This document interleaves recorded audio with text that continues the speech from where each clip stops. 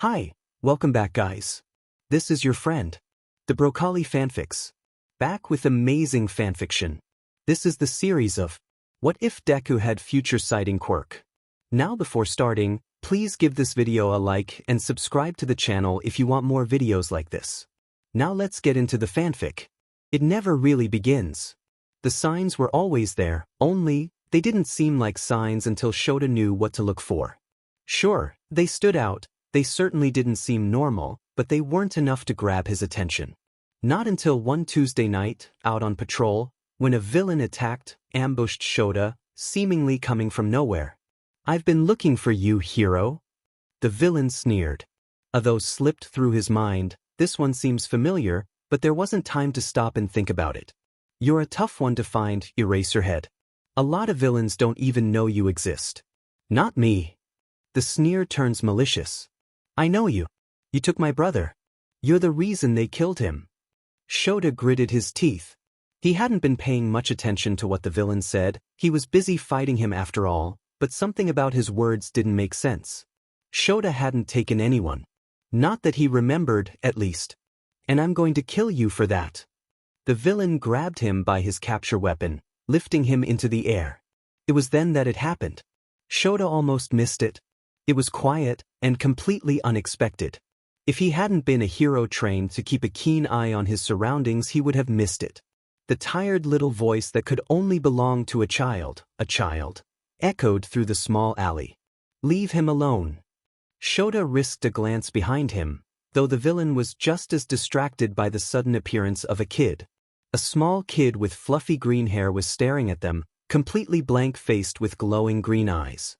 He opened his mouth, and the moment he spoke, Shota was dumbfounded. "I said leave him alone." That kind of exhausted, emotionless voice sounded so wrong coming from a child that age. The villain dropped him abruptly and Shota whipped his head back around, his quirk activating on instinct. Holding his hands up, the villain took a step back, a nervous smile on his face, but he wasn't looking at Shota. He was staring straight at the kid. "Hey kid. I wasn't, well I was fighting Mr. Eraserhead here, but I'm not anymore, so, could you not?" Shota wanted to look at the kid, he wanted to know how he was reacting, but he couldn't risk looking away. He was already lucky that the villain hadn't taken advantage of him the first time he turned around. "I'll go peacefully and everything. Just, don't." It was obvious the villain didn't want Shota to know what he didn't want the kid to do and was being careful with his wording. Before the villain could do or say anything else, Shota wrapped him up in his capture weapon. Besides a defeated sigh, the villain put up no resistance. Shota called the nearest police station, and once they dispatched someone to pick up the villain, Shota spun around to search for the kid. Except the space where he'd stood minutes earlier was empty. He ran to the opening of the alley, looking left and right, but there was no sign of the green-haired kid. He was tempted to just pick a direction and see if he could catch up with him, but that would leave the villain free to up and run. So, with a sigh, Shota gave up on the little boy and returned to the villain. The next morning, when Shota had returned to his apartment, he tried to recall what the boy looked like.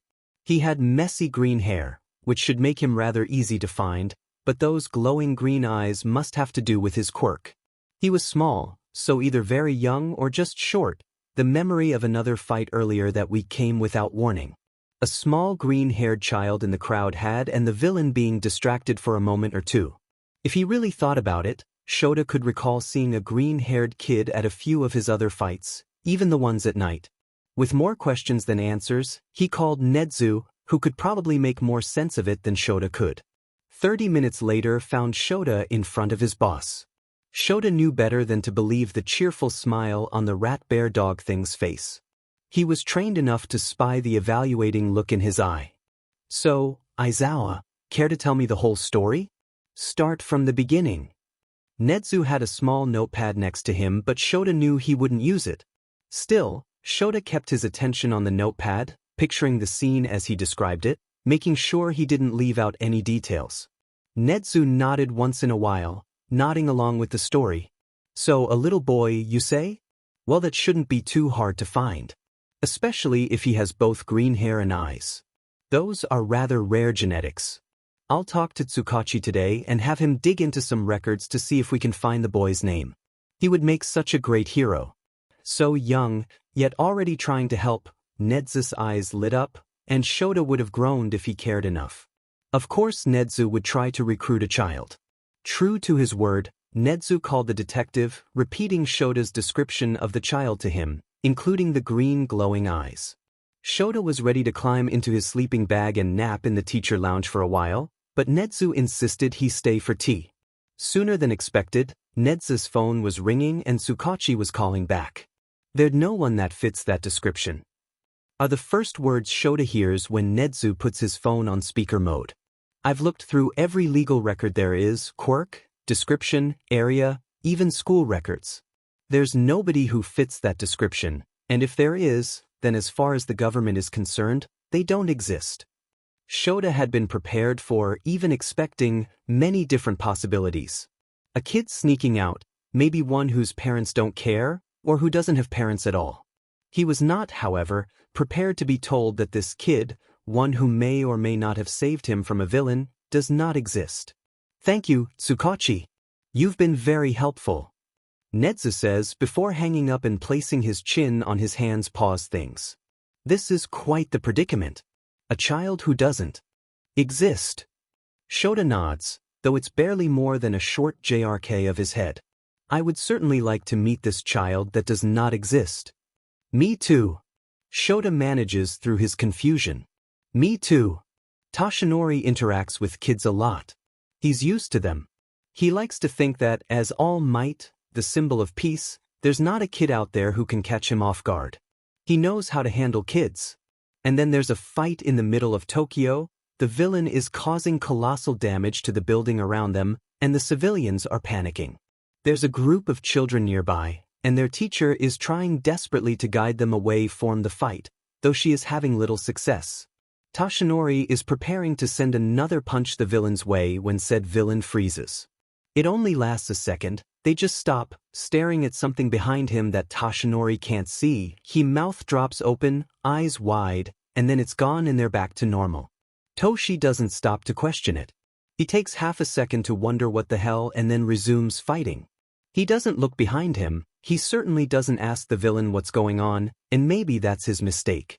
The villain is captured easily enough, and as Toshi is cuffing them, he glances up to find himself being stared at. Granted, a lot of people stare at him. He's the #1 hero after all. But this stare is different. It seems like he's being looked through, not at. It's a little boy with a scar across his forehead with bright green eyes that almost, seem like they're glowing. His hair is messy and shines green in the sunlight. The kid is only 1, maybe 2 feet away. Toshi takes a moment to panic because holy shit, this kid was so close to the fight. How did he not get hurt? But then he actually looks at the boy. He appears dead on his feet, the glowing eyes rimmed with dark circles that tell of sleepless nights and many tears. The scar across his temple isn't the only one. They line his arms and legs, just enough that you could see them, but not enough to really stand out. The boy smiles at Toshi, and the villain beside him lets out a sigh that almost sounds like relief. "Good job, Yagi-san," the boy says, and that voice should not be coming from a child so young. His voice sounds blank, ridden of emotions. It takes a moment for Toshi to register that this child, who looks so young, sounds like a retired hero with a child's voice. He sounds like he's been through hell and back. It takes another moment to register what the boy had called him. Yagi-san. Not All Might.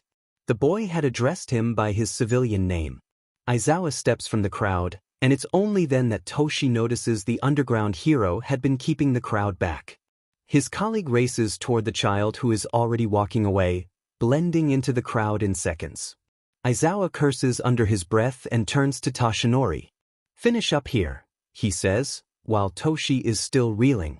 "You and I need to have a chat with Nezu." There are 4 other heroes at the meeting but no new leads on the mysterious child. Hizashi isn't fighting anyone that day. He'd been patrolling for hours but had yet to come across a villain, or even any common criminals.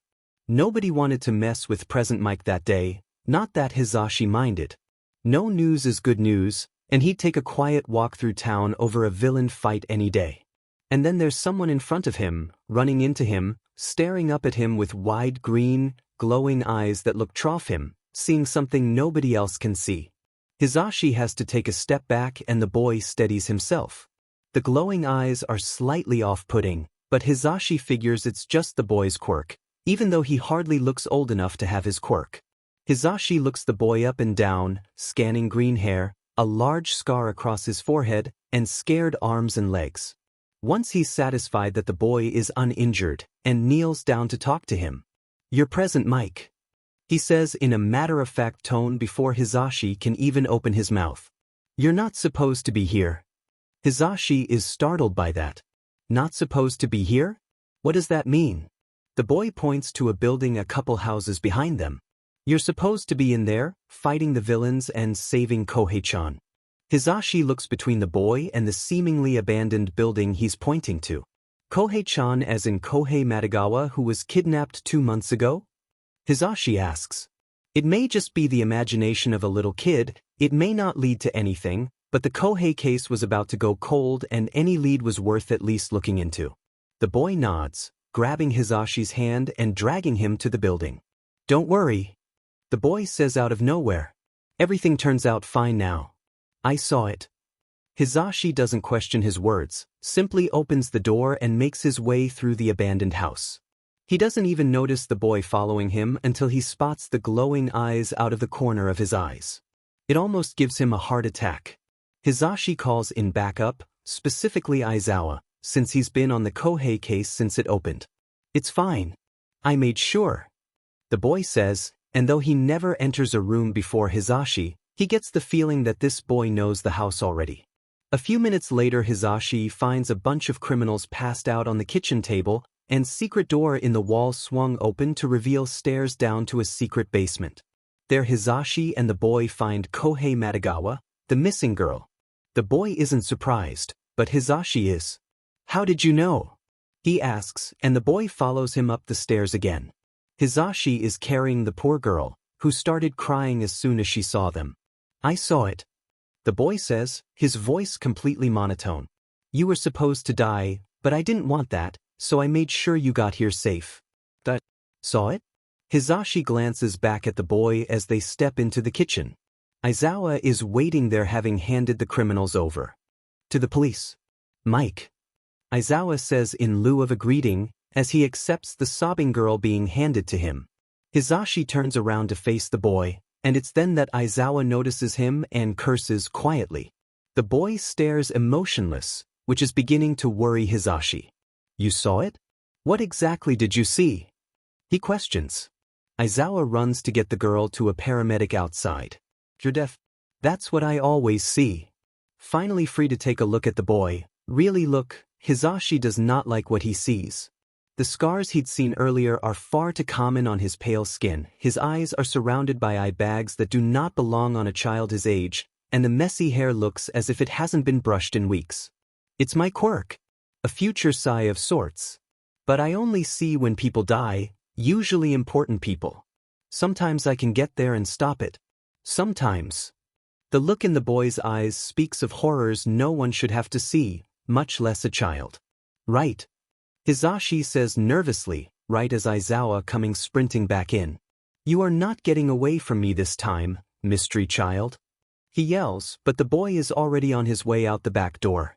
Aizawa is quick to follow him, leaving Hizashi behind and very confused. It isn't until Aizawa returns a minute later, empty-handed, that Hizashi gets an answer. "You'll have to come talk to Nedzu too." Aizawa sighs. They end up at you a little while later, with All Might on the phone, and a large group of heroes there in person. Nedzu runs into the boy at the store, which is the last place he'd expected to meet him. It seems as if the boy had been looking for him specifically, seeing as he ran right up to Nedzu, tugging on his arm to get his attention. Nedzu turns to the boy, used to being grabbed by curious children. He blanks for a moment when he catches sight of curly, messy green hair that seems all too familiar, and glowing green eyes he's heard about so many times. The boy looks exactly as Nedzu pictured him, small, scarred more than a child his age should be, tired eyes that seem to look through him, not quite at him. But this boy has a smile, a bright, cheerful smile Nedzu had never been told about. It almost makes up for the dead look in his eyes. Almost. The boy blathers on, rambling far too fast for Nezu to hear what he's saying, much less understand it. He seems like little more than an excited child, and if Nezu hadn't heard the testimonies of over 20 heroes regarding this mysterious boy who does not exist, he might think that's all he is. An easily excited kid. But the boy is talking about things most kids don't make a habit of talking about. Hero fights nobody saw, heroes nobody's heard of, names nobody is supposed to know, and deaths that never happened. And then the boy stops to breath, and when he resumes talking he speaks slow enough for Nezu to listen, to understand. Don't. The boy says, suddenly serious, his glowing eyes trained on Nezu. They'll all be alright, everything will turn alright. There's no need to worry or do anything. Don't try to save anyone. Don't. Nezu does not quite know what he's talking about, but he listens closely, combining it with all the information he's gathered about this boy. Eventually he figures the boy is trying to warn him, to keep him from doing something that will eventually kill him. Alright, Nezu, principal of UA High School. That startles Nezu, he wasn't expecting the boy to know exactly who he is. Don't do anything. The boy is gone just as fast as he appeared. He lets go of Nezu's arm and turns around, walking away fast enough that Nezu cannot follow but not so fast as to draw attention to himself. Nezu contemplates the young boy's words as he finishes his shopping, only to have his thoughts interrupted. 3 criminals burst into the store, guns blazing. Nezu lets the boy drift from his thoughts, instead turning his attention to this new threat. Give us all the money in the register. They demand of the cashier, one pointing their gun at the cashier, one watching the ore carefully, and the last waving his gun around and watching the shop's occupants. Else we'll take it upon ourselves to shoot up everyone else in this pretty little shop and take the money ourselves. Nezu is just about to step in, to say something that may stop the criminals, but the boy's words echo in his head. Don't try to save anyone. Everything will turn out all right. Nezu hesitates, glancing around the shop at all the civilians. I didn't see him leave. Nezu murmurs. He must still be in the shop. If I do something and they start shooting, he may be one to get hurt, or worse, die. He takes a moment to consider other possibilities, other things he may be able to do to stop the criminals, or at least help the civilians. In the midst of his thoughts, the glass shatters, and Endeavor bursts into the shop, quickly taking care of the criminals. The civilians are quick to get out, met with some paramedics and police officers. The 3 criminals are detained. Nezu spies a small green-haired child at the edge of the crowd, scowling at Endeavor with a look harsher than any Nezu has seen before. With quick, quiet steps, Nezu walks up to the boy. Not a fan of Endeavor, I see. The boy's scowl drops for a moment, replaced by the same bright smile Nezu had seen in the shop. He's the cause of a lot of deaths I've seen. Slow, painful, fiery deaths. Even. The boy hesitates, the glow of his eyes brightening slightly as his smile wilts a bit. Even his own children a few times. Nezu hums. I have a few questions about that. The boy shoots him a questioning look. About your quirk. He elaborates. The boy says nothing, only watches him, so Nezu goes ahead and asks. What exactly does your quirk see? You told Present Mike you see deaths, but that is not incredibly helpful. The boy is silent for a moment, and Nezu worries he won't answer any of his questions. If I answer. The says finally, and Nezu lets a bit of his anxiety fade. You won't try to take me? Promise. If I answer your questions, promise you won't take me. Nezu smiles. I promise. The boy nods and thinks for a moment before answering. I see possibilities. Futures where someone might die. If I do the right things, change the present in the right ways, I can prevent the death. Sometimes they stop themselves. Sometimes someone does something without even knowing that stops their death. Nezu takes a moment to just be horrified. This child has seen people die so many times. He stopped people from dying. No wonder he looks as if he's a retired war hero. And you help the heroes sometimes? I know quite a few who have met you. Yeah. His reply is quiet. Sometimes I see their death, and their death causes lots of other deaths, and I figure if I stop the hero's death, then I can stop all those other deaths. It works most of the time. When Nedzu looks down at the boy, he sees his eyes have stopped glowing, and he's looking right at Nedzu, not through him. My quirk doesn't turn off often, only when I sleep and when I force it off. I'm always seeing something from the future, another possibility. But not now, Nedzu adds in his head. The boy is in the here and now. And your name? Nedzu asks, though he has a feeling the boy won't want to answer this question. Just as he expected, the question is met with silence, and Nedzu turns away from the boy to face the rapidly thinning crowd. Izuku. The answer comes so suddenly that it startles Nedzu, however when he turns to look at the boy again he's gone. Nedzu grins, laughing bitterly. Izuku. He says as he calls Aizawa to meet him at U, the disappearing boy who doesn't exist. They search every database they can, but there's no record of a green-haired, green-eyed boy named Izuku. Aizawa swears loudly that he'll find the boy and keep him out of danger if it's the last thing he does. Nobody doubts him for a second. It never really begins.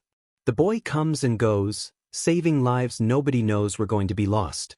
He was almost always there, and he remains for months, a constant in the heroes' lives. They become so used to the green-eyes boy named Izuku that they aren't expecting it when it stops.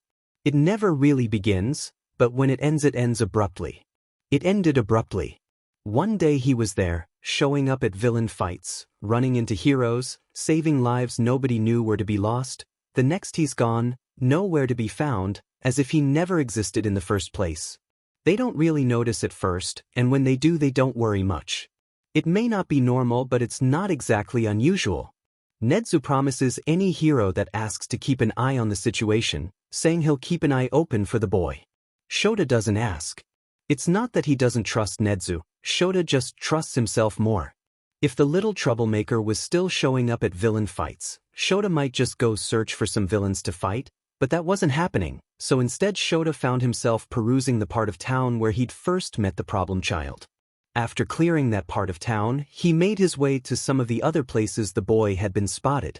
The street where he ran into Present Mike, the area All Might had been fighting when he saw the boy, even the store where Nedzu had run into him. All his efforts turned up fruitless, and the boy just as mysterious as before. Shota gave up for the night. Recalling the information Nedzu had given them a few weeks prior, about his quirk, about the boy himself, about his name. Izuku. Shota grumbled. Perfect name for a problem child.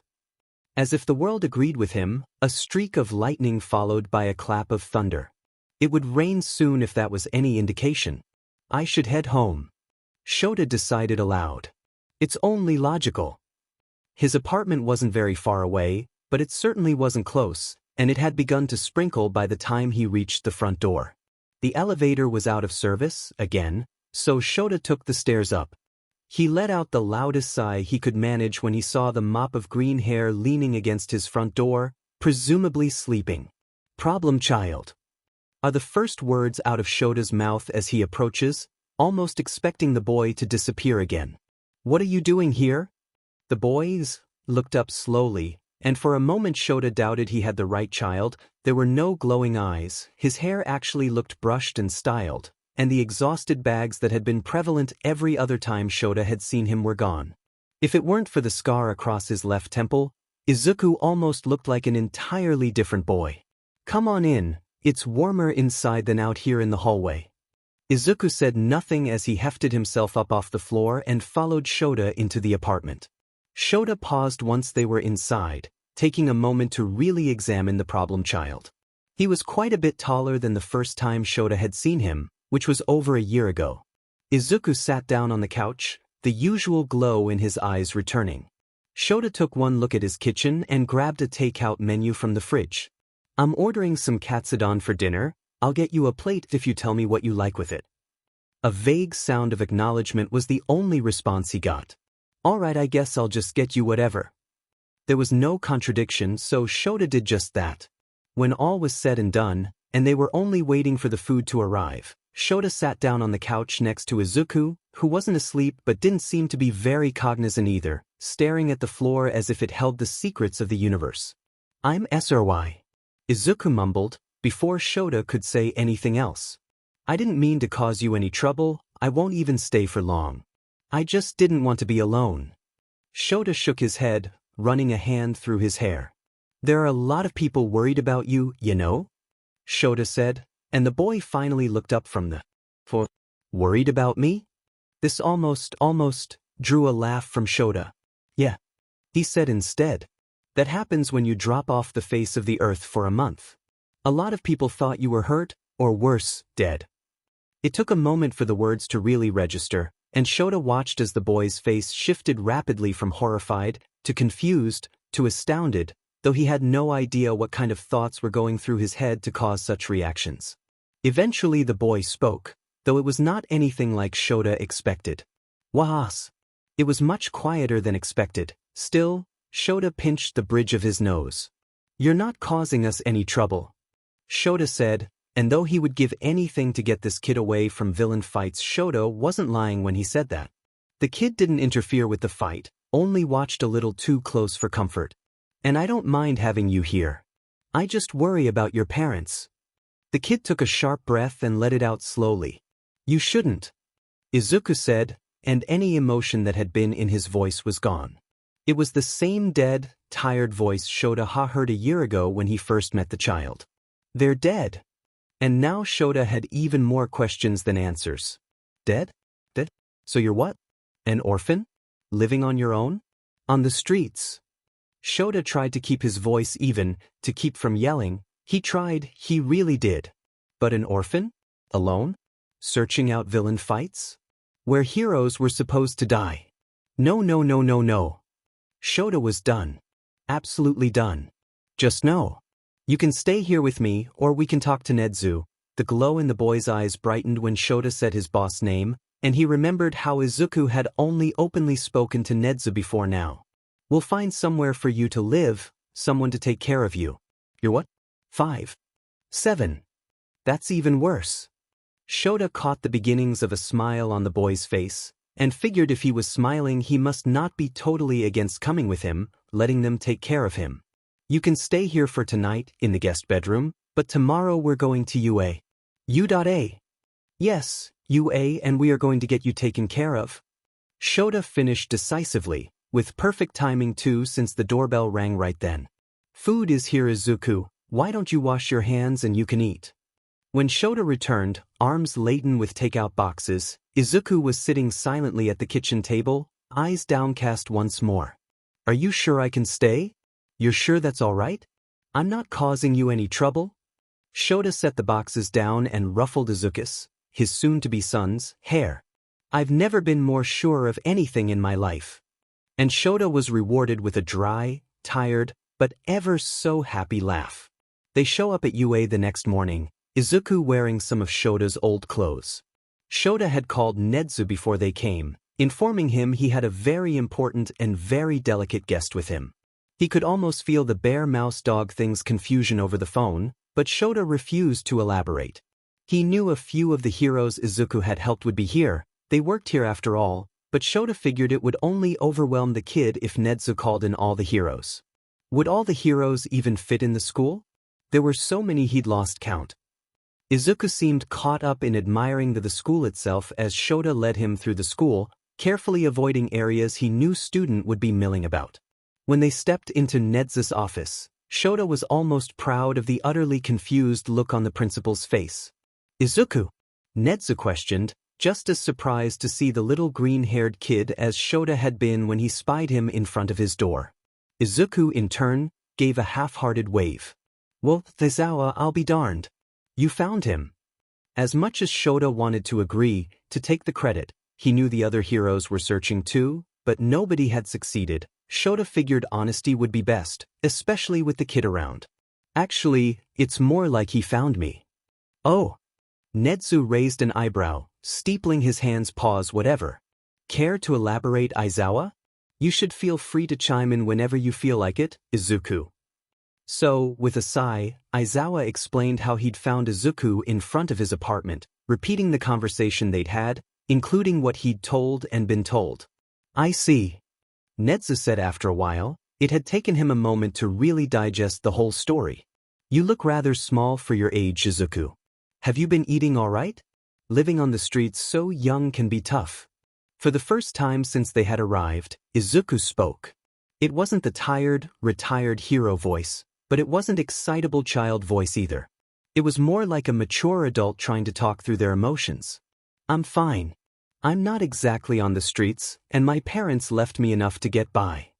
Izuku shrugged, but Shota had too many questions zipping through his mind to really notice. I've been doing pretty alright for myself, all things considered. Nezu seemed to be on the same wavelength as Shota, because he asked the very question stuck in his mind. Your parents left you enough to get by? Enough of what? Izuku's eyes sharpened, the glow getting slightly brighter. Money, legacy, reputation. Just as quickly as it appeared, the sharp look was gone, and Izuku was back to the little kid Shota recognized. Right. Nezu said, the answer seeming to have caught him just as off guard as it did Shota. Well, I suppose we'll have to find you some place to stay. Izuku opened his mouth, but Nezu kept talking. You could stay here and we could build those dorms I've been planning a bit early, or you could stay with a teacher. We should be able to set you up with a legal identity easily enough, and school won't be much of a problem once that's taken care of. All we really have to find is a home for you. And Shota was speaking before he could even register the words in his brain. He can stay with me. Well, Shota didn't. Regret it, not one bit. I don't want to cause you any more trouble, Izuku said, in the same sad quiet voice he had the night before. Shota smiled because that meant he wanted to, he just didn't know if Shota wanted to. It's no trouble at all. He promised. Well then it's settled.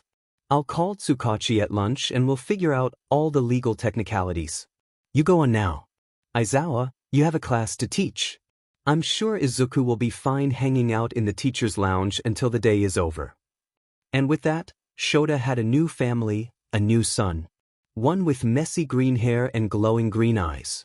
Hisashi didn't know what to expect really. It certainly wasn't this.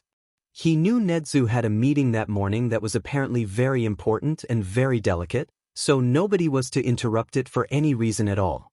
He expected the meeting to last a while, it did. He expected Nezu to announce something very important he hadn't yet. He expected Aizawa to ignore most of it and sleep, from experience. He expected to find his best friend seated in the teacher's lounge sipping on a cup of coffee, already wishing it was night. He did not expect to find a very alive green-haired boy seated next to him reading the newspaper and drinking orange juice. Can you really blame him though? A lot of people thought the boy dead. You're the boy who solved the Kohei case, Hisashi said, drawing both of their attention to him. It was months ago when that happened, but it as so out of the blue Hisashi just could not forget it. You saved a lot of people's lives, heroes and civilians alike. Hisashi said after no one reacted to his initial statement. Yeah. The boy said, as if what Hisashi had just said was the most normal thing in the world. I do that a lot. Aizawa, his supposedly best friend, grinned. The traitor. Yamada. He greeted. Meet my new son. Midnight later says that the resulting screech could be heard on the other side of the school. All Might claims he could hear it from the other side of the world. The first few times it happens, Izuku doesn't quite understand what's going on. He watches as people smile and then stop. He watches them bleed with awful injuries that never end. He watches the people around them cry, scream. He watches them stare with blank, unseeing eyes. He watches them grieve. But he doesn't understand. And then Mama tells him about death. How sometimes people go away and they never, ever come back. It's a sad thought, and suddenly Izuku knows why they were crying.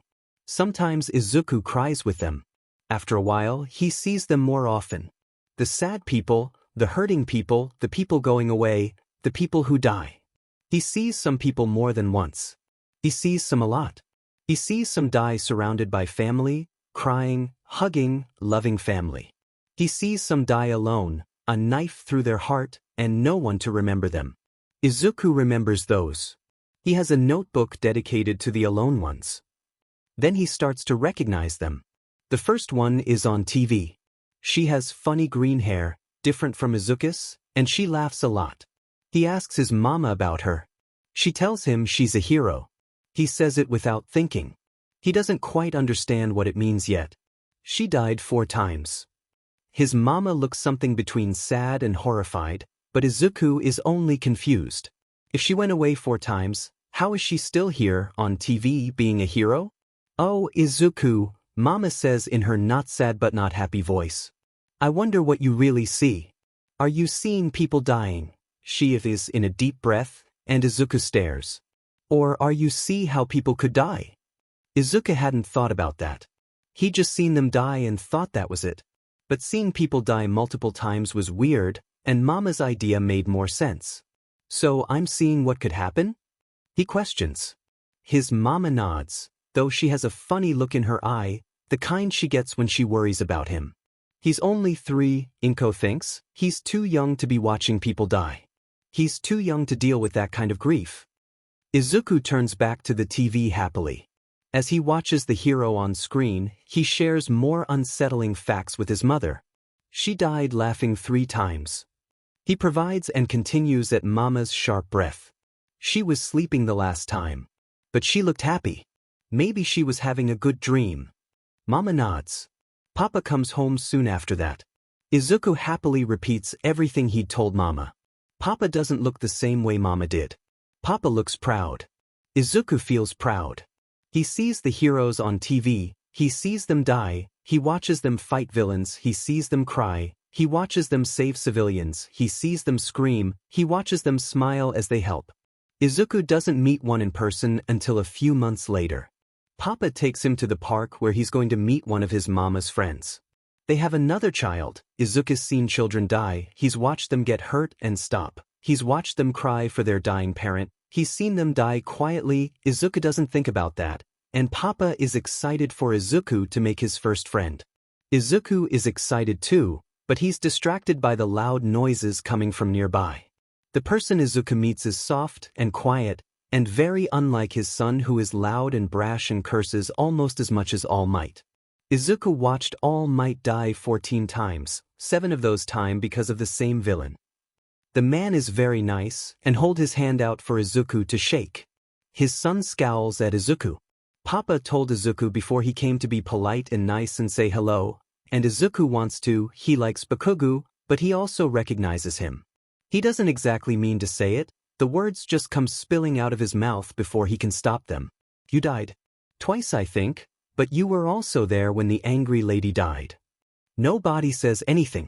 They usually don't when Izuku tells them about his quirk, but it makes Izuku nervous nonetheless. Papa is the first to react. I'm sorry, Papa says, tugging Izuku back, away from the nice man. It's just his quirk.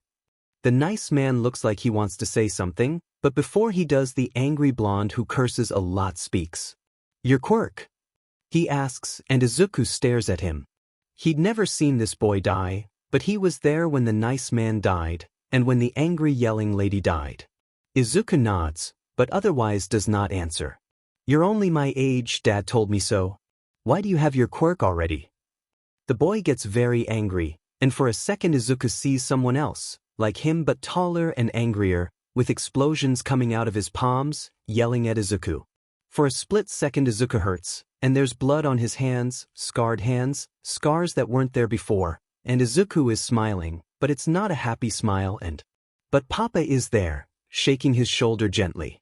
The nice man and the boy are looking at him oddly, but in the back of his head he still sees the blood and the pain and the death. Papa? He asks. Instead of answering the loud boy's question, he's already forgotten what he asked. Can I see my own death? They don't answer him, not today, not ever, but they don't have to. Not when Izuku saw it for himself. Mama tells him later not to think about it too much. She tells him it's only a possibility. Izuku dreams about it that night. It's not what he usually sees, just the memory of what he saw. Izuku decides the next morning he wants to befriend the loud, angry boy. He never gets the chance. Mama cries when he tells her he saw her and Papa die. He wants to cry too, but in the back of his mind he's watching another hero die, and he just can't bring himself to cry. He wants to stop. He doesn't want to see it, it won't turn off. Mama looks at him after crying, and Izuku hugs her with everything he has. They hug again later, when Papa's home and Izuku tells him. They both inform Izuku that his eyes are glowing, and Izuku tells them he can't turn it off, and the people dying behind his eyes won't go away. They tell him not to worry, it'll stop eventually, when he learns how to use his quirk. It doesn't stop. It gets worse. They tell him the truth on his 4th birthday.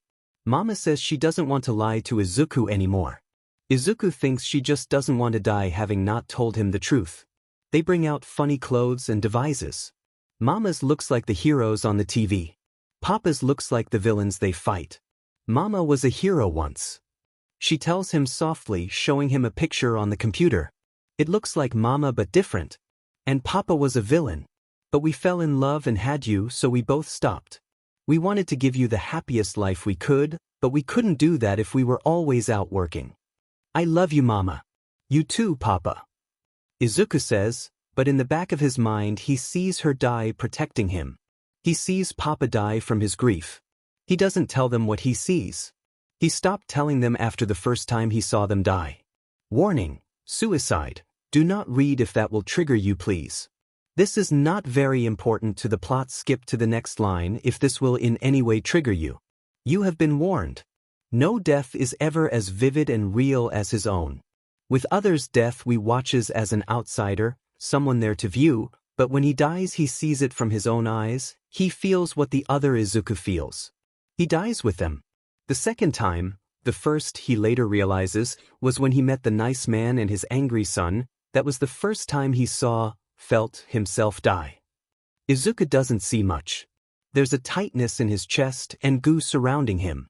He tries to move but he can't, he never can. Whatever's surrounding him is alive, and it's saying something, but Izuku can't hear, he can't breathe. Izuku is drowning, drowning, drowning, drowning. He closes his eyes and then he's not. The next death is playing in his head and Izuku died. The third time is worse. Izuku is high up, and the ground is so far away. There are people there, so many people, and Izuku doesn't want them to see. He knows what's coming and he doesn't want anyone to see, to be there for that. He shuffles a little closer to the edge. Izuku wants to close his eyes, but his eyes aren't what's seeing this. He turns around, and the other Izuku takes a deep breath and steps back. The door to the roof he's standing on slams open. He meets Crimson Eyes and then he's falling. Izuku closes his eyes and then the next death is playing. The fourth time is quiet. Izuku is in a hospital room. There are people around him, people he doesn't know, people he's never met, but people this Izuku loves. They cry a little, but Izuku smiles and they smile back. He's not afraid this time. He dies peacefully. This Izuku goes and he doesn't mind. He stops counting after the 5th time. He tries not to remember, who wants to remember their own death? But the vivid pictures give him nightmares for years. Izuku isn't surprised when Mama and Papa die 3 weeks before he turns 5. He's seen it multiple times in multiple ways, and no matter what he did, he couldn't stop it. That doesn't make it hurt any less. He doesn't cry at the funeral. He hasn't cried since he first told Mama he saw her die. Nobody else there notices him. They don't know Mama and Papa had a child. They don't know who Izuku is. They are there because Mama was a hero and saved people. They think he's there for the same reason. Izuku learns that the government doesn't know about him. They don't know about Papa either, which Izuku thinks is even sadder than that. Izuku is alone now. Mama and Papa left him a big house and money and people who owed them favors. Izuku doesn't want any of that. He wants his parents back. They don't come back. Izuku lives alone in the big house for a year. He learns how to take care of himself from the nice elderly lady across the street. She teaches him to do laundry, cook, clean. Izuku sees her die before she does. He doesn't cry. There's someone in the deaths that Izuku sees more than he sees anyone else. He's a hero. This Izuku knows by how he dies, but he's not a hero Izuku has seen or heard of. Izuku follows him sometimes, just to make sure he doesn't die, but Izuku is only 6, and even though the villains are scared of him for now, it won't take them long to figure out his papa is dead. For now, Izuku thinks, I'll just try to make sure no heroes die untimely deaths. He doesn't mean to get their attention. He just wants to help. He wants to be a hero too. He sees a lot of deaths. They're always happening, And Izuku gets used to going about his life while someone dies in the back of his head.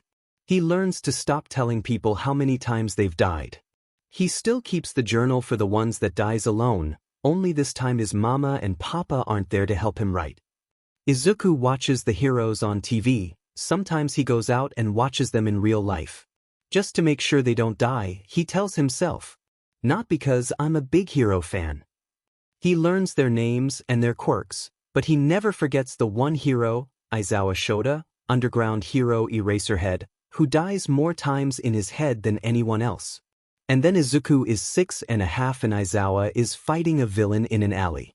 He's supposed to die. Izuku's seen it a few times. There are various ways he could die. All Izuku knows for certain is that he does die. But he doesn't.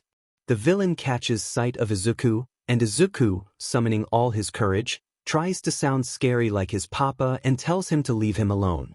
And it works. Aizawa doesn't die, and Izuku gets out unscathed.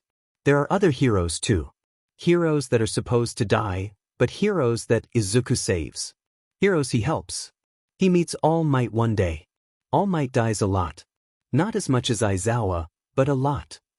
Izuku watches the fight. While everyone else runs away, Izuku stays. People around him ignore Izuku, not that he minds. All Might, Yagi Tashinori, doesn't notice him until after the villain is captured. Izuku stares at him, and he almost smiles at the look on the hero's face. "Good job, Yagi-san," he tells the hero. He deserves it. All Might saves a lot of lives, he stops a lot of the deaths Izuku sees. He also dies a lot, mostly because of one villain. He walks away before anyone can ask him who he is. He doesn't have an answer for that. There are footsteps behind him. Izuku ignores them until they go away. Izuku searches for Present Mike. He watches the girl, Keihi Matagawa, die by her captor's hands so many times. She cries every time. Present Mike tries to save her a dozen times, but the criminals kill him too. So Izuku kills them before they can kill anyone else. It's not hard. A little poison in their tea and nobody will notice. He regrets it at first, but when he runs into Present Mike, when they take the girl out of the basement, when he sees their grateful faces and how relieved they are, Izuku doesn't mind. He hopes he doesn't have to do it again. Taking a life is not easy on an almost 7-year-old, but he's GLA he did. He's glad he prevented another death. He leaves out the back door before the police can question him. He swears someone times to follow him, but when he turns around there's nobody there but an empty street. Maybe he said a little more than he should have. Maybe it's making him paranoid. Netsu is different. This time, Izuku is honest. He tells him what to do, or what not to do. Everything turns out fine.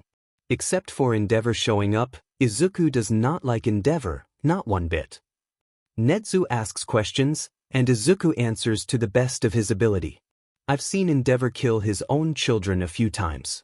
Slow, painful, fiery deaths. So no, I'm not a fan of Endeavor. I see possibilities. Futures where someone might die. If I do the right things, change the present in the right ways, I can prevent the death. Sometimes they stop themselves. Sometimes someone does something without even knowing that stops their death. Sometimes I see the hero's death, and their death causes lots of other deaths, and I figure if I stop the hero's death, then I can stop all those other deaths. It works most of the time. My quirk doesn't turn off often, only when I sleep and when I force it off. I'm always seeing something from the future, another possibility. Izuku. My name is Izuku. A hero looks death right in the eyes and says, "Not today." It's been a year since it happened. This month is the anniversary of his parents' death. Izuku is 7.5 and he just can't bring himself to leave the house. He sees people die behind his eyes, but the outside seems so scary when all he can think about is this is when Mama and Papa died.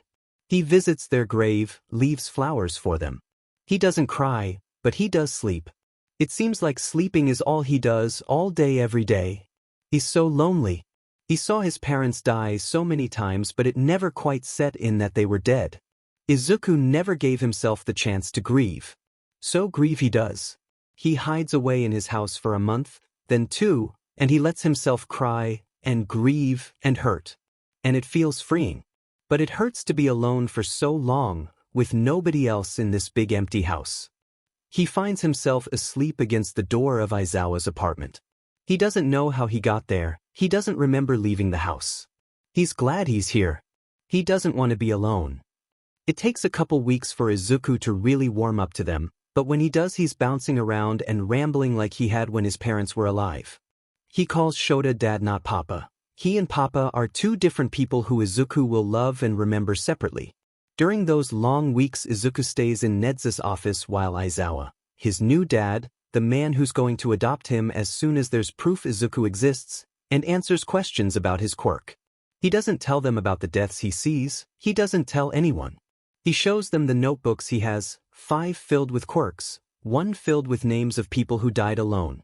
Nedzu has an idea, one Izuku likes the set to work together. They finish it the day before Izuku starts school, and Izuku has never been prouder, except when Papa was helping him with his quirk and would tell him he did good, but Izuku doesn't think about that. The shrine is new. Hitoshi knows this because he walks this way to school every day and he's never seen it until now. There are words carved into the stone, for the ones who died alone, but Hitoshi doesn't know what that means. He doesn't think too hard about it. He has more important things to worry about. For example, the teacher said there would be a new student joining their class today, and Hitoshi wants to hope. He wants to hope that this one will be different, nice, won't call him a villain. He wants to hope that this one will be his friend. Except he's hoped before, and it only made it more painful when they turned out just like the rest. So Hitoshi walks to school and ignores the ache in his chest. Everyone ignores him for the most part, and Hitoshi is thankful. It's worse if they hit him, he thinks, but because of his quirk they all just avoid him. It's not much better, but loneliness is easier to deal with than pain. Hitoshi gets to the classroom early to wipe the evil words off his desk. They're there every morning, so he knows what to do. Except he's not the only one there, there's already somebody else in the classroom, standing in front of Hitoshi's desk, and he doesn't look happy. Hitoshi hesitates. He could wait for the boy to leave and then clean off his desk, but that might be too late. So, Hitoshi enters the classroom as quietly as he can, hoping this boy will leave him alone like all the others. It doesn't work. Hitoshi hardly takes 2 steps before the boy lifts his head to look at Hitoshi. It's not very nice, he says slowly, to tell somebody to kill themselves. Hitoshi agrees, but he doesn't say anything, frozen by the boy's gaze. He looks tired, with bags beneath his eyes that could rival Hitoshi's. It's nice to meet you, the boy says after Hitoshi doesn't reply.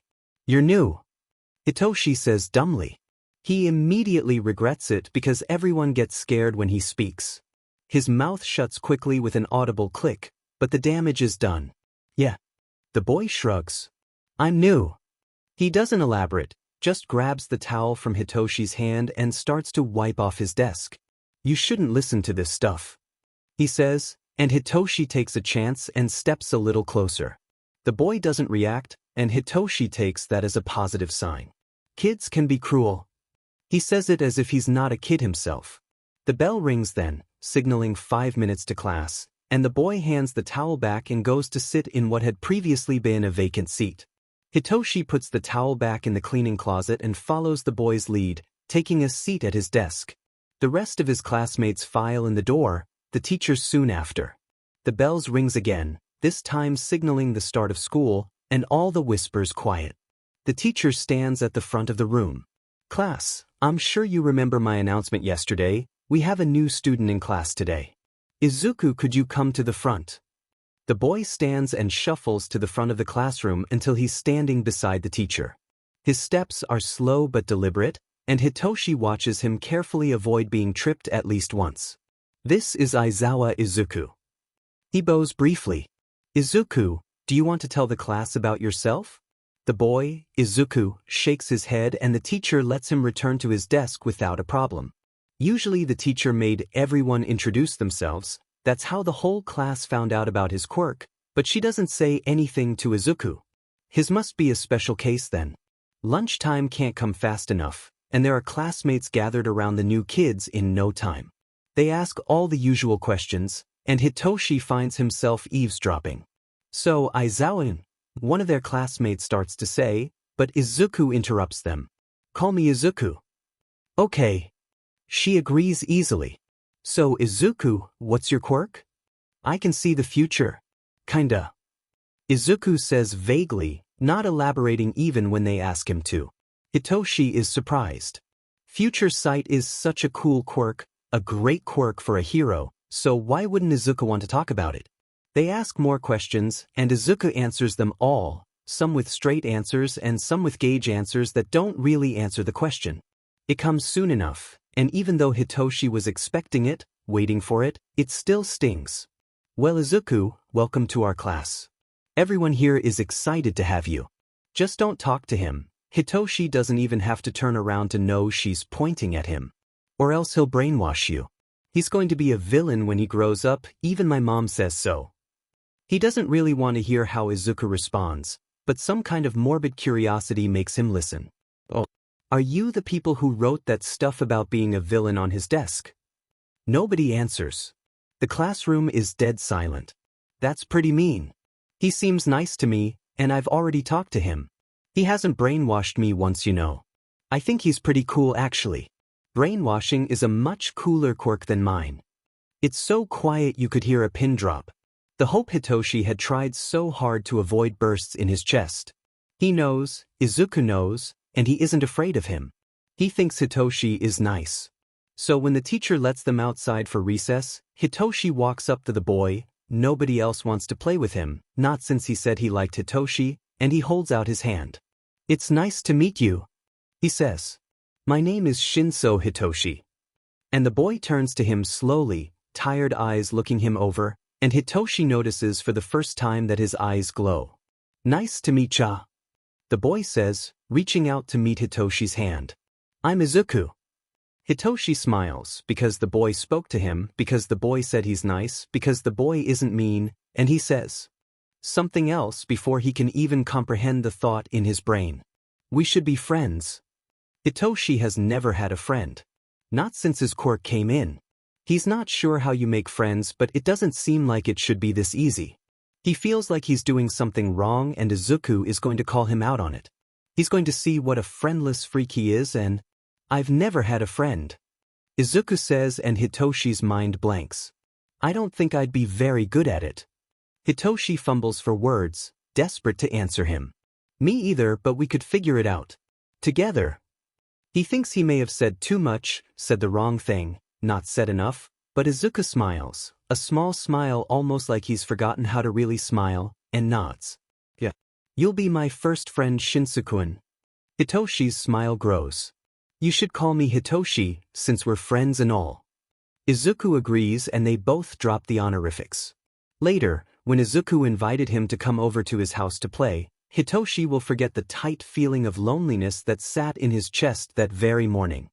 The first thing Izuku asks when he gets home from his first day of school is if he can have a friend over to play. Shota agrees easily, just happy that the kid, his son, is making friends. The second thing he asks is how to file a quirk discrimination report. Shota doesn't question it, afraid that pushing the boy past what he is willing to share will have a negative effect. He explains the process as best he can. Izuku nods along and there are not more questions after that. Instead, Izuku tells him about his first day of school, and as he explains what happened after he reached the classroom, his question about filing for quirk discrimination makes more sense. There were awful things on his desk. Really awful things. They called him a villain and told him to kill himself, and even worse things. Izuku scoffed. They wouldn't say that if they'd ever seen someone do it. If they knew what it was like. Izuku speaks as if from experience, and that worries Shota more than anything. But Hitoshi is great. He didn't even ask about my quirk. We're friends now. Is he the person you wanted to have over to play? Shota asks gently. He's still new at being a dad. Yeah. Shota nods. He doesn't meet Hitoshi for another 2 days, but Izuku talks about him almost as much as he talks about heroes and quirks.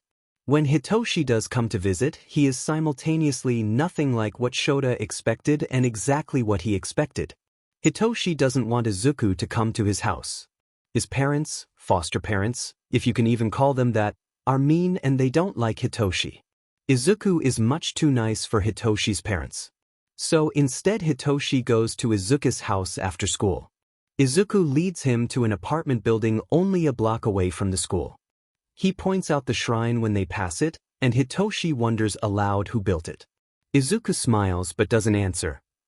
The building itself seems inconspicuous, but there are people killing about the lobby that seem very familiar to Hitoshi, only he's never met them before. Izuku waves to them all, and they wave back, exchanging a quick greeting. They head up the stairs, past the broken elevator. Izuku says it's always broken, Hitoshi doesn't question it. The walk up to the tippy-top floor, but the building only has 4 stories so it's not so bad. Hitoshi follows Izuku into what he assumes is his friend's apartment. They tow their shoes off in the entranceway, and Izuku walks inside. There's a man there, lounging on the couch, papers spread out in front of him, with long dark hair, red eyes, and eye bags to rival Izuku's. Hitoshi freezes in the doorway. "Hi, Dad," Izuku says as he keeps walking. He stops when he notices Hitoshi isn't following him. You're Eraserhead," Hitoshi exclaims, pointing at the man.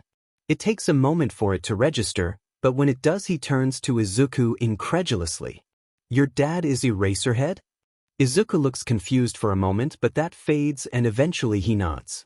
Hitoshi is too starstruck to ask all the questions he's been waiting years to ask, so he gives in as Izuku drags him down the hallway to his bedroom. The room is rather plain. The walls are a pale yellow, the floor the same dark wood as the rest of the apartment, though there is a monotone rug dropped across the middle of the floor. A twin bed is pushed up against the back wall, and a dresser sits at the foot of the bed. There aren't a lot of decorations, a couple shelves on the walls and a large bookcase taking up the entire wall next to the door. There are a few books on the bookcase, but it's mostly filled with notebooks. It doesn't look like a kid's bedroom, and when Hitoshi voices his thoughts aloud, Izuku only shrugs. "I've only been here for 3 weeks," Izuku says, which catches Hitoshi off guard.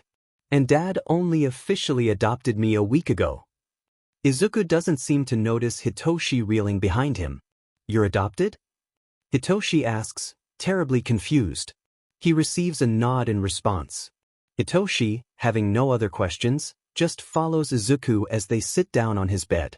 Izuku grabs a notebook with a large number 7 on it, and Hitoshi leans over his shoulder to watch as Izuku scribbles some information on their classmates' quirks. "Am I in there?"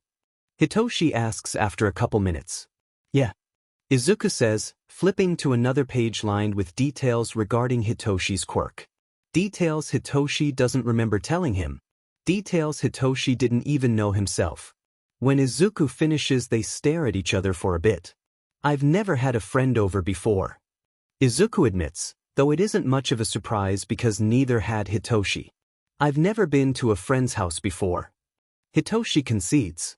They sit awkwardly for a moment before Eraserhead, Izuku's dad, Tazan, comes into the room. "Hey kiddo, Shinsukuin, you guys up for some ice cream?" Izuku is quick to jump off the bed and agree, and Hitoshi doesn't hesitate to follow. Aizawa-san waits for them to put on their shoes before herding them outside. The trip to the ice cream shop is short, and Izuku bounces around as they walk. His enthusiasm is contagious and soon Hitoshi finds himself running around excitedly too. Aizawa-san sighs, mumbling something that sounds suspiciously like, "Great, now there's 2 of them." They get their ice cream. Hitoshi gets blueberry, Izuku gets pistachio, Aizawa-san gets plain vanilla, and find a seat in a large corner booth. Izuku chats animatedly while they eat, and the sugar seems to only make him more hyper.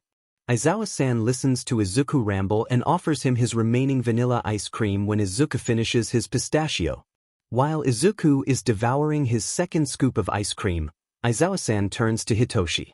"Izuku told me a bit about your quirk, and how people treat you because of it." Hitoshi feels the sudden nerves like a football to the chest. "Your family," Aizawa-san pauses, likely trying to think of the best way to word his question. "Do they treat you all right?" Hitoshi shakes. Maybe it's the ice cream, maybe it's the nerves, maybe it's a combination of both. He's not supposed to say anything. They threatened to hand him over to the police if he did, but Aizawa-san is a hero, Hitoshi's favorite hero to be specific. Surely he can help, even if it's just because he's Izuku's dad, and Izuku is Hitoshi's best and only friend. Kinda. Hitoshi says, debating whether or not he should be honest. Not really. Aizawa-san nods. You know, I'm sure if you were willing to move to another family, let someone else adopt you, you could probably get out of there. Hitoshi nods distractedly as Izuku finishes his ice cream. Perhaps, for example, you'd like to be Izuku's brother. Hitoshi falls off his seat. Shota hadn't planned on adopting another problem child. He certainly wasn't going to back out now. He'd done his research, looking into the foster parents currently taking care of Hitoshi. He was already filing for Quirk discrimination against them and Izuku and Hitoshi's school, but that wasn't enough. It wasn't fast enough. The words are out of his mouth before he can stop them, and soon he's helping a startled Hitoshi off the ground. Do you mean you would adopt me, Aizawa-san? Hitoshi asks, looking like a deer in headlights. That is what I meant, yes. Shota confirms. He's not ready for the purple-haired boy to burst into tears, and he's certainly not prepared when Izuku begins crying beside him. Boys, please don't cry. Shota tries desperately to calm them down. Eventually he just picks the crying boys up and carries them out of the shop. Later he calls Nedzu to ask about adopting another child. The rat-mouse-dog thing doesn't seem surprised, and emails him the needed paperwork. Soon the bed in Izuku's room is replaced with a bunk bed, and another pair of shoes add themselves to the growing pile by the door. Hitoshi cries when they throw him a party. The first time they go to UA together, all three of them, Shota hands out earplugs to both his children. They wait in the teacher lounge once more, and Shota hides his grin behind a coffee mug. Yamada walks in right on time. He spots Izuku first, and doesn't seem so surprised, but then he spies Hitoshi, shrieks, and leaps 3 feet in the air. Aizawa, they're multiplying. Shota barely manages to hide his snicker. They later get calls from the police station across town asking if everything is okay and saying they heard a very loud yell that sounded very much like Present Mike. Izuku does well in school. Extremely well. Soon Shota has to take him, as well as Hitoshi, out of school and have them homeschool. It doesn't seem to help much. Izuku zooms through his studies and ends up helping Hitoshi for the rest of the day until they're both ahead. It only takes a month for Nedzu to catch wind of this and offer to personally tutor the both of them. Shota declines at first. He doesn't want his boys close to UA, an accident-prone hero school, until he has no other choice. That time comes sooner than expected, when Izuku finishes all his schoolwork in a week and a half. Hitoshi isn't quite as ahead, but Shota figures if Izuku is getting taught by Nedzu, he might as well have him teach Hitoshi as well. They show up at UA the next Monday with all the grace of 2 7-year-olds hyped up on sugary cereal and ready to cause chaos. Act 1. He watches from his office as Aizawa shuffles through the front gate. 2 children with identical eye bags bounce in behind him with all the grace of 2 7-year-olds hyped up on sugary cereal and the promise of meeting a bunch of pro-heroes and heroes in training. Nedzu grins behind the window. They're in for quite the show today. Tensei had been to UA many times since graduating. He was familiar with all the teachers. He even knew a few of the students. This time was slightly different, however, because this time he had his baby brother Tenya with him. Nedzu had informed him there would be a couple of other kids hanging around today, one of the teacher's kids, though which teacher, Nedzu hadn't specified, and said they were around Tenya's age. The principal had encouraged Tensei to bring his little brother along today, and Tensei couldn't see a reason not to. He hoped his brother might be able to make some friends. They ran into Aizawa on their way to the principal's office. He seemed slightly more tired than usual, though other than that he looked the same. Tensei waved and Tenya gave a short bow. Aizawa had no reaction other than raising a brow and turning away. Nedzu greeted them once they entered his office. Come in, Tensei, it's a pleasure to see you again. Tenya, it's very nice to meet you.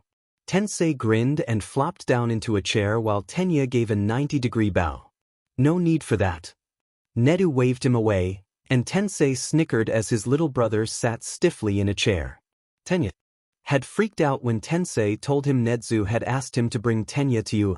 He was panicking even more now that he was actually faced with the principal.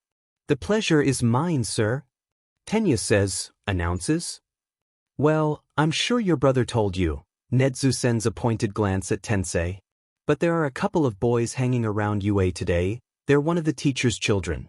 They should be about your age, Tenya. Perhaps you could end up with some new friends. That is if you can find them. Nedzu chuckles, but Tensei is hit with a wave of, oh no, I have a bad feeling about this. If he can find them? Tensei asks weakly. Nedzu grins. Well, let's just say these two have quite the trouble streak between them, and an overcomplicated game of hide and seek seems right up their alley. Nedzu shifts to look right at Tenya. Tenya, you have my permission to explore any open and unlocked areas of UA. As long as you explain your situation, the teachers should have no problem with it. If you ask, they might let you into the teacher's lounge as well. After you find the boys, you're welcome to do whatever else you want to, though I'd be willing to bet you'll end up spending the rest of the day with the others. Tenya nods, and Tensei lets out a sigh of relief as he leaves Nedzu's office. There's more to this than you're letting on, Tensei says, though Nedzu only grins in response. Tenya, nervous even though he'd received the principal's XPLCT permission, begins his search in the library. To him, it seemed the most logical place for other kids his age to spend their time. Tenya explores the whole of the library, though he only sees older students and a few teachers. Next, Tenya checks the cafeteria. He arrives just in time to watch another student get drenched with water when they open the door. Tenya hears loud giggling nearby, but when he turns around there's nobody there. The cafeteria is almost empty since school is already in session and it's nowhere near lunchtime. There are a couple of groups of students loitering about. Tenya wants to tell them how rude it is to loiter, but they are older than him and that would be very inappropriate. Most likely because this is their free PRD. Tenya looks at each group, though none of them are anywhere near his age. Tenya runs into Midnight on his way to the bathrooms, another likely spot to find his soon-to-be friends, and she happily agrees to help him in his task. Not before a very carefully worded warning, though. Look, little ingenium, Izu and Toshi do not like other kids much. If you want to be their friend, you gotta prove it. They want to play a game, so you play. Just watch out. Midnight pauses, then adds, as if it's an afterthought. Don't want to get hit with a water bucket. Tenya agrees wholeheartedly, and Midnight leads him to the teacher's lounge, where the same man he and Tensei had seen at the entrance. He holds a mug of what Tenya assumes is coffee and sits on a couch. Without a word, he hands Tenya an envelope addressed to him in a green sparkly pen. Midnight is gone when Tenya turns around, so he looks around the room for a moment before settling on the couch, a different one across from where the tired man sits, and opens the envelope. The first thing he notices are the two different pens and two different handwritings, as if the note was written by two different people. It makes sense, since the principal mentioned there were two boys. The green glitter pen begins, reading, "You're new here, I haven't seen you before. You came with Ingenium. You must be his brother. Maybe you'll help us prank him. We're gonna drop a bucket of water on him. It's gonna be great. You should watch with us." Purple glitter pen interrupts. "You should leave us alone." No, he shouldn't. We should be friends. Nedzu told me you were coming, so I set up a big game of hide and seek. If you can find us, then we can be friends. Toshi says I'm not allowed to seek because of my quirk dash. Your quirk is cheating and you can't turn it off, so you're not allowed to be the seeker. No matter how many times I tell him, it doesn't help me. And Toshi can't be the seeker because he and I know UA like the back of our hands, so it's much too easy to find you. I'm sure the teachers will help you if you get stuck. Except for Dad. Dad will just watch him suffer. Yeah, but don't worry, Tenya. You'll probably never run into Dad. The game starts now until the end of the school day. By the time he finishes reading the note, Tenya is more confused than when he started. He tucks the note away in his pocket after folding it neatly into fourths and leaves the teacher's lounge. It was Izuku's idea. When Nedzu had told them he was inviting a pro hero to visit UA for a meeting, Izuku had gotten incredibly excited, but when the principal said they were bringing their little brother along, his enthusiasm died down. Not that Hitoshi blamed him. They had both had pretty awful experiences with other kids their age. Hitoshi planned to just avoid the other boy, but Izuku soon announced he had a better idea. An elaborate game of hide and seek. Izuku and Hitoshi would leave a trail of pranks for him to follow, and if he really wanted to be their friend he'd work to find them.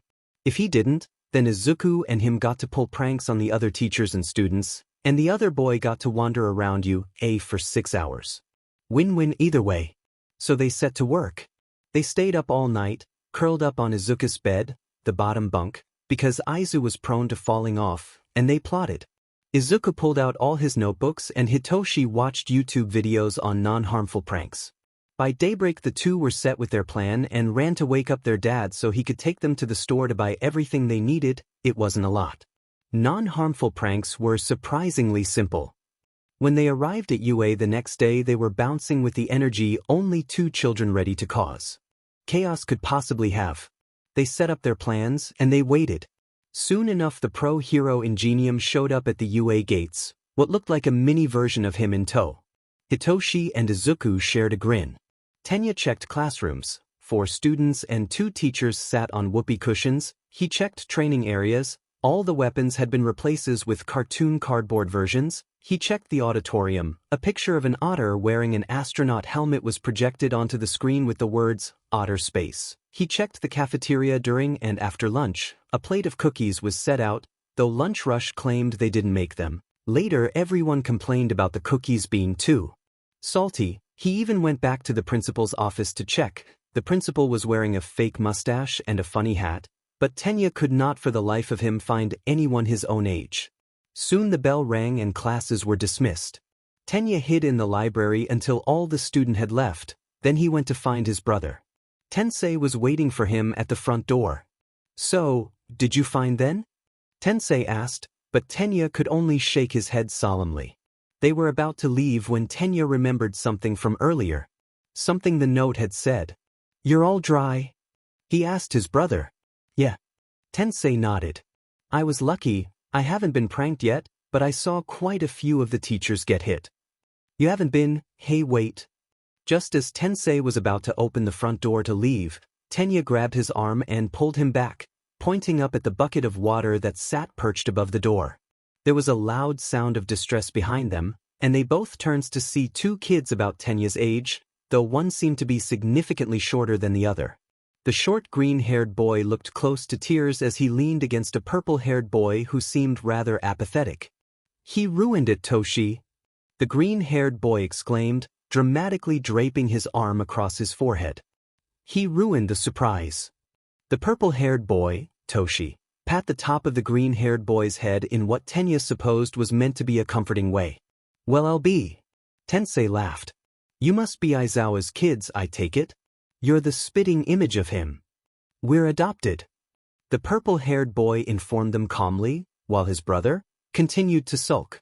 "My name is Hitoshi and this is Izuku. It's nice to meet you, Ida-san." Tensei smiled and shook Hitoshi's hand. "The pleasure's all mine. I have to say, some of those pranks you pulled were hilarious." Tenya sputtered at his brother's blatant ignorance of the rules. These boys pulling pranks like that were disturbing the learning environment for the students. How could such a prestigious school like UA allow this? Especially the cardboard weapons. Some of the classes even fought with them instead of their normal weapons. The green-haired boy, Izuku, perked up, but he didn't leave Hitoshi's side. "Yeah, that was all, Izuku." Hitoshi shot him a sly smile. He wanted to see how they would adapt, the hero course especially. Tenya nodded. "Oh, I see," he said, waving his hands up and down. "You were testing them to see how they would react and forcing them to learn flexibility and adaptability." "No," Hitoshi deadpanned. "We just wanted to prank them." Tenya choked on air. "Well, it sure was amusing to watch. Though I wish I hadn't eaten those cookies." Izuku snickered but otherwise remained silent. "We'll have to get going now, but maybe you can get Nedzu or Aizawa to call me and we can set up another time for you all to hang out. Maybe you could even get Tenya in on your pranks." With that, Tensei turned and walked confidently out the door. This time though, Tenya was too slow to remind him about the water bucket above the door, and Tensei was drenched. They could still hear Hitoshi and Izuku laughing when they left, and Tenya found it hard not to laugh with them. Izuku had a backpack full of notebooks. What did Hitoshi have? Gummy worms and 2 pencils. It was their first day of school learning under the smartest creature on the planet, and Hitoshi had 4 packs of gummy worms and 2 colored pencils. Things were going great. Someone screamed. Before Hitoshi could even question it, Izuku was gone, running towards Training Ground C, his backpack abandoned. This wasn't particularly abnormal, so Hitoshi sighed, grabbed Izuku's backpack, and followed his brother at a much leisurely pace. He never knew exactly why Izuku took off like that. Dad had told him it had something to do with his quirk, though nobody bothered to specify what exactly it was, but Hitoshi would be dead before he stopped following his brother to make sure he's okay. He arrived to find a large boulder on the ground and Izuku laying only inches away from it. A student was laying a few feet away, and everyone was staring at Izuku, or the boulder, with shock and maybe a little bit of awe. Izu, you have got to stop getting yourself into dangerous situations. One of these days you're going to give Dad a heart attack, and then who's going to expel all the hero hopefuls? Hitoshi dropped their backpack by the door so he could help Izuku up. We'll drop by Recovery Girl's office on the way to Ned's office. She'll probably want to give you a checkup after she hears what happened, and it's better sooner than later. You're right. Izuku mumbled as he pushed himself up. Before they could leave, one of the students shouted, "Hey, wait." The girl who had been on the floor when Hitoshi got there sprints up to them. "You saved my life." She bows, and Hitoshi swears he spots tears in the corners of his eyes. "I can't thank you enough. You actually saved my life." Izuku levels her with a blank stare. "Yeah, I do that a lot." The rumors spread from there. Every time Izuku saves someone, the rumors grow. Izuku acts as some sort of UA cryptid, appearing randomly, saving somebody from something that could have killed them, and disappearing with only a few words. Hitoshi is often rumored to be his sidekick. It all comes to fruition when the next year starts and a new batch of hero wannabes take the stage. Izuku and Hitoshi find themselves in the middle of a crowd of students, awaiting the beginning of orientation. Around them, all the older students whispered to themselves, and the new first years, at least half of those whispered, involved Izuku and some exacerbated stories of him doing stupid shit to save someone. Eventually Izuku had enough and spoke up. Most of that isn't true. For people screamed and at least one whispered, "He's here." Hitoshi hid his grin, but with the look Izuku gave him, he must not have done a very good job of it. The rumors remained, some even got worse. 3. Shota learned a lot time ago not to question the problem children thought process. Izuku's was often too confusing to understand, and Hitoshi's was far too chaotic and crazy to make any sense of. Shota did, however, think he could predict and prepare for whatever they may do. He was not prepared for them to fall out of the vents in the middle of class. "Izu has something important to say," Hitoshi announced, and Shota sighed. Taking in the surprised looks on his class's faces, of what's left of his class at least, he turned his kids' surprise visit into a lesson.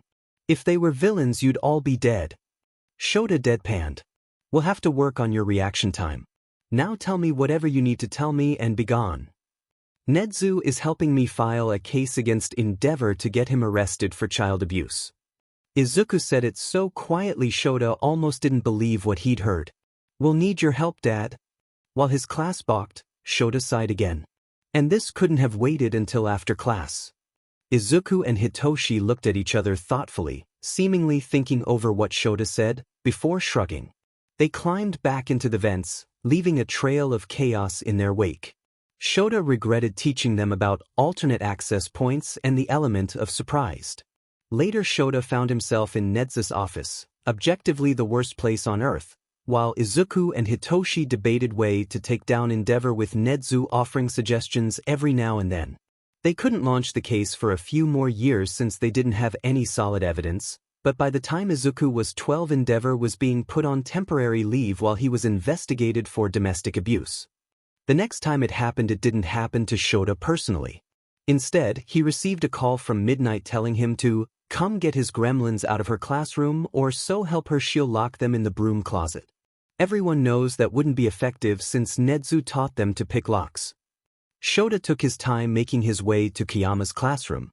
When he arrived, Izuku was fanboying over various students' quirks, A few students looked like they'd seen a ghost, and Hitoshi was laying face down on the floor. "Come on, gremlins," Shota said, pulling Izuku away from the frankly traumatized students and grabbing Hitoshi from his spot on the floor. Izuku continued to ramble about the various applications of a quirk, which quirk Shota wasn't sure, and seemed not to notice being dragged away, but Hitoshi groaned and protested tiredly. "No. Leave me here. Let me suffer." Shota grunted in response. "What did I tell you about dropping into classrooms form the vents, especially while class is in session?" Izuku stops muttering about quirks, finally looking up from his notebook. "Didn't you say something about not doing that?" "Yes," Shota says tersely. "That's exactly what I said." "And what did you do?" Hitoshi perks up. "We came in through the window this time, actually. Midnight put something in the vents so we can't get in that way anymore. Izuku said he could probably counter it, but I just said we should go in through the windows." Shota sighed again, though he couldn't keep down the swell of pride. It happens again, only this time Shota is summoned with a loud explosion, suspiciously coming from the support lab where Izuku and Hitoshi were supposed to be learning about security. His students, now well aware of the problems his children cause, look to him. "I'll be right back," Shota says, and they nod. There's another explosion and Shota books it out of his classroom to the support labs. He's met with a smiling Nedzu, something to be feared, and two children who look identical with blown back hair, soot covering their everything and dirt all over their clothes. The only visible difference being one has bright glowing green eyes and one has tired purple eyes. Nedzu happily hands over his children with the promise to do something much less dangerous tomorrow. It's a lie because what would Nedzu teach them that isn't dangerous? Eventually there's a new paragraph added to the rule book warning students about the children in the vents. It only adds to Izuku's status as the local UA cryptid. Izuku is 10 when he wakes up screaming. Shota figured it would happen eventually, with everything the kid saw because of his quirk. No matter how accustomed to it Izuku had become, death was still a traumatic experience, especially for a kid. Shota raced to their bedroom and was met with the sight of a screaming, crying Izuku on the floor tangled in a blanket, with Hitoshi behind him desperately trying to do something to calm Izuku. It seemed that whenever Hitoshi tried to touch Izuku, whether to hug him or wipe his tears, Izuku only screamed louder. Shota was quick to erase his quirk, and Izuku stopped thrashing about. It was then that Izuku said two words Shota had never heard him say before. "Papa. Mama." Izuku cried, his hands balled into fists as he reached for something that wasn't there. Toshi. Hitoshi tried to talk to him, but nothing they said would register. "They're dead." Izuku screamed, and Shota connected the dots. "They're all dead. I couldn't save them. They died." Shota reached out and wrapped his two boys in a hug. "Izuku, we're not dead. We're right here. Can you feel us hugging you? See? We're real and alive." Izuku's sniffles calmed but the tears kept coming. "But I saw you. You and Mama and Papa and Toshi. You were all dead, and even though I saw it I couldn't do anything. I didn't do anything. It was my fault. My fault." Izuku wiped his nose with his sleeve, his eyes squeezing shut. Shota hugged him tighter. "I knew Mama and Papa were dead. I knew. I saw it so many times before it happened." Izuku hiccuped a little bit as he tried to talk and cry at the same time. "I was so sure I could protect you and Toshi. I could see you die and I could stop it like I did before, but I couldn't. You died because I wasn't strong enough to save you." Shota contemplated the problem child's words. "Izuku, do you want to be a hero? A hero? Like you and Mama?"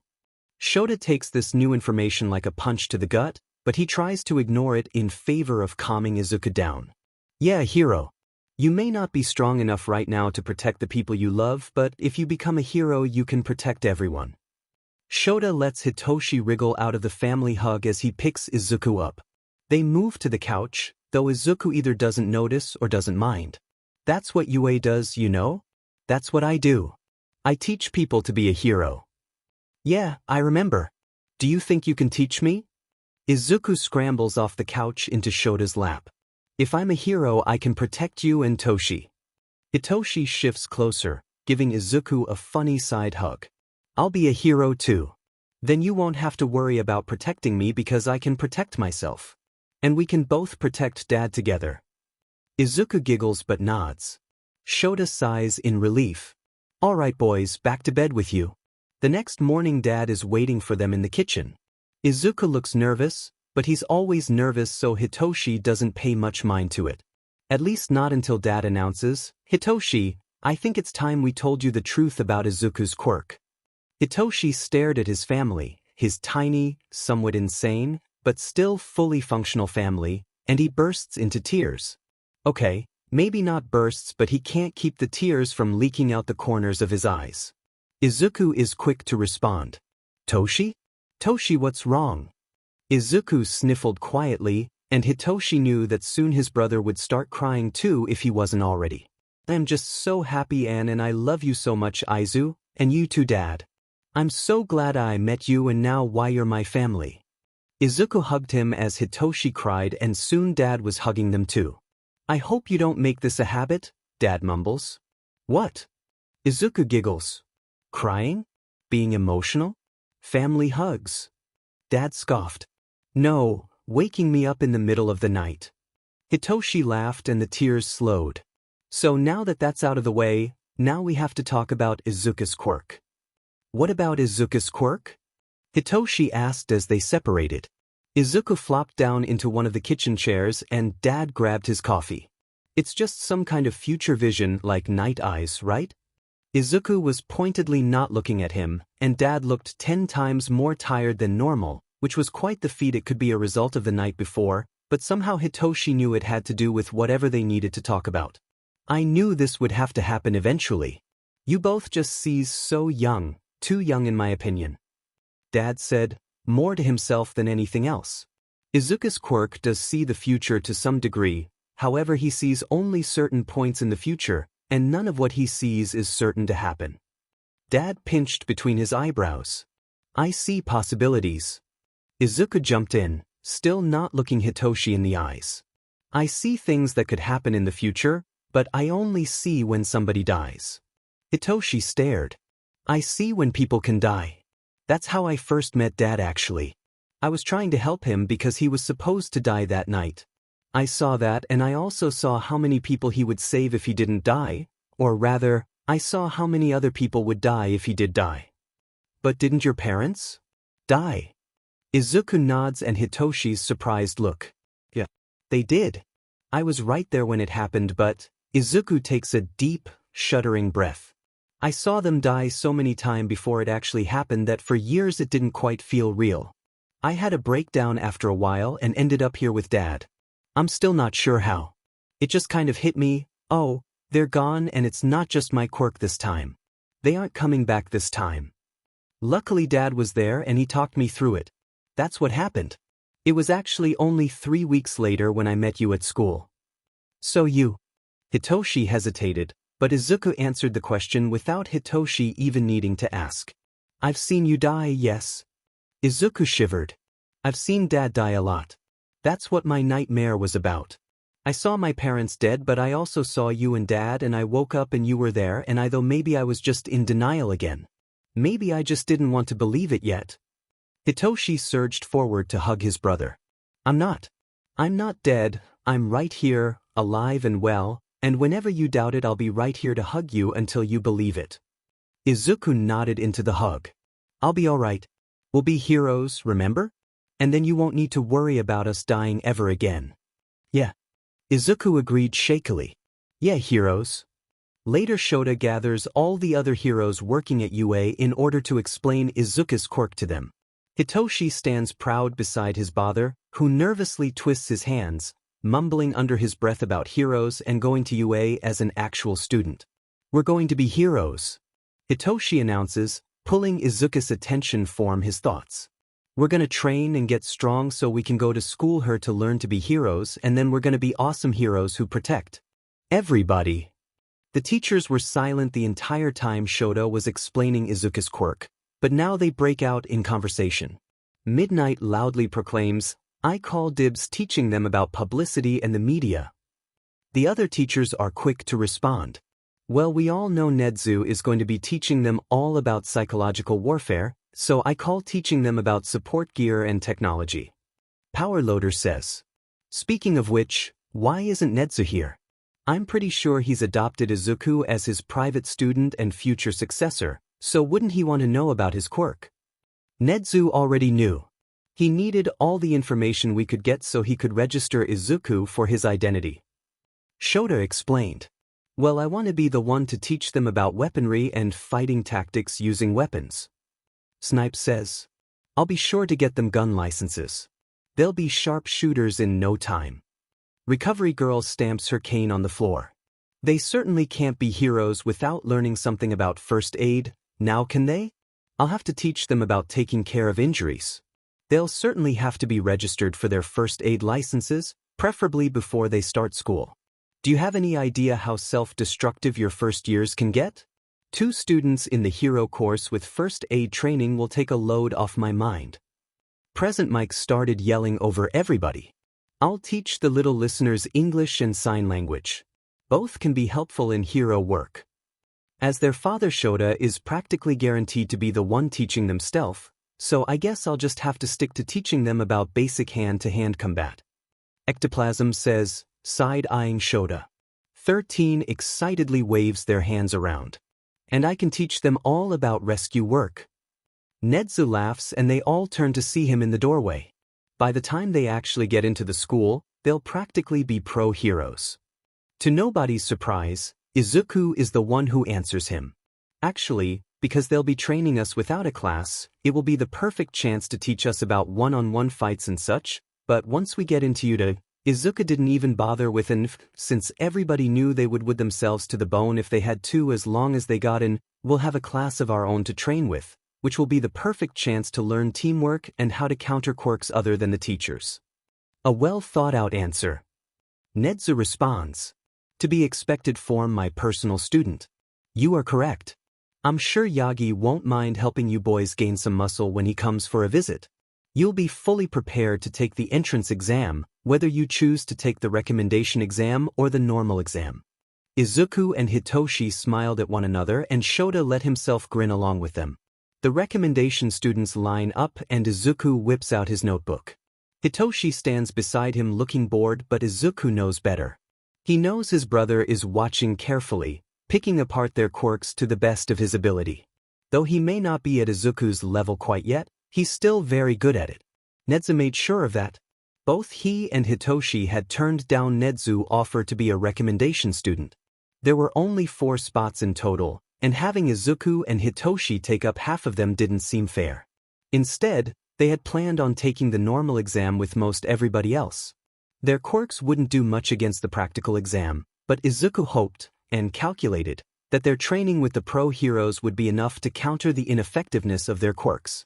Nedzu had still invited Izuku and Hitoshi to watch the recommendation exams from his office, and Izuku didn't hesitate to accept the invitation. Izuku watched them split into smaller groups as they took to the obstacle course, and Izuku muttered up a storm, taking notes on every quirk as fast as he could. He'd organize them later, but for now, Izuku was just trying to get all his thoughts down on paper. 5 students, in particular, stood out to him. Inesa Yorashi, Todoroki Shuto, Yaoyorozu Momo, Tokuji Setsuna, and Hananuki Jizu.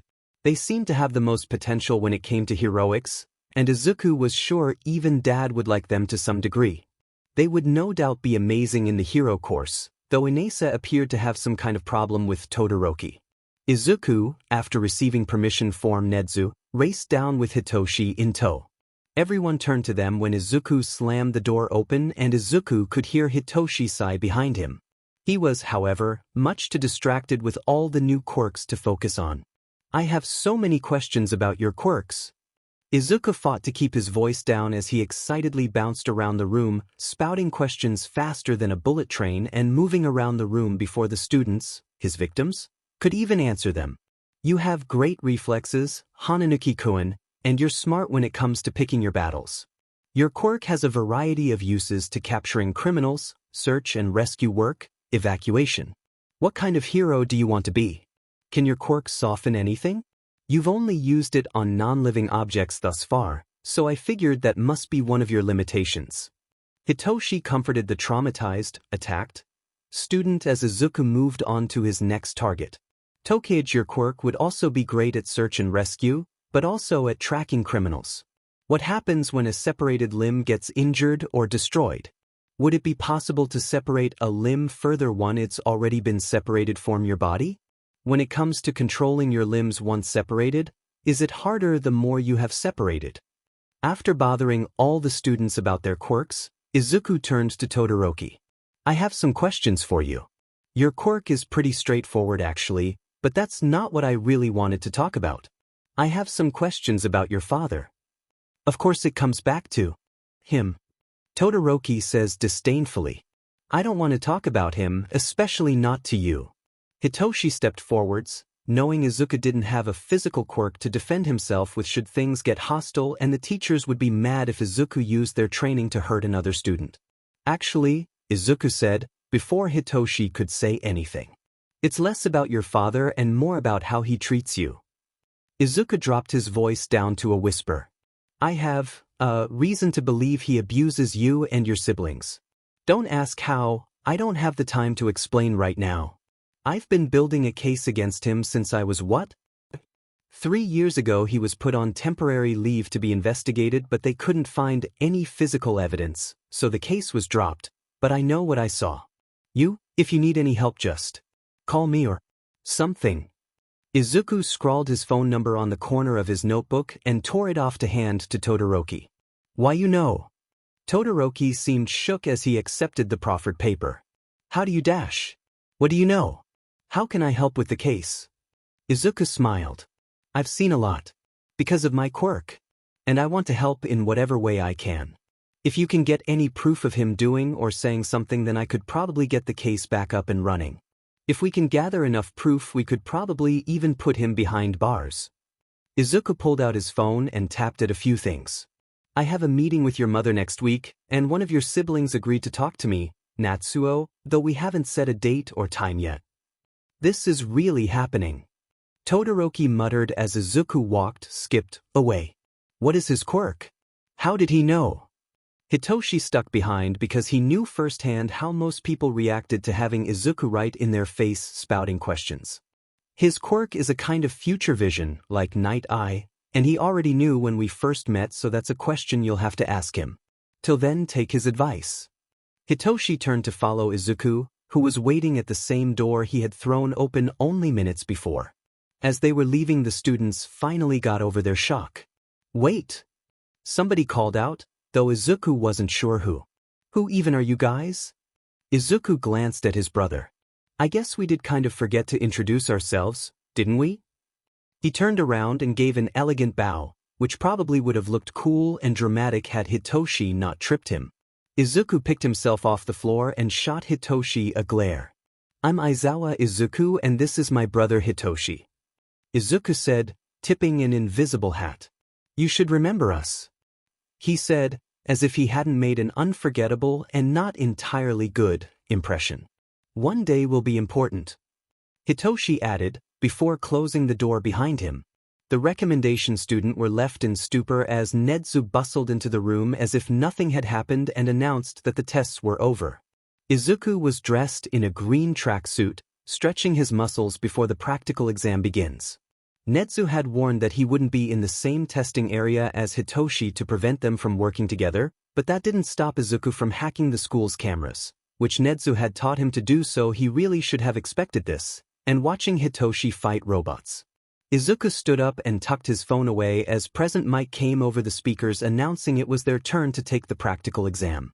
Izuku wasn't particularly worried. He'd aced the written exam and he knew he could take down enough robots to at least make it into the hero course. But Hitoshi and him had made a bet on who could get the highest score, and Izuku had overheard, i.e. eavesdropped via the video feed, the teachers betting on who would get first place. Izuku was ready to put his training to the test and make some pocket change. 2 birds, 1 stone. Izuku glanced at the odd bird-headed guy in his arena as he though that metaphor. Ready? Present Mic asked via loudspeaker, and Izuku quickly dropped into a running position, ready to take off. Start. Izuku shot off as the other examinees stood confused behind him. Go, go, go. There are no countdowns in real life. Just look at him, he's already off taking down robots. True to his word, Izuku had already brought down one robot by sliding underneath it after it had locked onto him, effectively twisting the robot into a pretzel. Izuku continued taking down robots as the rest of the test takers scattered out around him. He recalled one of Ned's lessons from earlier in that year. I'll get the best result from combining stealth, power, and intelligence gathering. He muttered to himself, and a few other people looked at him oddly. Izuku carefully avoided the robot's attention, except when he needed their attention, followed their tire tracks, and straight up ripped their head off when it came down to it. Nedzu would be proud. Someone under a robot, screaming for help, but everybody is running away from the robot. They don't turn around, she calls out louder, attempts to use her quirk. They'll stop it, they say, it's just an exam. They try to stop it, but they wait to give someone time to save her. Nobody does. They stop it, but they aren't fast enough. Debris slams into her. Recovery girl is quick, but not quick enough. She's dead before they get there. Izuku stops. What he's seeing. It looks like the exam, but there are no giant robots. Nobody's died, nobody's in any actual danger. The ground rumbles, cracking beneath Izuku, and he knows he was wrong. There is a giant robot, and somebody is going to die because everybody here was too scared to help her. Izuku spins around as everybody around him runs past. They try to warn him, tell him to run, to save himself. He doesn't listen. He stares the robot down and searches. He searches for a brown bob, running towards it the moment he spots it. Help! She screams, and Izuku ignores the image of blood behind his eyes. Help! Help me! Somebody! Izuku dropped down to kneel beside her. Don't worry. He gives her his best all-might smile. I'm gonna save you. He stands up to face the robot head-on, his mind working a mile a minute. He didn't even register he was mumbling his plans aloud until the girl looked up at him amazed. Can you really do that? She asked. Izuku only smiled and put his plan in motion. He took off running straight at the robot. A few people behind him told him to turn around, but the girl called out, "Good luck." Izuku paused to take down one of the nearby three-pointer robots, ripping some of the wires from its control plate. Izuku twisted the wires together, careful to use the right kinds of wires. He jammed the unused control plate under the giant robot's track to jam it. He only had seconds. With dexterity he didn't have before the teachers trained him, Izuku jumped up onto the stalled robot, sneaking around the edge until he reached the panel hidden on the side.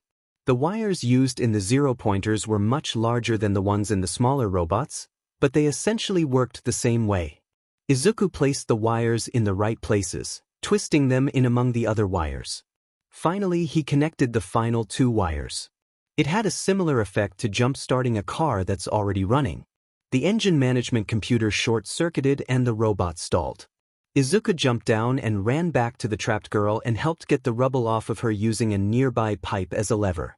She seemed to be injured, so Izuku carried her back towards the entrance as Recovery Girl made her way in. So dangerous. You could have been seriously hurt, young man. Recovery Girl scolded him as she healed the girl. So could she, Izuku said, and the hero paused at that. Do you mean Dash? She left the question open-ended. Tough Izuku knew what she was asking. Yeah, he said solemnly. I saw it, so I had to save her. That's why I'm becoming a hero after all. I should have known. Recovery Girl handed them some gummies, which Izuku eagerly devoured. Go on now, your dad is going to be worried about you after that stunt you pulled, and if Nedzu was serious about letting Hitoshi watch your exam, then so is your brother. As Izuku ran off, he heard the girl ask Recovery Girl some questions, though he didn't stick around to hear. Tenya waved his hands around as he lectured his friends. They were walking to the teacher's lounge as Hitoshi and Izuku told him about their exams. Izuku said he had something he wanted to do and he needed Tenya's help to do it. That was incredibly dangerous, Izuku. There were a variety of other ways you could have better handled the situation without injury. But nobody got hurt besides the girl I saved, and that wasn't even because of me. Izuku refuted, though Tenya was not quick to believe him. In the 7 years since they'd first met, Tenya had seen time and time again how much trouble Izuku could get himself into, even when his brother wasn't there. Anyway, we're here. Come on, Midnight said she'd help too. I still don't know what you even need my help with, Tenya said, as Izuku pushed him inside and sat him down in a chair. Midnight burst into the room. Yamada will be here in 5 minutes, so we have to make this quick, she said, pulling out a case of something. I brought my darkest eyeshadow. This should do the trick. Tenya grew increasingly worried as she approached him with the makeup. Tenya tried to protest, though Izuku kept him in the chair. Tenya? Hitoshi asked, and like a fool, Tenya responded. Yeah. Sit still in the chair until Midnight is done. With no other choice than to submit himself to whatever Izuku and Hitoshi had planned, Tenya closed his eyes and waited. When they were finished and Hitoshi had freed him from his quirk, they neglected to tell him what exactly they did. It wasn't until Tenya caught a glance of himself in a mirror that he sort of understood. You put fake eye bags on me? Izuku giggled. Yeah. Now hurry and sit down, Mike will be here any second now. Izuku handed them both a cup of juice and they all sat down on the couch. Tenya was still confused, but moments later Aizawa wandered in, took one look at them and grinned. Are you doing what I think you're doing? Izuku nodded, grinning mischievously as Aizawa sat down beside them. Footsteps could be heard as well as noisy whistling. Present Mike walked through the doors.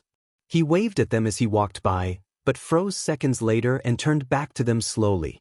Shota, there's another one, he yelled, using his quirk until Aizawa erased it.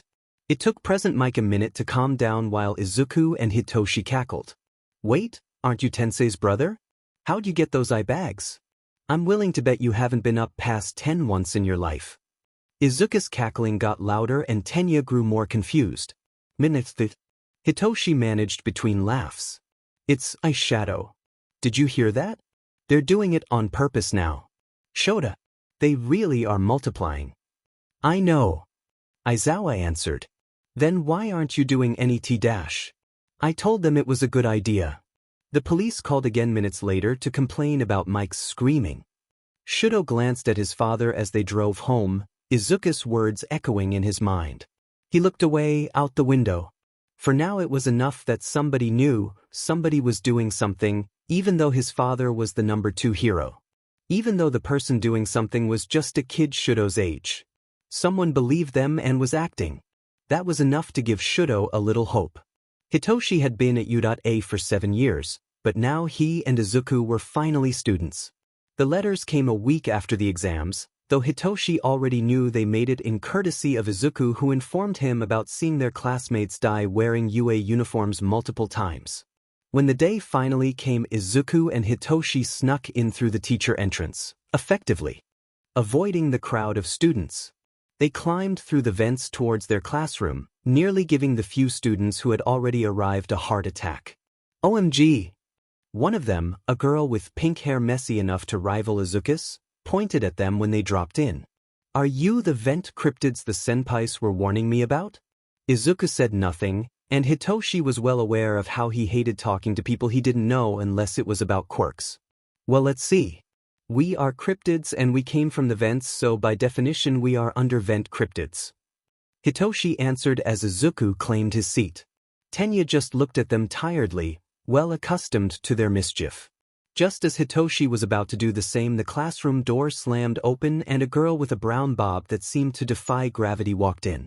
She waved and moved to find her seat until she spotted Hitoshi, or more likely, the person behind Hitoshi. Hey, you're the guy who saved me from the 0-pointer. You were so cool, you moved so fast and you just took out a robot and grabbed its wiring and shoved them in the 0-pointer and it just stopped.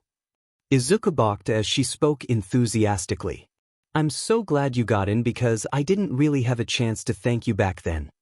Somebody else, with red hair, inserted himself into their conversation. Whoa, really? Did you take out the 0-pointer all on your own? That's so manly, dude. I'm Kirishima Aijuru, it's awesome to meet you.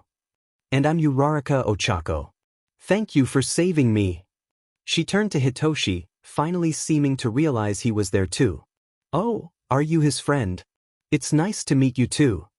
Hitoshi took one look at her and knew who she was immediately. Ah, you must be the girl who died. The class went silent. The door slammed open once more and a familiar voice filled the silent classroom. Hitoshi, you don't just say that to your classmates. Especially when they don't understand Izuku's quirk. Hitoshi shrugged and sat down in his seat as Dad made his way to the front of the classroom.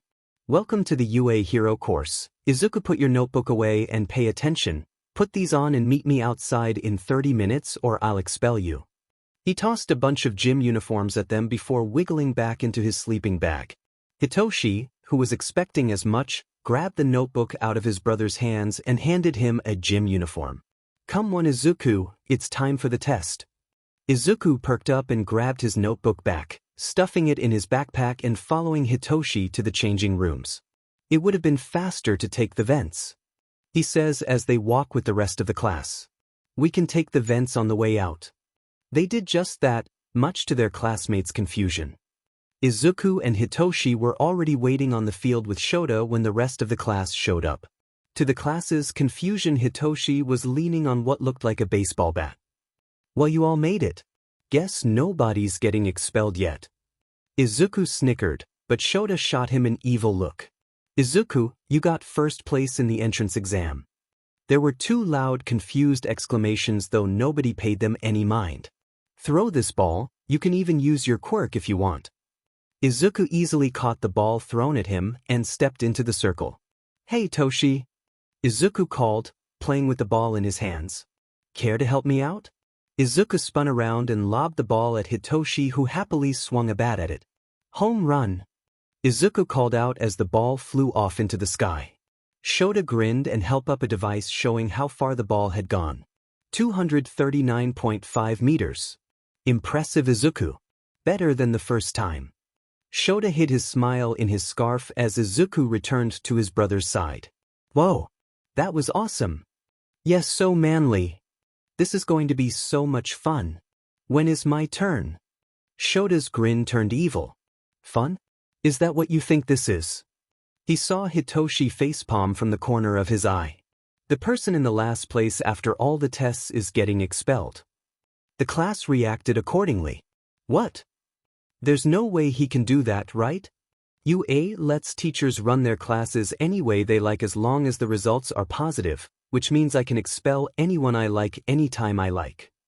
Shota glanced at his kids, who looked just as excited as everyone else had seconds ago.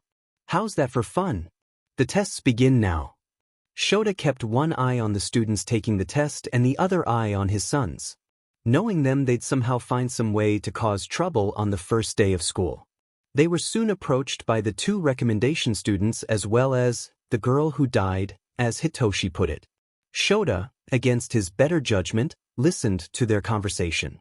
You were at the recommendation entrance exam, but you said you weren't a recommendation student? Yaoyorozu asked. Then how are you here? Hitoshi shrugged and Izuku started to jump up and down, practically vibrating with excitement. Shota pinched the bridge of his nose. I saw you use your quirk during the entrance test, but it's hard to get a really good grip on what you're capable of. However, after the tests, I think I have a better overall understanding of your quirk. I have more questions, could you answer them? Izuku didn't even pause for a response before blurting out question after question. Their three classmates stared in shock. However, Hitoshi, knowing his brother, was nonplussed and simply grabbed his shoulder to shake him out of his rambling. You took the normal entrance exam too. Uraraka said. Like I was saying earlier, you saved me from the giant robot. Yeah.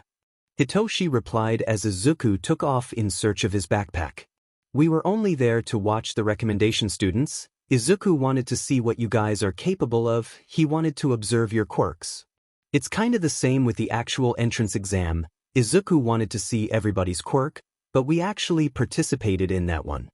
I'll say. Uraraka snorted. Didn't you and Izuku get first and second place? Yeah. Hitoshi rubbed the back of his neck and looked over his shoulder, presumably for Izuku. We had a little bet going to see who would get more points, and our dad had a bet going with his friends over which of us would get first place. Shota didn't even question how he knew that, especially not now that Izuku could hack the school's cameras. Speak of the devil. Hitoshi muttered as Izuku came running back in like a bullet, notebook in hand. Before he could run into someone or run over someone, Shota wrapped him up in his capture weapon and pulled him away from the group, Hitoshi trailing behind. "It's time for the next test," he announced, prying the notebook from his son's hands. "You five better get ready. This one is an endurance test." It was almost 30 minutes later when Shota proudly showed the results to his class, his two sons in first and second place despite not having any quirks that gave them physical advantages. "God damn it!" An angry yell came, followed closely by explosions. Bakugo walked surprisingly slowly as he approached Izuku, sparks crackling on his palms. Bakugo grabbed him by the front of his shirt. Shota would have intervened, but what he said next was surprising, even to him. "That's where I know you from. You're that kid from years ago who told my dad he died." The class stared at them, jaws dropped, eyes wide. Izuku blinked at him, and Shota could practically see the wheels turning in his brain. "Aya," he said without elaborating, as if it was the most normal thing in the world. It took a moment, but the class exploded, even louder than when Shota said he'd expel someone. "Holy, you did what? What the hell, dude? You know so many people already and they all have weird things to say." Shota cleared his throat, and when that didn't work to get their attention, he erased all their quirks. Izuku seemed the most startled, though that was because his quirk was probably the only one that never turned off, though Hagakure may be startled and they just couldn't see it. "Get changed and go back to the classroom. Your next class starts soon and I won't excuse you if you're late." Shota glared at the class, and they took off to the locker rooms, all but two. "Don't think I'll give you special treatment just because you're my kids." "Of course not, Dad," Izuku said, mirth laced between his words. He and Hitoshi left, disappearing through a door Shota didn't know was there, probably the vents, and Shota himself made his way back to the classroom. Lunch came quick, and with lunch came questions. Before Hitoshi and Izuku could escape, their classmates surrounded Thin, throwing question after question. After 30 seconds of everybody talking over each other, Hitoshi had had enough. "Everyone stop," he yelled, standing up. He was a good deal taller than most of their class. "Izuku and I," Hitoshi yanked Izuku up out of his seat, "are going to eat lunch. If you sit with us, then we might answer your question while we eat." The class parted as Hitoshi dragged his brother out the door, and slowly the rest of the class followed behind. Lunch Rush happily handed Hitoshi and Izuku their usual lunches. Older students greeted them as they searched for a free table, a fair amount of them referring to them as the vent cryptids or that one kid who saved my life. That last one was more for Izuku, who did tend to save a lot of students. It made a lot more sense how he would rush off someone at random times only to end up saving somebody's life after Hitoshi knew about his quirk. The rest of their class seemed to be observing them with some mix of confusion and curiosity. They sat down and soon most of their class joined them. Tenya claimed he was only there to keep the peace and nobody was really sure if Hagakure was there or not. Izuku ignored them and dug into his katsudon. "Okay, so, first question," Kirishima said. "You guys call each other by your first names, right? So how do you know each other?" "Easy," Hitoshi said between bites. Izuku continued to ignore them. "He's my brother." There was silence for a second until Yaoyorozu spoke up. "So that answers a few other questions. My question is how you were at the recommendation exams even though you took the normal exam." "That's not a question but an inquiry," Izuku said before returning to ignoring them. "I'll answer it anyway," Hitoshi shot back. "We could have taken the recommendation exam, but we wanted to leave the spots open for somebody else since we could easily pass the normal entrance exam and there's only 4 recommendation spots. We would have taken up half of those, so that wouldn't have been very fair. Also, I already told you why we were there even though we weren't taking the test. Izuku wanted to see your quirks." Hitoshi elbowed his brother's side. Izuku in turn glared at Hitoshi. Right, I have another question then," Yaoyorozu said. "It's an actual question this time. Who recommended you?" "Dad," Izuku said, not bothering to elaborate even when bombarded with curious and confused looks. Oh, I have a question," The same girl with pink skin and hair from when they first arrived jumped up and raised her hand, before realizing they weren't in class anymore and she didn't need permission to ask a question. So you guys got first and second place in both the entrance exam and Aizawa-sensei's test, but we didn't see you use your quirks. What are your quirks? Izuku looked at Hitoshi. Hitoshi looked at Izuku. Oh, would you look at the time? Hitoshi declared loudly. He and Izuku stood up. Lunch is just about over. We should all throw away our trash and get back to the classroom. I agree, Tenya said, standing up and chopping his arms in true Tenya fashion. We don't want to be late. The class, with various dubious looks, followed their lead and tossed their leftover food in trash. Izuku and Hitoshi stuck close together as the class trickled out of the cafeteria and back to class. The two brothers waved to lunch rush before they left. Tenya knew what they were doing. While he wasn't entirely sure what his friends' quirks were, he did know that their dad was also their homeroom teacher and that they were both self-conscious about their quirks.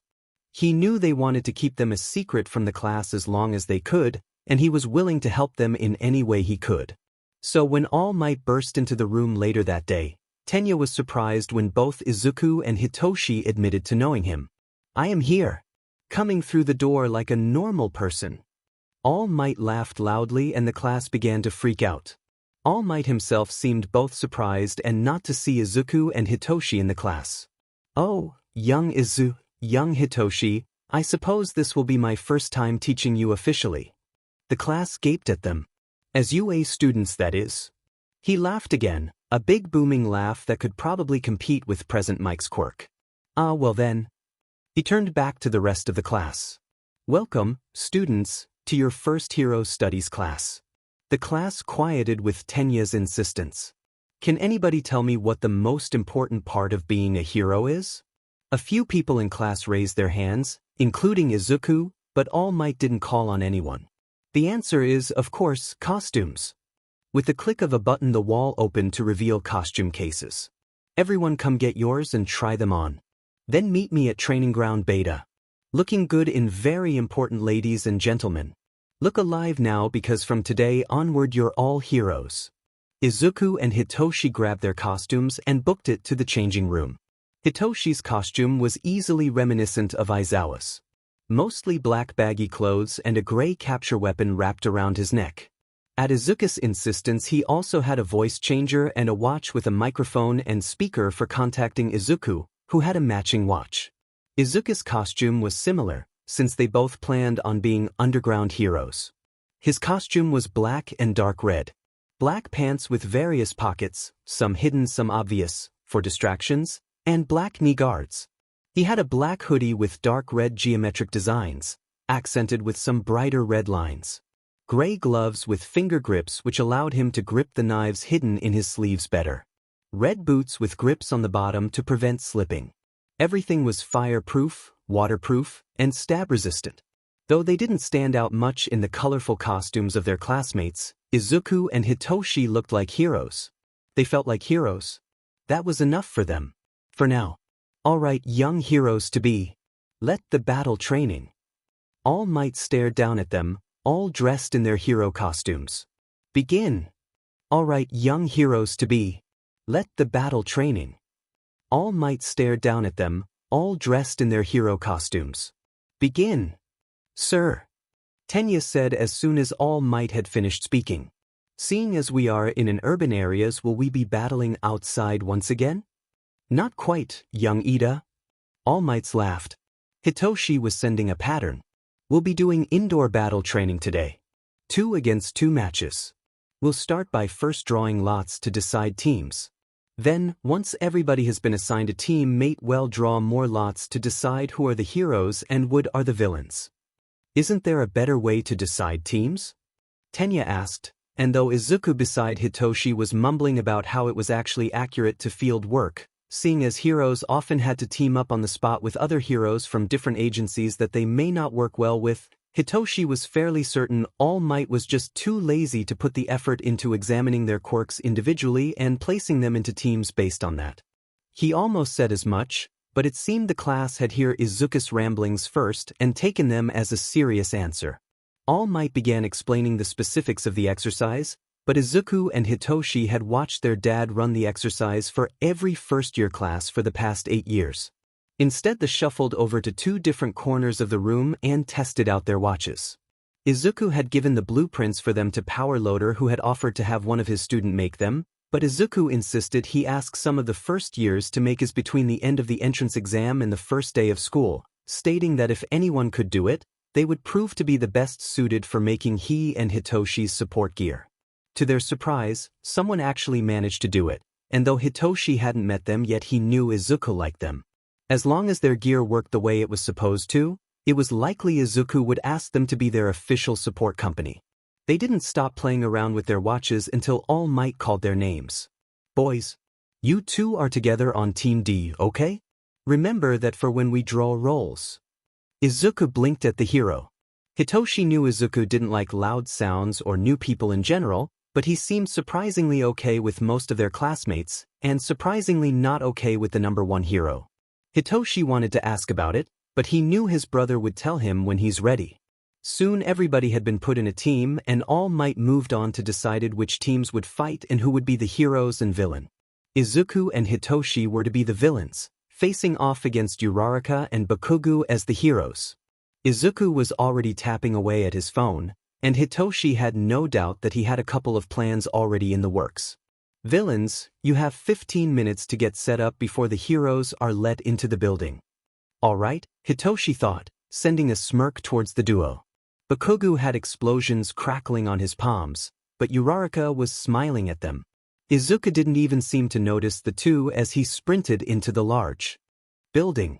Toshi, I have a plan, but it depends on how well you see in the dark, Izuku said as soon as they were well out of earshot. Izu, the dark is our domain, it's where we thrive. We are going to be underground heroes, so we should get used to working in the dark anyway. Izuku nodded and tapped a few buttons on his phone, and all the lights in the building went off.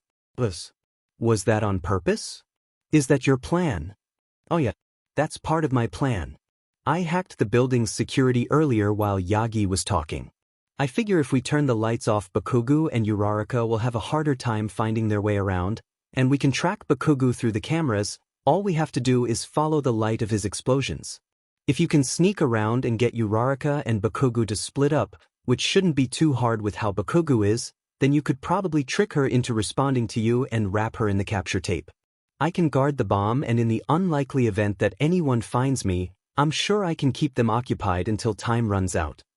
Hitoshi listened to Izuku ramble out his entire plan, noting his roles and agreeing without hesitation. That was just their dynamic.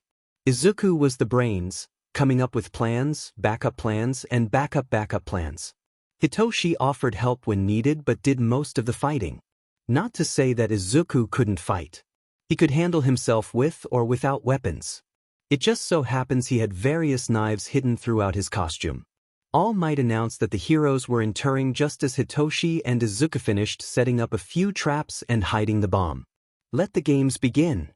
Izuku watched as his brother left the only lighted room in the whole building. It was lit with just one light and had no windows so that the heroes wouldn't be able to find them based on that. He pulled up the security camera feed on his phone and watched as Hitoshi made his way down to the first floor entrance. Bakugo was already trying to explode the lights, though Uraraka was taking a more practical approach. She tried to use the dark to her advantage, though she clearly wasn't as used to it as he and Hitoshi. Izuku leant back against the wall as he watched the fight play out over the video. He watched as Hitoshi followed Uraraka and Bakugo down the hallways until eventually Bakugo blasted off, leaving Uraraka on her own. Hitoshi waited a few minutes before calling out to Uraraka with Bakugo's voice. Though she seemed confused, she answered easily enough, and Hitoshi didn't hesitate to wrap her in capture tape. Izuku watched as Hitoshi released Uraraka, who seemed disappointed but not too upset. A loud explosion in front of him made Izuku jump up, only to find himself face to face with one explosive blonde. Izuku didn't waste any time in pulling a knife from his sleeve and pointing it at the bomb. One step, one movement, hero, and I'll stab it and we'll all blow up. Bakugo seemed startled for a moment, before he realized Izuku was pretending to be a villain. Put the knife down, villain, and surrender. Bakugo said, with an angry look on his face. His hands had stopped sparking though. Izuku figured that was the best he could hope for. Bakugo, quick as a whip, grabs his arm and red eyes stare right through him. Izuku stares back, even though he knows he can't be seen. Bakugo is chained to a chair in the middle of a dark, sparsely decorated room. There are others in the room but they pay Izuku no mind as he approaches his classmate. Izuku can't speak, he never can when this happens, he can only go so far when it comes to walking around. Bakugo looks up surprised, and for a moment Izuku thinks he can see him. He's soon brought to his senses when a crusty man with blue hair appears behind Izuku. Izuku knows this man, or rather, he knows who he used to be. Papa brought him hope one day when Izuku was 3, though Izuku never saw him again. He wants to think harder, try to remember more, but before he can the blue-haired guy mutters something and grabs Bakugo's face. Izuku watches with barely contained horror as his new classmate disintegrates before his eyes. With a gasp Izuku is back at the battle trial. Bakugo stands in front of him, one hand on his wrist, eyes glassy and blank, as if Hitoshi had used his quirk on him, but Hitoshi isn't here. It's just Izuku and Bakugo alone in the barely lit room. Someone says something, but all Izuku can hear is the pounding of his pulse in his ear. He doesn't even realize he's hyperventilating until his chest constricts and Izuku tumbles to the ground. The moment Bakugo's hand lets go of his wrist, Bakugo too is back. He looks around panicked and sees Izuku on the ground. He manages 5 words before he too collapses. What the hell was that? They both lose conscientiousness there on the floor. When All Might calls the exercise to an end, Hitoshi figured Izuku had captured Bakugo, but when Hitoshi and Uraraka exit there's nobody else there. They wait, but nobody else exits the building. Hitoshi desperately tries to contact Izuku via their watches, but he gets no response. He issues an SOS signal, still no response. Hitoshi knows something is wrong, very wrong. Before he can race back into the building, All Might appears with Recovery Girl close behind him. Hitoshi follows them, and right after they enter the lights flash back on, and Ned's voice comes over the speakers. Izuku and Bakugo are on the 3rd floor. Once you reach I'll guide you to the room they're in. The principal's voice gets more serious. Hitoshi, Uraraka, return to your classmates. Hitoshi wants to fight it. He wants to find his brother and find out what happened, but he knows Nedzu has things under control, so he grudgingly obeys, following Uraraka back to the room where their classmates wait. They surround them immediately, but Hitoshi's focus jumps to the screens displaying the security footage. There he sees both Bakugo and Izuku passed out. On the floor, not a mark on either of them. Hitoshi doesn't know what happened but he knows it must be bad if Izuku sees my friends and family die on a regular basis, passed out because of it. Bakugo wakes up later that day and is cleared to go home, though they ask him some questions first. Hitoshi doesn't hear all his answers, but whatever he said worried Recovery Girl. Izuku doesn't wake up until much farther into the night. Hitoshi demanded, to stay with Izuku in the school infirmary until he woke up. Hitoshi is asleep in a nearby chair when Izuku wakes him up to ask what happened. He doesn't remember anything, and Hitoshi figures Bakugo doesn't either, which is what made all the teachers worry. They have no idea what actually happened, so they have no way to keep it from happening again. The next morning, when Izuku and Bakugo return to class, there's practically a riot as everybody crowds around them. Hitoshi stands protectively in front of his brother. He is exhausted despite the hours he spent unconscious. They manage to get to their seats before Shota appears in the doorway, threatening to expel anyone who isn't at their desk. Izuku is asleep with his head against the desk before Shota even announces what they're doing that day. He's still asleep as they take a vote for class president. Hitoshi would vote for him if he didn't know how uncomfortable Izuku would be. He doesn't want to out his brother in a tight spot, especially after what happened the day before. Instead, Tenya and Yaoyorozu are elected as class president and vice president respectively. Hitoshi rouses his brother for lunch, only for Izuku to fall asleep the moment he sits down again. To everyone's surprise, Izuku startles awake only minutes later. He pulls Hitoshi up and marches down to Nedzu's office. The bags beneath his eyes are darker than Hitoshi has ever seen them, but there's a sharpness to them, a gleam of determination. The moment Izuku throws open the doors, an alarm goes off. Before Netsu can make an announcement, Izuku points out the window and loudly proclaims, "It's just the press. Tell everybody not to panic." Netsu grins and does exactly that. They return to the cafeteria just in time to finish lunch, though Izuku sleeps through most of it. When their classmates ask where they went, Hitoshi gives a vague answer and Izuku grins in his half-asleep state. When Shota announces a field trip, Izuku bolts upright in his chair with panic in his eyes, though he never quite explains why. Water and blood and drowning. Limbs so heavy he couldn't help but sink, sink, sink. There was light, but it was so after away and he couldn't breath. He was so tired. So very tired. He let his eyes drift closed. Sleep sounded nice. Cold ice and the drift of blustery wind around him. Loud noises, pale screams, the sounds of a fight. Everything was cold and it hurt to move. Even the slightest movement sent waves of pain and ache and cold. He didn't like the cold, not anymore. There was someone else here in front of him, but he couldn't see them. Everything was blurry and there was so much white. He didn't know when it happened, but he fell. The cold ate away at him. He didn't want it to, he didn't want to close his eyes and let the cold take him away, but it did. The burning was a hard contrast to the ice cold. He was surrounded by fire, and through the fire he could see people. Their smiles screamed evil, but the fire kept them from getting closer. He watched them, watched the fire, watched the smoke. There wasn't a way out, not that he could see. He didn't want to do it, but he'd rather the fire kill him than the people behind the fire. There was burning, then there was nothing. The bus was crowded, filled with teenagers practically vibrating with nervous energy. Izuku was curled up in the very corner of the bus, scribbling away at his notebook.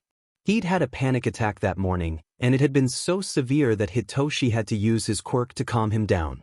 He never explained why, and every time they asked about Izuku got an odd haunted look in his eyes and made them promise to be careful. Hitoshi was sitting with his classmates as they chatted to each other. They discussed classes, hobbies, the entrance exam, and when the dreaded topic of quirks finally came up, Hitoshi found he wasn't as nervous as he expected. So, Kaminari was the first to bring it up. After the he hesitated, sending a glance towards Izuku and Bakugu who were in the back of the bus. Battle trial, I think we have a pretty good idea of each other's quirks. Everyone voiced their agreement before he continued. Except for you two. We didn't really get a chance to see you use it in the battle trial, since we were all watching Bakugu and Izuku's interaction. Yeah. Uraraka jumps in. I kinda have an idea of what it might be, but I'm not sure. I don't remember what happened during our fight very well. It's kind of fuzzy. Oh. Hitoshi says, and steels himself for what he's about to say. That's easy to explain. I brainwashed you. Nobody reacted for a few seconds, and then everybody seemed to understand and react at the same time. You what? That is so cool. You could be such a great hero. Brainwash all the villains. Isn't my cape so sparkly and magnificent? But what about Izuku-chan's quirk? Everybody turned to Azui when she spoke up amidst the chaos. You two are brothers, correct? Would I be wrong to assume he too has some kind of mind control quirk? You would be wrong actually. Hitoshi blinks innocently, trying to copy the way Izuku looks when he gets excited about someone's quirk. Did I forget to mention? We're both adopted. Sorry, Azui, but his quirk is nothing like mine. You're welcome to try to guess it though. If you ask nicely, Izuku might even give you some hints. Everybody turned to Izuku, who was asleep against the seat, his notebook open in front of him. Hitoshi snickered and nudged him awake. Izuku. Zuzu. Izuku. His brother blinked his eyes blearily. It took him a moment to register where he was, but when he did he quickly snapped his notebook closed. Izu, they want to know about your quirk. Do you want to tell them, or just give them some hints? Before he could answer, the bus was cast into darkness as they went through a tunnel, the only remaining light being the glow of Izuku's eyes. None of their classmates had commented on it before, which made sense. They had only known each other for 3 days after all, and it wasn't that noticeable in the daylight. In the dark of a tunnel, though, was a different story. The glow cast an odd green hue over Izuku's face. The class screamed.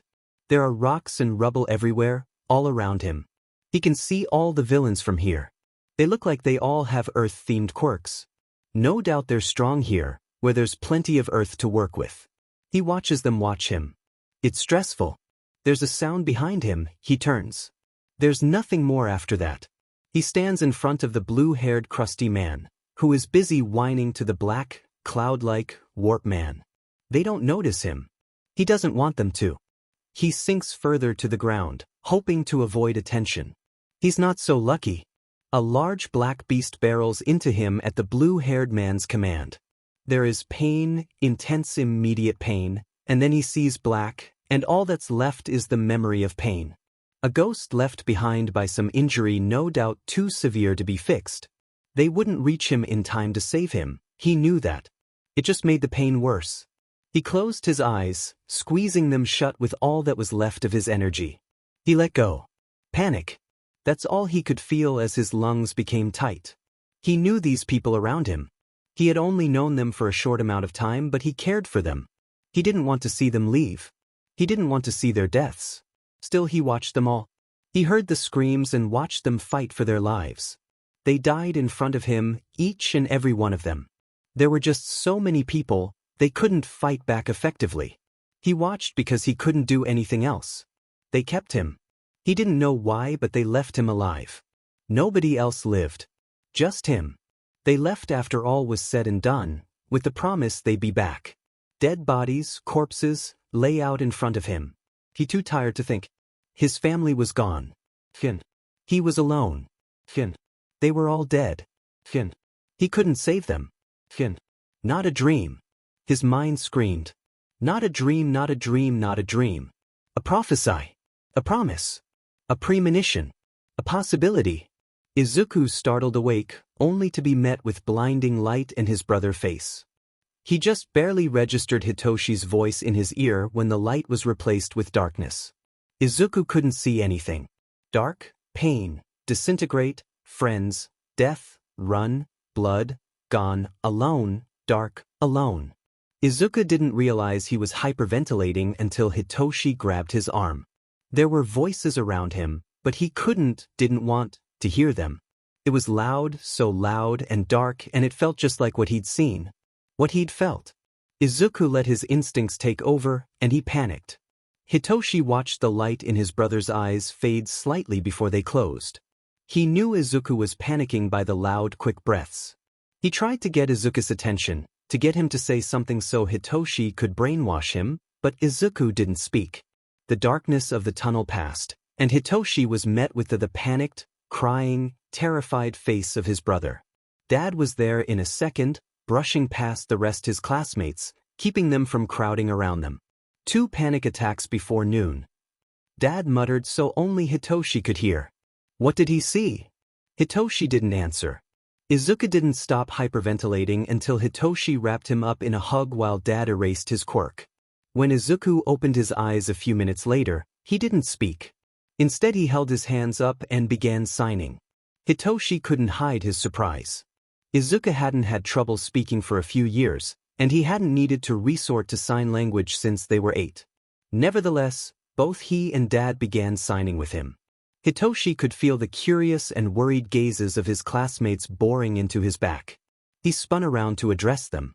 Izuku is fine, just don't bother him, okay?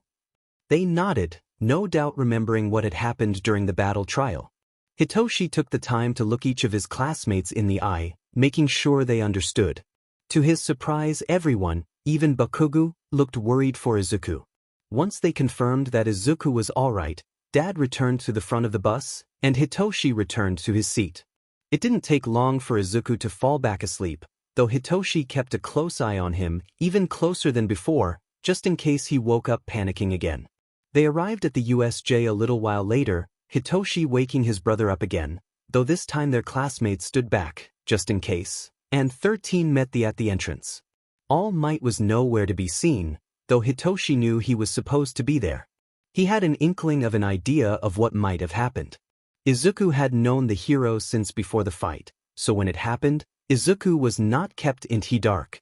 Neither was Hitoshi, though he supposed that was more because Izuku couldn't lie to his brother than Hitoshi was supposed to know.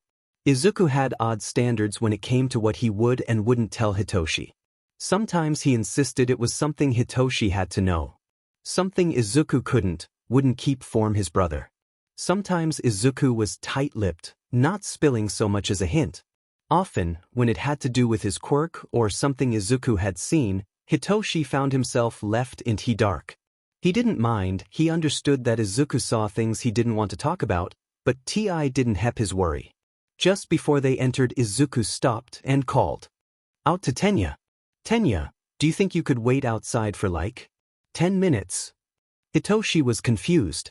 He knew Izuku had seen something about the USJ, though he neglected to tell them what, which meant it was likely too painful for Izuku to talk about.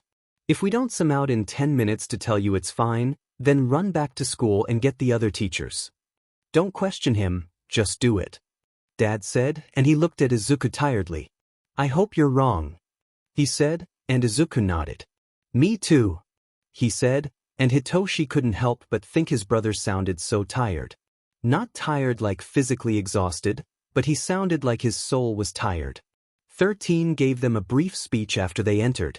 My quirk, black hole, can SCK in and tear apart anything. I've used it to save a lot of people, but my power could very easily kill. I'm sure some of you have similar quirks. It only takes on wrong move, one uncontrolled quirk, for hundreds of people to die.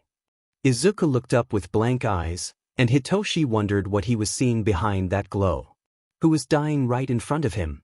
It wasn't something he regularly thought about, but he couldn't help himself as 13 made their speech. While in Aizawa and All Might's classes you learned about your hidden potential and the danger your quirk can pose to others, but in this class you will learn something new. How to use your quirk to save other people. I hope you leave here today with the understanding that your powers are meant to help people, not hurt them.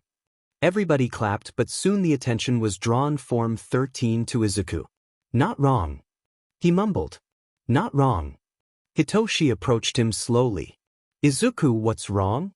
His brother looked him in the eye, and Hitoshi was surprised to see the glow was gone. He knew the energy and effort it took Izuku to turn his quirk off. He knew it wasn't something Izuku did often. Yet he'd done it now. Not wrong. I'm not wrong. Why couldn't I have been wrong? Izuku said, spinning around. Everyone else did the same. A dark mist was spinning in the middle of the UFA. Soon people, criminals, villains were piling out of the mist portal. Not wrong. Izuku looked up at the sky, and Hitoshi turned to him just in time to see a tear leak from the corner of his eye. Hitoshi jumped into a fighting stance as their dad reacted. 13, protect the children. Izuku was still muttering, too lost in his own thoughts to react, much less get ready to fight. Dad leapt towards the villains, ready to fight. A voice behind them pulled Hitoshi's attention away from the horde of villains to some misty man in the middle of a monologue. Ready to fight? Hitoshi asked no one in particular. To his surprise, he got a response. Yeah. Izuku said shakily. Let's fight.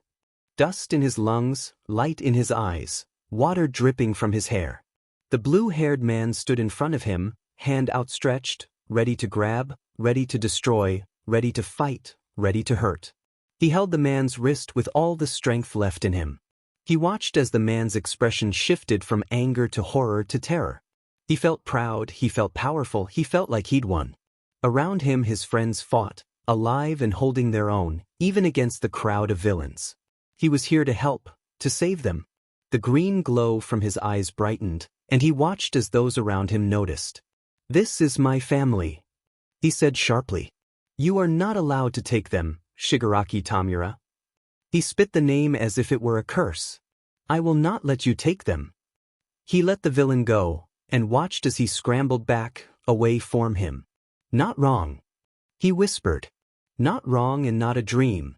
He took a confident step forward. The villains took a step back, flinching. A prophecy. A promise. A premonition. A possibility. Izuku knew death. He knew pain, he knew grief, he knew loss. He also knew love and family and happiness. He was familiar with what the world could give and take. Ready to fight? Came his brother's voice. Izuku knew his answer to that. He knew it like the back of his hand, and he knew it would never change. Yeah. He answered, shifting into a fighting stance, hands up, unwavering.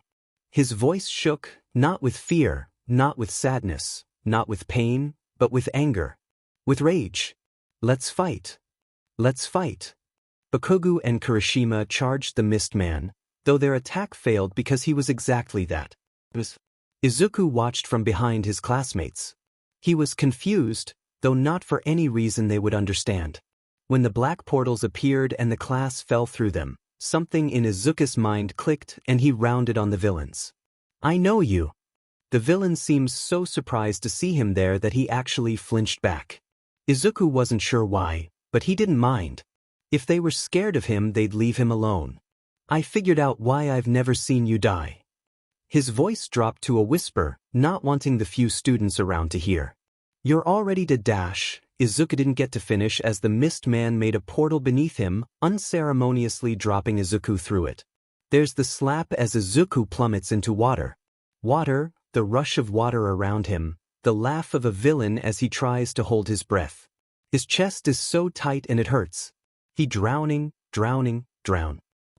This isn't one of his visions. It's not happening that way.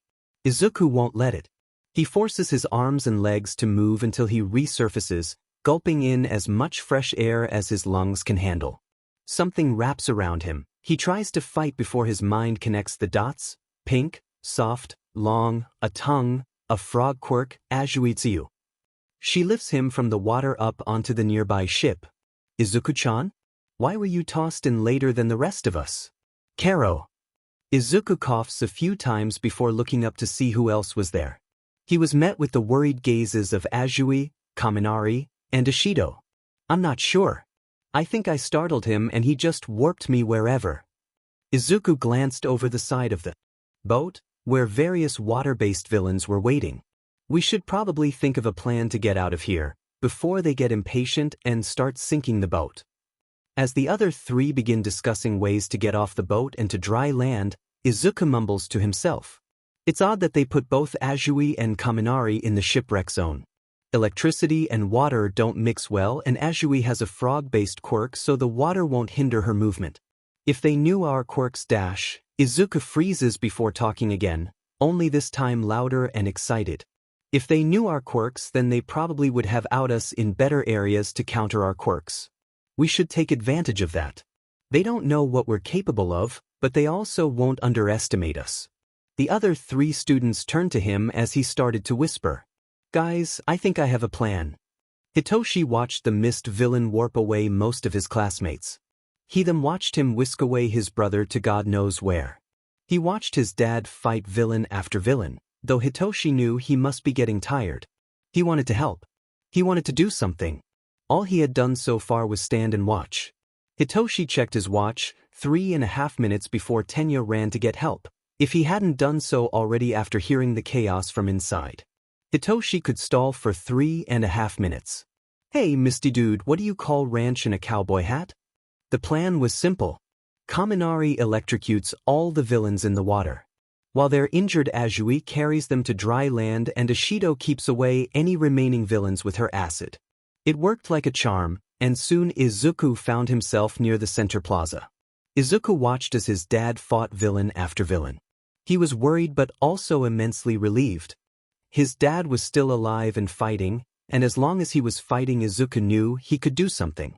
Knew he could think of a plan. Knew he could stall. The crusty man with blue hair stood there with a large black beast. The mist man appeared nearby soon after that. Izuku couldn't quite hear what they were saying, except for the crusty man because he was whining and yelling like a child. Eventually he stopped, instead yelling 3 words that almost stopped Izuku's heart. Nomu, get Eraserhead. Frozen and horrified, Izuku watches as the black beast moves faster than Izuku can see and grabs his dad. This isn't how he dies, a voice in his head says, this isn't what's supposed to happen. Of all the futures you've seen, he doesn't die this way in any of them. Do what he trained you to do. Do what you do best, better than anyone else. So Izuku stands, dust in his lungs, water dripping from his hair, eyes clouded by still glowing clearly, and he yells, "Stop!" The villains do, to his surprise, stop and turn to him. Eyes wide and frozen, the villains stare. The crusty man is in front of him a second later. Dust, all his friends turned to dust, disintegrated right in front of him, and there was nothing he could do, nothing he tried to do, nothing he can do to stop it. Oh, you were right, Kurajar. This one does look like Sensei. He kind of reminds me of Sensei's brat. I'm not a brat. Izuku wants to say. I'm nobody's brat. I'm my own person and I won't let you do this. I won't let you hurt my family. But he can't say it. His throat is clogged and Hitoshi isn't here to speak for him. The crusty man's hand reaches out towards them, one aimed for Izuku and the other for Azui. His fingers press against Izuku's face, and Izuku waits. He waits for the pain he's felt so much whenever he sees, and feels, himself die in another lifetime. He waits for death like a man on death row. Nothing happens. Oh boy, you really are amazing, Eraserhead. Even after all this fighting you save your student. The crusty man smiles, and Izuku wants to think it's terrifying. He wants to cower in fear and beg for his life, because that's what should happen. This man is a villain who wouldn't hesitate to kill them, who didn't hesitate to try to kill them. However, for some reason that Izuku cannot even begin to fathom, he is not the least bit scary. Izuku stares blankly at the man. No, Mukildash. No. No, Dad. He's screaming his throat raw and he knows it, but Izuku yells anyway. Before he knows what he's doing, Izuku reaches out his own hand, grabbing the crusty man's wrist as the glow behind his eyes brightens. They both freeze. You're not scary, Izuku whispers, though he doesn't know if he can be heard. You smile and you speak as if you are. As if I should run away fearing for my life. I've seen scary. I've seen death, I've felt death. You aren't scary. You don't know scary. Show me his death. Izuku begs his Quirk. Show me something wicked and horrifying and terrible. Show it to him too. See how he likes it. Show me, show him, show me, show him. It's kind of comforting, chanting the 3 words in his head as he watches someone die. He waits for that death to end and the next one to begin. There's no pause, no wait, it's one death after another. Are you ready to die, Shigaraki Tamura? Izuku asks in as calm a voice as he can manage as they're both thrown into the scene. It's a prophecy, you know. Izuku has never been so happy to see someone die before. The world around them is quiet. Izuku can't see anyone else, but he knows Shigaraki is watching too. He doesn't know how he knows, but he does. It's a gut feeling. An impulse. They're standing in the middle of a busy mall, people everywhere. Izuku wandered the street for a bit. He doesn't see Shigaraki anywhere, but sometimes it takes a while for the person who dies to actually, die. People meander around and Izuku spies some familiar faces.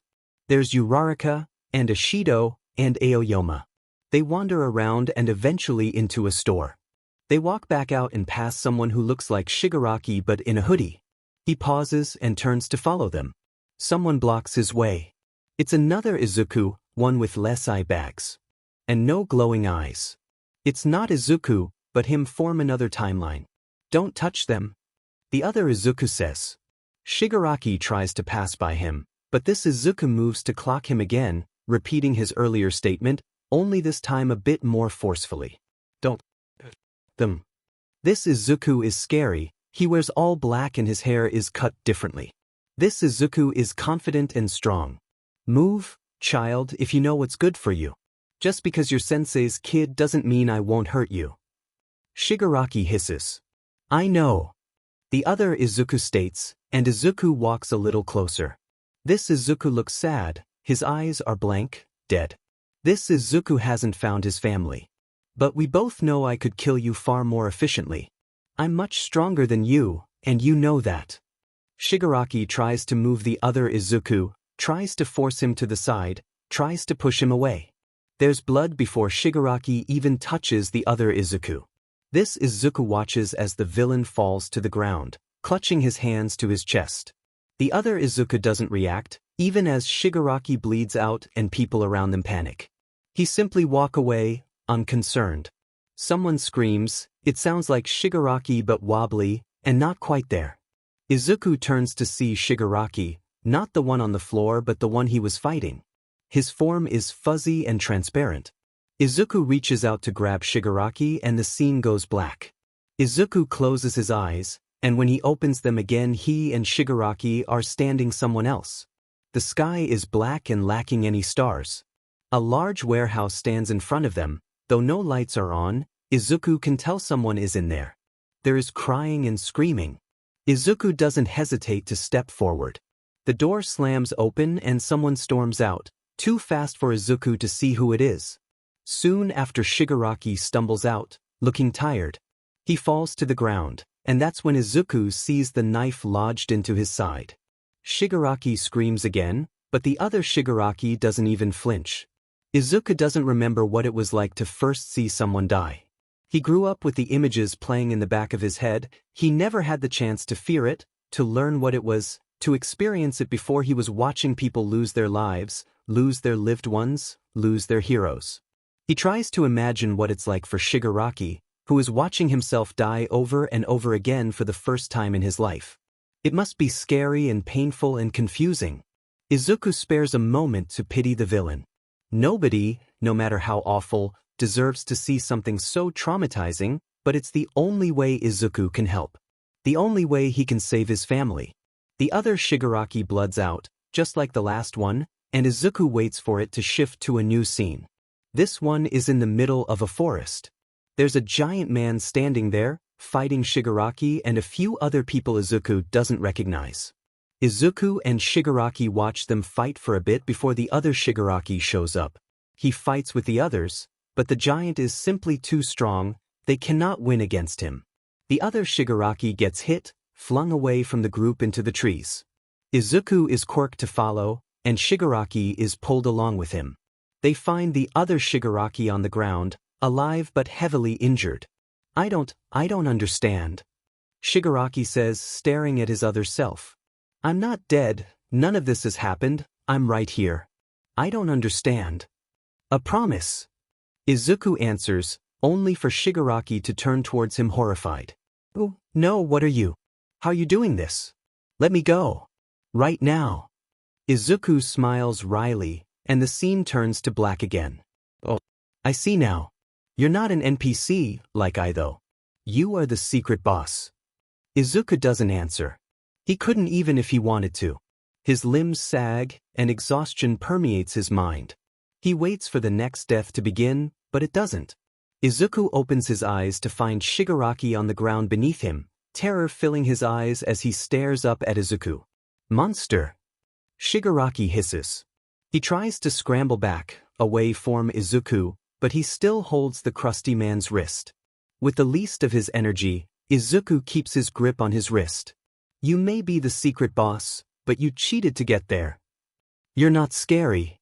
Izuku is too tired to filter his mouth, so the words come tumbling out. "You think you are with your whole league of villains, we're gonna kill the symbol of peace, disintegration Quirk thing, but you really aren't. What you just saw, that was scary, and that wasn't even the worst of it." There are eyes boring into Izuku back, most likely his classmates, but Izuku is much too tired to care. "You don't scare me, Shigaraki Tamura." Dust in his lungs, a light in his eyes, and water dripping from his hair. Izuku stands proud, holding the villain's wrist with all the strength he can manage. Another death plays behind his eyes, and for a brief moment Izuku wonders if he can save them. Maybe that's a death he can stop. Maybe they're all deaths he can stop. With that though, Izuku looks up. He looks at the crowd of villains scared out of their skins. He looks at his classmates, emerging from their disaster zones, roughed up, injured, but alive. "This is my family," Izuku says, the words reverberating around the building. The glow of his eyes brightens as Izuku takes a step forward. "This is my family, and you are not allowed to kill them, Shigaraki Tamura."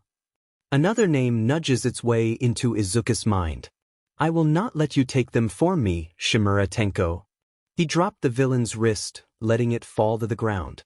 Said villain was frozen, almost shaking his fear. Izuku took another confident step forward. "I'm not wrong," he says, quieter this time. I'm not wrong, and this is not a dream. Do you know what that means? Izuku stops walking when a portal warps Shigaraki away, dropping him near Kurogiri. A premonition, Shigaraki. Loud shots ring out, startling everybody. Izuku doesn't look away from the villains. He knows that teachers are here. He knows they're all safe, all alright, all alive. Kurogiri. Shigaraki hisses desperately, looking between the Mist Man and Izuku. Get me out of here. Now. The Mist Man does as he says and warp the both of them away, leaving the horde of villains alone to be caught by the heroes. The Nomu still holds Izuku's dad in his grip, but he isn't hurting him anymore. With a sigh of relief, Izuku collapses. Hitoshi is fine. He keeps telling the paramedics that he's alright. He wants them to focus on Izuku, who had to be carried out on a stretcher, or Dad, who was bleeding heavily when Hitoshi last saw him. They don't listen, assuring him that his family is in good hands. Nobody tells him if they're actually alright, though. They give him vague answers and avoid the question. The rest of his classmates are gathered around the door, mostly uninjured. They talk quietly, and when the paramedics finally declare him free to go, Hitoshi is quick to join them. And then there was this loud scream, like somebody was dying, and I was like, I have to get to the center plaza and help. Hagakure is waving her arms about, and Hitoshi guesses she's telling them all what happened when she was warped away. But when I got there, all I saw was Aizawa-sensei fighting a bunch of villains. Then I got closer and I saw Izuku. He was talking to the weird hand guy. Then he actually grabbed the guy and the guy started screaming. He did what? Hitoshi was sure his heart was going to stop. Izuku had faced down one of the main villains on his own? If he's not already dead, I'm going to kill him myself. Everybody turned to stare at Hitoshi. You mean Izuku is he dead? Somebody asked. Hitoshi wasn't sure who. No. At least, I don't think so. They tell me if he was dead, he's my brother after all, but nobody is telling me anything. Azui approached him slowly. You know, I was there when Izuku started doing that. The hand guy sent the black beast to attack Aizawa-sensei, and Izuku got super worried, called him dad and everything. It was only after that Izuku started to fight the hand villain, if you can even call it a fight. Hitoshi sighed. Yeah, Aizawa is our dad. The class was silent for a moment and then, yeah, I can see it. That makes so much sense. You look just like him. The messy hair, the eye bags, sleeping in random places at random times. All the signs were there. How did we not guess it? Are we that blind? Hitoshi blinked, before looking at his classmates incredulously. We're both adopted. What do you mean we look just like him? Hitoshi closed his eyes, opening them again when all he saw was his dad covered in blood and Izuku unconscious. You know what? Never mind. I don't care. I'm going to go see my family in the hospital. They're in the hospital? Someone screamed. Hitoshi found himself with 18 stowaways on his trip to the hospital. The class visited Izuku in the hospital, bringing cards, gifts, balloons, and a melon, though they weren't allowed to see Aizawa yet. Izuku was still asleep when Hitoshi visited, and he didn't wake up for a few days. When he did finally wake up, the police tried to question him, though Izuku didn't remember anything after Shigaraki had tried to kill him. Once Izuku was cleared to leave, they both visited their dad in his room. They told him school was cancelled until the next week, and when he insisted he be there to teach classes when they resumed, they didn't try to pursue him against it. They knew he needed to be back in the classroom, to see his students alive and well. They all needed that sense of normalcy back in their lives. So, the next Monday, Izuku, Hitoshi, and their dad returned to the school. Shota was wrapped up in bandages like a mummy, Izuku had some bandages wrapped around his head, and Hitoshi had a couple band-aids. The class rioted when they walked in. Sir, with all due respect, you should not be here to teach classes in the state you're in. Tenya moved as if he was chopping the air, though Shota only gave a grunt in response. And you? When he realized Shota wasn't going to listen, Tenya turned his attention to Izuku. You should be resting. Izuku signed something, and the class looked at him curiously. I wasn't injured. Recover Girl says I just overused my quirk. Hitoshi translated. She cleared me for school soon after I was released from the hospital. Shota sighed. Izuku probably won't be speaking again for a while, so if you need something from him, go find Hitoshi or a teacher who can translate. Shota eyed his class as they nodded. Izuku and Hitoshi took their seats, and the class settled down. Now, you all should know this already, but the sports festival is on its way. Ashido raised her hand. Really? They're still holding the sports festival after UA was just infiltrated. We need to show we're still strong even after that. Hitoshi said as Izuku signed rapidly behind him. Izuku says it's a good way to prove that as first years we are already strong and can handle ourselves after a villain attack.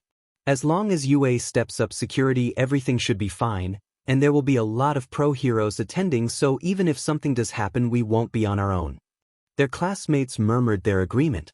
Shota would have pinched the bridge of his nose if his arms weren't in casts. That's right. Nedzua's reviewing the security measures. This is the chance to show the world what you can do. Before quirks came about, the Olympics were a big deal. It was how people showcased their talents. Now the sports festival has taken their place. 1 chance a year, 3 chances in a lifetime, it's not something to take lightly. Shota moved towards the door as he finished explaining. If you want to be a pro, the sports festival is where you begin.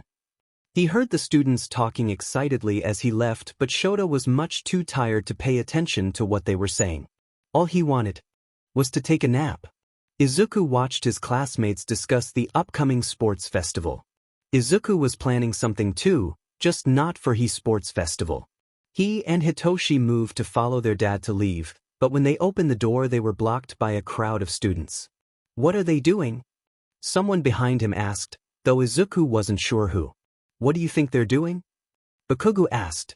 They're scoping out the competition. We are the class who survived a real live villain attack. Izuku signed something to Hitoshi, who nodded. Get out of my way, shitty extras. Tenya was quick to lecture Bakugo on being polite, but Izuku was too busy getting ready to enact his plan to really notice. He pulled a thin rope from his backpack, and everybody around him went silent. Why is there a coil of rope in your backpack? Uraraka asked with a funny look on her face. For plans. Hitoshi answered in his stead. Izuku tied the rope around the grappling hook he had also pulled from his backpack. At this point even the crowd in front of their door had gone silent. What else do you keep in there?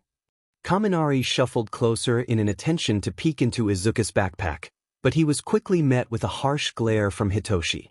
Izuku threw the grappling hook up towards the ceiling. It hit the grate over the vent, knocking the grate into the vent and letting the hook attach to the ceiling. Izuku gave the rope a few tugs to make sure it would stick before he began to climb up it. The crowd began to talk loudly again, though this time Izuku heard mentions of the vent cryptids and the weird sounds in the ceiling.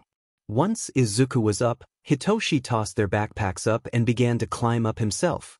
The class watched in silence, even as the other students talked, some with awe, Ashido, Kaminari, Kirishima, and Siro, some with anger, Bakugo and Tenya, some with curiosity, Uraraka, Tokoyami, Yaoyorozu, Azui, Aoyama, and Shuji, and some with blank expressions, Shudo, Sato, Ojiro, Koda, and Jiro.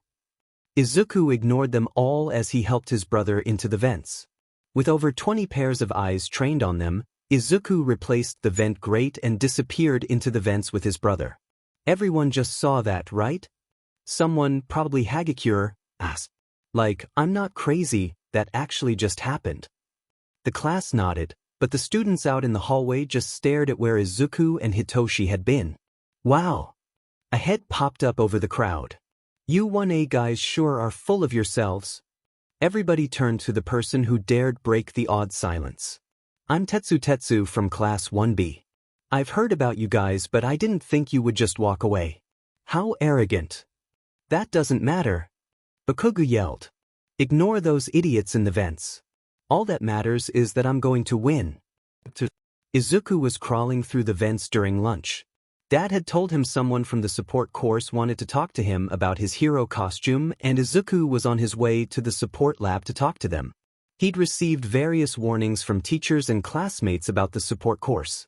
The warnings backfired, however, seeing as the mention of explosions didn't scare him off, but made him even more excited for this meeting. When he reached the support lab, he dropped through the ceiling, landing on a perfectly placed pillow. With a tuck and roll, Izuku found himself on the ground in front of a pink-haired girl with crosshairs in her eyes. Izuku signed, despite knowing she probably wouldn't understand him. "Are you Hatsume? You've heard of me?" The girl yelled. "I'm famous already. Soon I'll have flocks of potential patrons flooding the halls asking for my babies. You're just the beginning, vent boy. You should feel lucky I'm trusting you to beta test some of my new babies." Izuku nodded slowly as she spoke. If it had been anyone else, they likely wouldn't have understood a thing she said since she was talking so fast, but Izuku was used to rambling. It takes one to know one after all. "I took a look at what you submitted for your hero costume, and I hate it." It was so blunt Izuku would have fallen over if he wasn't already on the ground. Even if you're going to be an underground hero, you should wear something stylish, so that those who do know you remember you. That means no hoodies. No matter how stylized. Izuku pushed his way off the ground as Mei turned around and pulled something off the nearby table. It was a silver case just like the one his original hero costume was in. "What's this?" Izuku asked. "Your new hero costume, of course." At Izuku's baffled look, she laughed. "What? You didn't think I was going to let you keep that sorry excuse for a costume, did you? I took it upon myself to design you a new, better costume. Go ahead, take a look, try it on." Izuku nodded, grabbing the case and racing to the nearest changing room. His first costume may not have been very heroic, but Izuku isn't very creative and it was the best he could come up with. This costume was much better, he had to agree with Mei. It was still mostly black, and he still had his black pants with various hidden pockets. In place of a hoodie, there was a dark red shirt made of a sturdy but stretchy material. His sleeves still had pockets near his wrists for easy access to his knives. There were black lines along his sides in a geometric pattern. A black mask slipped over the top half of his face hid his identity well without restricting his movement. Dark gray boots with knives hidden in the soles and special grips on the bottom made it easier to climb and harder to slip when running. Black gloves with similar grips made it easier to keep a hold of his knives, making it more difficult to knock them away. Unlike with the hoodie, his messy green hair was on display, but somehow it worked well with the red and black of his costume. When he walked back into the support lab, costume still on, Mei clapped. "This perfect, just like I pictured. Now you have to try out some of my babies. I have so many that would work well. You value speed and precision when you fight, right? Take a look at these." She pulled out a couple of knives and handed them to Izuku. Unlike the knives he already had, these had a button on the grips. They're electric. When you press the button, they send an electric shock through whatever is touching the metal part.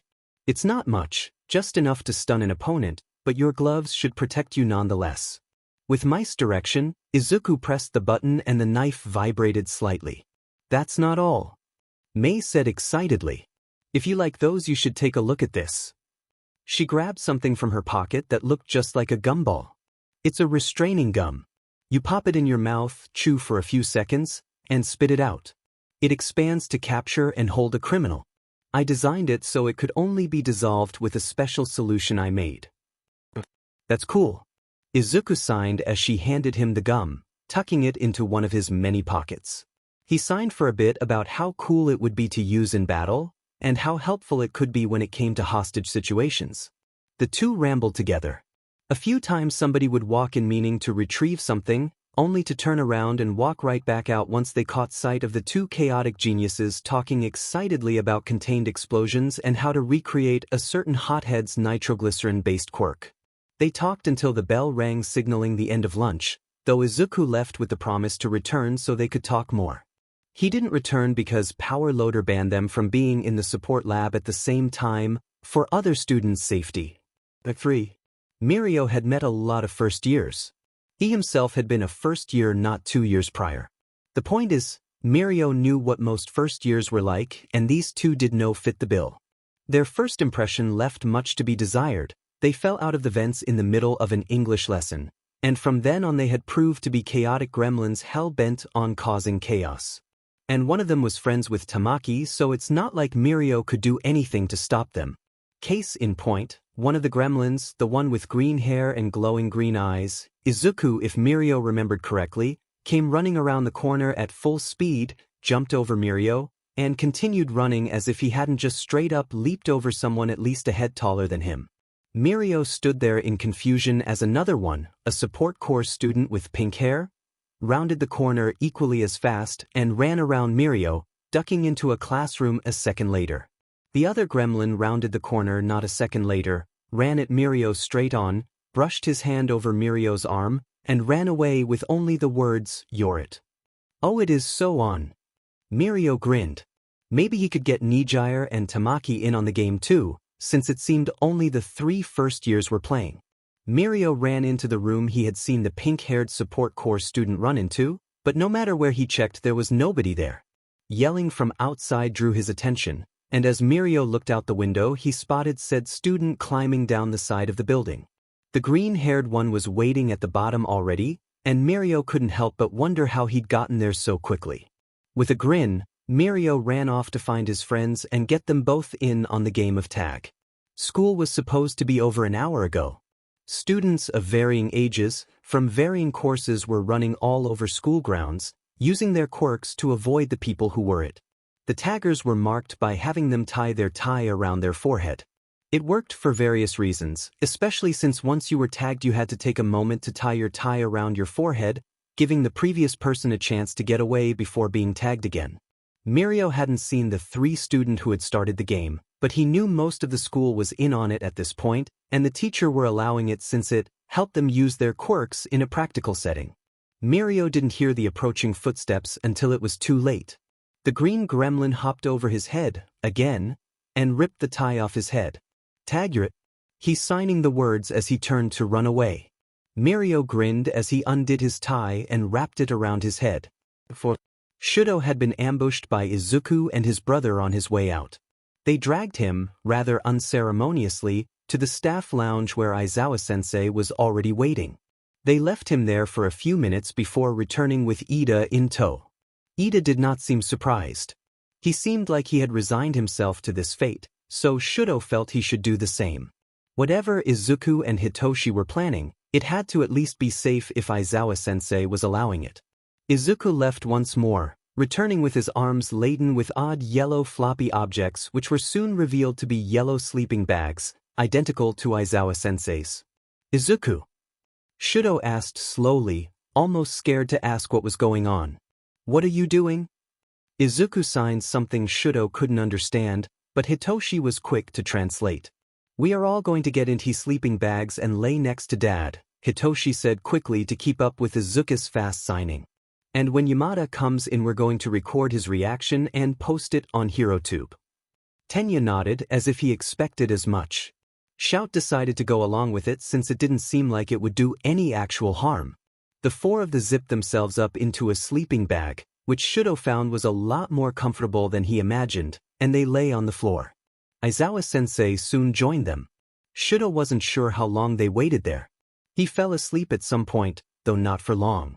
He was awoken by a loud, and when he says loud he means loud, yell. The kind of high-pitched scream only present Mike was capable of producing. "Aizawa! They're infecting the others. You have to stop this madness." Present Mike continued to yell until Aizawa-sensei sat up and erased his quirk. "How could you let them do this?" Izuku, or who Shudo assumed was Izuku, rolled over in his sleeping bag and grabbed something from the corner of the room. Something that had been hidden until now. A video cam. "Wait, you guys were serious?" The video goes viral in just a few days, and Present Mike swears he won't speak to any of them for a whole day. He lasts about an hour before forgetting and accidentally asking Shudo for help. Izuku didn't remember a lot about his parents. He was only 4 when they died for real.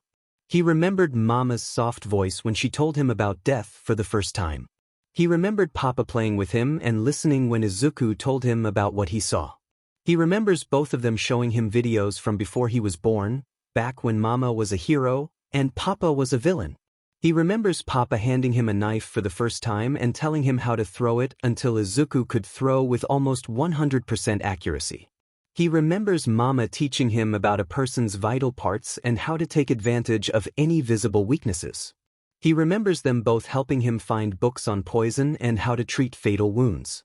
He's seen so many people die, some peacefully, dying of old age like they were meant to, some violently at the hands of a villain tearing the city apart, some quickly, cleanly, because somebody just wanted to watch them die. Izuku's seen himself take lives. He's seen himself use what his mama and papa taught him to kill. The memories gave him nightmares for weeks. He remembers when he first met Present Mike. He saw him die a few times the previous day, all in the same place because of the same people. Izuku searched and searched until he found the place. Mama and Papa had taught him how to be sneaky, how to get into things without being noticed, so he slipped inside. That's where he met Kohei-chan. She was scared, and bleeding, and really hurt, and Izuku decided he didn't like that. He had seen kids die before, he watched them die bloody painful deaths, but this time he could do something. He could stop it. So he padded back into the house and slipped some poison into the food in the fridge, his parents' lessons echoing in his head. Not too much or else they will die, Izuku. You only put enough to incapacitate them. Papa held up a chart with lots of numbers and words that Izuku didn't know. It takes less poison than you'd think. Do you want to try? When the teachers first started training him and Hitoshi, Izuku wondered why they were so surprised he knew how to throw a knife with startling accuracy, or how to aim for areas of the body that would knock someone unconscious, or how to disassemble a bomb in less than a minute. Dad didn't question why Izuku could make a fatal poison from common household ingredients, or how he could pick apart a person's quirk until he knew every strengths and weakness, or how sometimes Izuku would just stop talking altogether and resort to sign language. When he shows them the notebook of the people who died alone, they look at him with sad eyes. Not Nedzu. Nedzu nods and offers a better idea than just remembering them in a notebook. Nedzu offers to help him build a grave, a shrine, something solid to remember them by. Izuku is glad Nedzu understands. The haunted eyes follow Izuku around. They are dead men's eyes and Izuku cannot escape them. So many lives that Izuku could not help, and they haunt him like a ghost. Never forgotten, never forgiven. Lives lost because Izuku wasn't fast enough. Izuku sees a little girl in his dreams often. He watches her die so many times. She gives blood and skin in her quirk and they kill her over and over again. It drags Izuku's attention from the world around him. An inescapable void until her death is over and the next one begins. He sees her eyes, red and wide and scared, and he wants to help. He sees their eyes too. Endeavor's children. He sees one who overuses his quirk and died to the blue flames of his own making. He sees one who dies when the house collapses because of the stress from all the heat. He sees his wife die from stress, from pain, from grief, because she simply cannot handle it anymore. When Dad tells him she's ended up in a hospital, Izuku insists he meet her. Izuku visits her in the hospital from time to time. She tells him all about her quirk, and Izuku in turn tells her about her children. Izuku doesn't cry when he watches two pro-heroes, water hose, die fighting a villain. He doesn't cry when he watches their son hear the news for the first time. He doesn't cry when he watches their son die to the same villain they did. Dad sits with him after the villain's attack. They sit on the couch in silence. Eventually Hitoshi joins them, but still nobody speaks. My parents, Izuku begins, when he finally has the courage. This conversation is long overdue, and Izuku knows it. He just never thought he'd be able to talk about them again. My mama and papa loved each other very much. Mama was a hero and Papa Dash, his breath hitches, but he forges on. If he doesn't tell the story now, he probably never will. Papa was a villain. He fell in love with her, and they got married, and when I was born they both retired. Mama and Papa taught me a lot. They said I would need to protect myself when I got older. That I couldn't rely on the heroes. Papa helped me with my quirk sometimes. He would listen to me when I told him about how somebody would die, and he would point out all the ways that person could avoid it. Suddenly, Izuku doesn't feel like a 15-year-old boy who made it into the top hero school in the country. He feels like a child telling his parents about a nightmare he had. He feels like screaming and crying and letting all the Emotions he tried not to feel out into the world. The girl dies again, her white hair stained with blood. She doesn't scream like most children do. She doesn't whimper or cry or beg for her life. She's used to it. She shouldn't be used to it. It's not something a child should get used to. Sometimes, Izuku says quietly, as a heavy feeling weighs his chest down. I see myself die. Dad gasps. It's an odd sound, and Izuku focuses on that. He doesn't picture all the times he's seen himself bleed out, hit the ground, suffocate. He focuses on Hitoshi, who leans forward to hug him. He focuses on the feeling of family around him. Izuku wants to say more, to say something comforting, but the words feel stuck to his mouth. They don't make him talk. They just hug him in silence, and Izuku is happy. Fire, raging and angry, and boiling water that doesn't hurt as much physically as it does emotionally, and the loneliness that comes from being kept from your own siblings. Izuku doesn't say it aloud, but as he remembers all the deaths he's seen, he promises he'll save Shudo from his BSTRD of a father. Blood and water mixed together, angry tears, and a missing presence of someone who was supposed to be there always, a red cap with horns and memories that are too painful to keep in mind, hatred and anger, and sadness. Izuku promises he'll save the little boy whose parents were heroes before he can die by the hand of his parents' murderer. Red eyes and white hair, pale, thin, bandages covering her arms and legs, she shakes like a leaf every time they come. They smile and smile, but the gloves come off and there's too much blood to be alive, but she lives. Izuku promises he'll save the little white-haired girl from the many deaths that await her at the hands of her captors. He promises, just to himself, that maybe if he can save all these people, if he can become a hero people trust to keep them safe, if he can keep more people from dying, if he can save their lives, then maybe, just maybe, he can save himself too. Green and red, a haunting reminder of what could have been. A flickering in his head, not a dream, not a dream, not a dream, standing up to the fire that rages so high, but hurts so much when it falls. Another flicker, a fight against a murderer, protecting a child who has lost so much already. It flickers again, long hair clinging to his back and a promise to get her out. A fight to the death, but he's not the one who dies. Not a dream, not a dream, not a dream. Familiar words in his head. A prophesy, a future of people living the best life they can manage and uncontrolled smiles. A promise of better things to come of people worth saving, of family and friends. A premonition, fights worth fighting and strength to keep going on, to keep saving lives that were meant to be lost. A possibility of a different person and a different place, but happy all the same. Izuku dreams of being a hero, of saving people, of the smiles he gets when they come out alive when they thought they had died. Izuku dreams of their smiles while his head screams. Not a dream, not a dream, not a dream. We have to figure out what on earth is going on with his quirk. Shota stood in front of Recovery Girl, who was sitting at her desk. Izuku was sitting on a nearby medical bed with an uncomfortable look on his face, his eyes trained on the floor. He can't keep dash. Shota himself was having trouble both getting his thoughts out and not yelling them. I don't want him to dash. He was this close to just pulling his hair out. It's not healthy for him to keep passing out from quirk exhaustion. Actually, Recovery Girl had just been listening to him rant so far, being unable to provide any kind of answer or solution until now. Don't think it's quirk overuse. Shota stared at her and even Izuku looked up. I have a different theory now. I think Izuku has been unconsciously holding himself back. It's more common than you think, especially for kids with quirks that could potentially be traumatizing. They're afraid of their quirks or what they might do with them, so they, whether they know it or not, end up restricting themselves and their quirk. It's highly plausible that's exactly what Izuku has been doing up till this point. So, let me get this straight. You think there's more to Izuku's quirk? We just don't know it because Izuku has been subconsciously holding it back. Shota eyed her suspiciously. Sure, it made some kind of sense, but this was his son they were talking about. Shota would die before he made sure Izuku got the help he needed. But what about Dash? I knew you would ask that. Recovery Girl cut him off before he even asked the question. Have you ever heard of hysterical strength? She waved off Izuku as he started to sign. I know that you know, Izuku. I'm asking your dad. No. Shota grumbled. I haven't. Hysterical strength is what we call it when the body ignores its limits. It's caused by high adrenaline situations.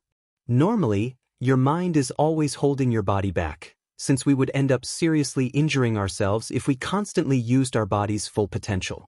However, when your brain receives an adrenaline rush or is in a life or death situation, your brain decides it would rather break a few bones than die, so it ignores your body's limitations, whether the limitations it naturally imposes or limitations you yourself have subconsciously put in place. Izuku was practically vibrating in excitement as he listened to Recovery Girl's explanation. So you think, he gestured to Recovery Girl, that I could learn to bypass these restrictions I've set for myself and figure out how to really control my quirk? That's exactly what I think. Recovery Girl sighed and spun around in her chair, away from them. However, to do that we'd first need to know what exactly you're doing that your mind doesn't want you to do. Whatever you did to Bakugo was traumatic enough that his mind is suppressing the memory, and the only other person you've done it to was the villain at the USJ, and I doubt he'll let us ask him some questions. Izuku started to sign with his hands, too fast for either hero to understand, like his mumbling in sign language form. Eventually his hands just froze, and he stared at Recovery Girl with wide eyes. If I could find some way to use it without my mind stopping me, I'd have to be in another high-stakes, high-adrenaline situation, right? Recovery Girl nodded. A situation like the sports festival. Shota shook his head immediately. No. It's much too dangerous for you to use your quirk on your classmates like that. No, no, no. I can't believe I agreed to this. Shota pinched the bridge of his nose as he watched the classes make their way out onto the field. Whoever had agreed to let Midnight host the festival this year had clearly made an error. What? Mike asked beside him.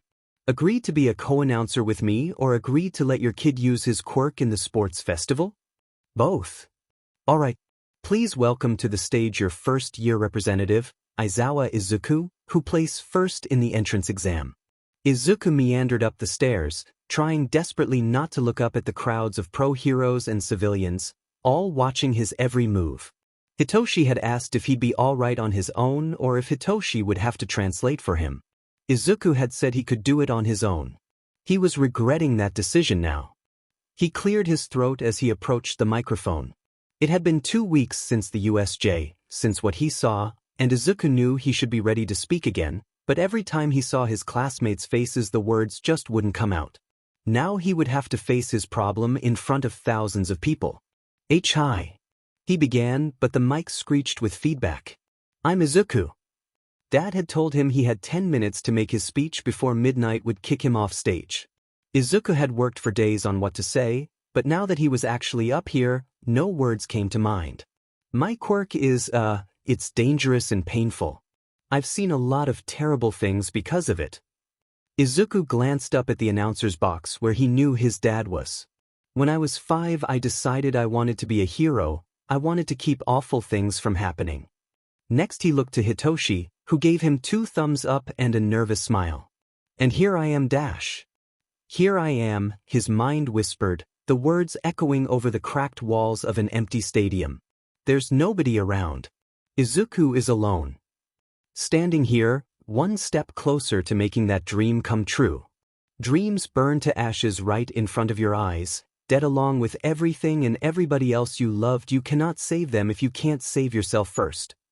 This is far from the last step, but one step forward is one less step back. So I'm going to do my best and I'm going to win, because if that's what it takes for my dream to come true. Izuku shrugged and grinned at his family. So be it.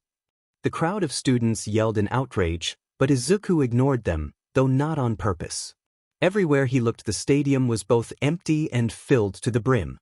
His mind dancing between the 2 images, the 2 possibilities, like it wasn't really throwing Izuku off balance. Midnight pushed him the side of the stage and began talking about the first event, but Izuku wasn't paying attention. He was vaguely aware of someone grabbing his hand and leading him down the steps, but when he looked nobody was there. You couldn't save them because you're weak. You push away power that is rightfully yours for no good reason. Use it, Izuku. Learn to wield your strength like a sword and shape it like a shield. It is your power, though it will only destroy you as you are now. And the first challenge is a King of the Hill style battle. Izuku looked up as the voice that sounded suspiciously like his own faded from his head, and the images of an empty stadium went with it. A large structure will be built inside the stadium, and all the students will line up around the bottom of it. When the timer starts, the students must try to stay at the top as long as they can. The top 42 who spent the longest at the top will move on to the next event. Quirks aren't just allowed, they're encouraged. The students were corralled back into the preparation rooms to wait while Cementos built the arena. Izu, are you okay? Izuku knew his brother would be worried after he just stood there staring off into space at the end of his speech. What really surprised Izuku was how he was prepared to answer that question. Not yet, but I will be. Izuku murmured. Hitoshi nodded but stuck close to Izuku. I will be. With the pro hero's help, the arena was ready in minutes and all the students were let back out onto the field. The crowd's cheering fell on deaf ears as Izuku stared up at the massive pyramid in front of him. Midnight spread the students out along the bottom of the pyramid. Remember, kiddos. The goal is to get to the top and stay there. You have 30 minutes. She cracked her whip as the screen showed a giant timer. On your mark, get set, go. Most students rushed the pyramid, but Izuku held back. This game seemed too easy from an outside perspective. This is UA after all, the students here are the best of the best, so there's no way they wouldn't challenge us. There must be something. Bingo. As students ran up the stairs, traps began to activate left and right, knocking student back. Bakugo had managed to blast his way to the top, though he was soon fighting against other students trying to not get knocked off. Izuku slipped quietly through the yelling, fighting students. Instead of taking the stairs, Izuku elected to climb up the side of the pyramid. A few people had tried already and gotten knocked down by traps, but they likely weren't as observant or sneaky as Izuku had been trained his whole life to be. He made his way up the side of the pyramid no problem, and as far as he knew, nobody had noticed him. Until Present Mike decided to announce his brilliant idea to the whole world. Would you look at that? Aizawa Izuku from Class 1A has made his way up the pyramid without problem by avoiding the stairs. We'll have to keep our eye on him and see how long he can keep his spot at the top. Izuku could almost feel the hundreds of pairs of eyes shoot to him.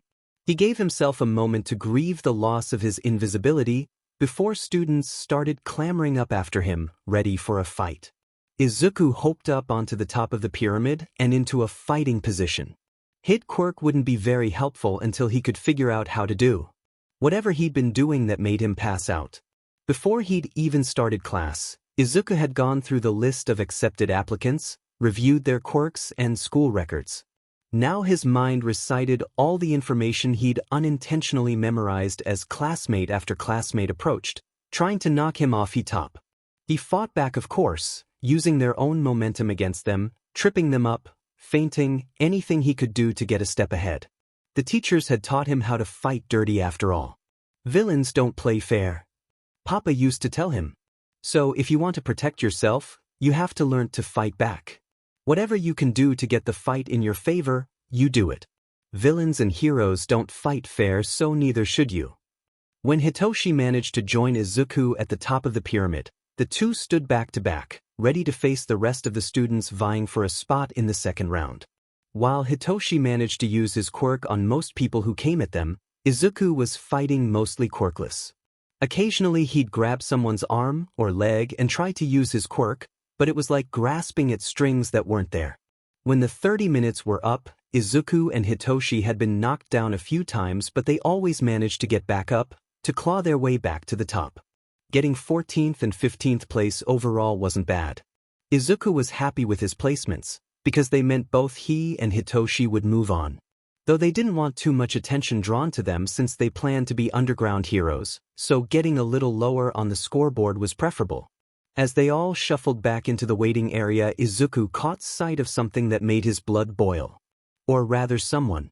There, standing haughtily as if he hadn't a care in the world, was the person Izuku considered to be the worst person alive. Even villains weren't as bad as him, because at least villains were hated and acknowledged as awful. He, however, was often praised for saving people and being a hero. Who else could it be but Endeavor? If Izuku wasn't so shy, he would have flipped him off and cursed him out. As it was, Izuku sat there stewing in his rage as he eyed the youngest Todoroki child.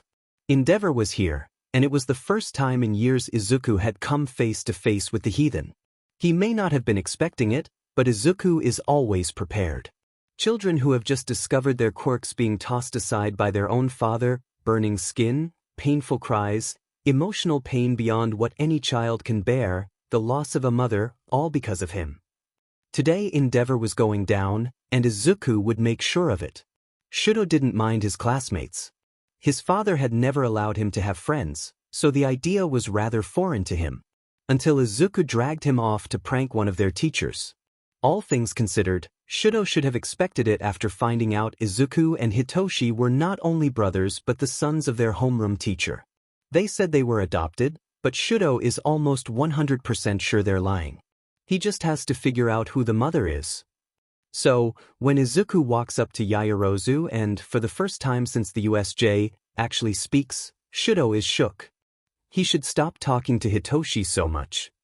When Yaoyorozu creates a fire extinguisher and hands it to Izuku, Shudo has a very bad feeling about what his friend is planning and he has no plans to stop him.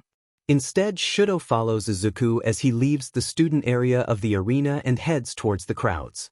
Hitoshi appears a few moments later and accompanies him. Shudo almost runs into them when Izuku stops walking suddenly. "Would you like to walk with us, or are you just going to follow me?" He probably should have guessed that their teacher's son would notice someone following him. Shudo doesn't hesitate to move to walk beside them. Izuku rambles on about the probability of the game for the next round and what would be best to eat for lunch to maximize energy versus intake. Most of it is lost on Shudo, but he follows Hitoshi's lead and nods along anyway. He ducks behind a wall once his father comes into view. Izuku doesn't hesitate to walk right up to the flame hero, who stands as if he has nothing to fear with his arms crossed over his chest. He has something to fear, actually, and it's Izuku. Izuku clears his throat loudly, and nearby news cameras swing over to him as Endeavor finally takes notice of the tiny green bean in front of him. "Oh, you're the little kid Aizawa found, aren't you?" Shudo can hear the annoyance in his father's voice and he hopes Izuku is fast enough to get out of there before he gets hurt. "I am, sir." Hitoshi is visibly startled when Izuku is so polite. "I also have this." Izuku holds up the fire extinguisher and Shudo holds his breath. "That's very nice, now run along dash." Izuku doesn't bother to wait until he's done speaking to open fire, spraying the foam all over the hero. He doesn't stop even as Endeavor yells in outrage. Izuku doesn't so much as flinch as the stomps around and tries to wipe the foam from his eyes. He simply continues spraying him with a blank expression until the extinguisher is empty. "In behalf of your children, sir," Izuku says, and Shudo is desperately trying to hold back a laugh. Cameras from all directions are quick to pan over to his father. The sight of Endeavor covered in fire extinguisher foam is not something to pass up. Shudo figures he could win the rest of the sports festival, and even that wouldn't make him as happy as watching Izuku destroy his father with 3 sentences and a fire extinguisher. "Get back here, boy. You insolent child." Shudo is almost afraid for Izuku, but he knows this boy. It's the boy who faced down, fought against, and won against villains capable of killing All Might. It's the boy who has haunted glowing eyes and messy hair. It's the boy whose quirk is unknown but so dangerous. It's the boy who did something to Bakugo, the class hothead, so traumatizing he made himself forget. It's the boy who smiled like the sun when they first met, no matter how cold Shudo was. It's the boy who faced down his father with a fire extinguisher. "If you so much as touch your children again, I'll do so much worse than this." It's Izuku, with a look in his eye like he's ready to kill a man, and Shudo has never been so glad to have a friend before now. Izuku skipped on his way back to the prep room. Step 1 of his ruin endeavor during the sports festival plan was complete and it had gone off without a hitch. He tossed the now empty fire extinguisher to the side where he knew nobody would trip over it. He could hear Hitoshi and Shudo whispering behind him, but he was in a good mood and decided not to eavesdrop on them. "Is that normal?" Shudo asked in a hushed voice, as if Izuku wasn't trained his whole life to listen in on conversations he wasn't meant to hear. "I mean the whole hating endeavor thing. Do you remember when you first met us? Hitoshi asked with absolutely no patience for whispering. You remember how one of the first things he said to you was he knows? It was a big deal for years, he would not shut up about it. He wanted to build this big case against him and get him arrested and have his hero license taken away. We were kids then, so it seemed a lot easier than it actually is. Netsu's been helping him find proof for years. Okay, but why? And how? Hitoshi sighed audibly. His quirk. He knows because his quirk told him, showed him? I don't really know. Ask him. He's the one who has had his quirk for 10 years, not me. Izuku stopping skipping and spun around. Not yet. Izuku smiled as he saw Hitoshi dejectedly translate what he'd signed. Soon but not yet. After all, what's the point of having a quirk nobody knows about, if you can't use it to take your opponents by surprise? They made it back to the prep room just as their class was being moved back out onto the field. That was one intense first round, huh? Midnight cracks her whip as the students are released back onto the field, which is now taken up by a giant building. The second round's game has been decided. It is a blind maze. All of you will split up into teams or 4 or less. Once everybody has a team, you will be placed into the maze, which is pitch black. Don't worry, the audience can watch via the night vision cameras scattered throughout the maze. When the whistle sounds, you may begin to make your way to the middle of the maze, encountering faux villains and other teams along the way. In order to move on to the third and final round, you must be one of the first 5 teams to the middle of the maze with all of your teammates accounted for. If you're separated from your team, you must reunite before reaching the center or you'll be disqualified. Scattered around the maze are objects like this dash. She held up a small dagger and a couple throwing knives. They can be used to defend against traps and other teams, though the more you bring with you to the center, the more points you gain. At the end, the number of objects you brought back will be combined with the points you gain depending on how fast you found the middle. The teams will be ranked on how many points you emerge with. Once again, quirks are not just allowed but encouraged. You have 5 minutes to find your teams before we begin. Go! Izuku looked around at his classmates, who were quick to clump together with their friend groups. Hitoshi was beside him soon enough, and they nodded to each other. Izuku was going through the quirks of the kids around them, considering their skills and raw talent, when someone approached him. Izuku spun around when he was tapped on the shoulder. He just barely managed to keep his fists from flying up into a fight position. Standing behind them, shifting from foot to foot nervously, was a short girl with white hair and odd blue eyes. She has silver glasses and some kind of device woven into a bracelet on her wrist. Long white hair and a horn and terrified red eyes. Arms covered in bandages and scars. Too young, always too young. A fight to the death and blood disappearing. Everything moving forwards and backwards at the same time. Blood, there's always blood, so much blood.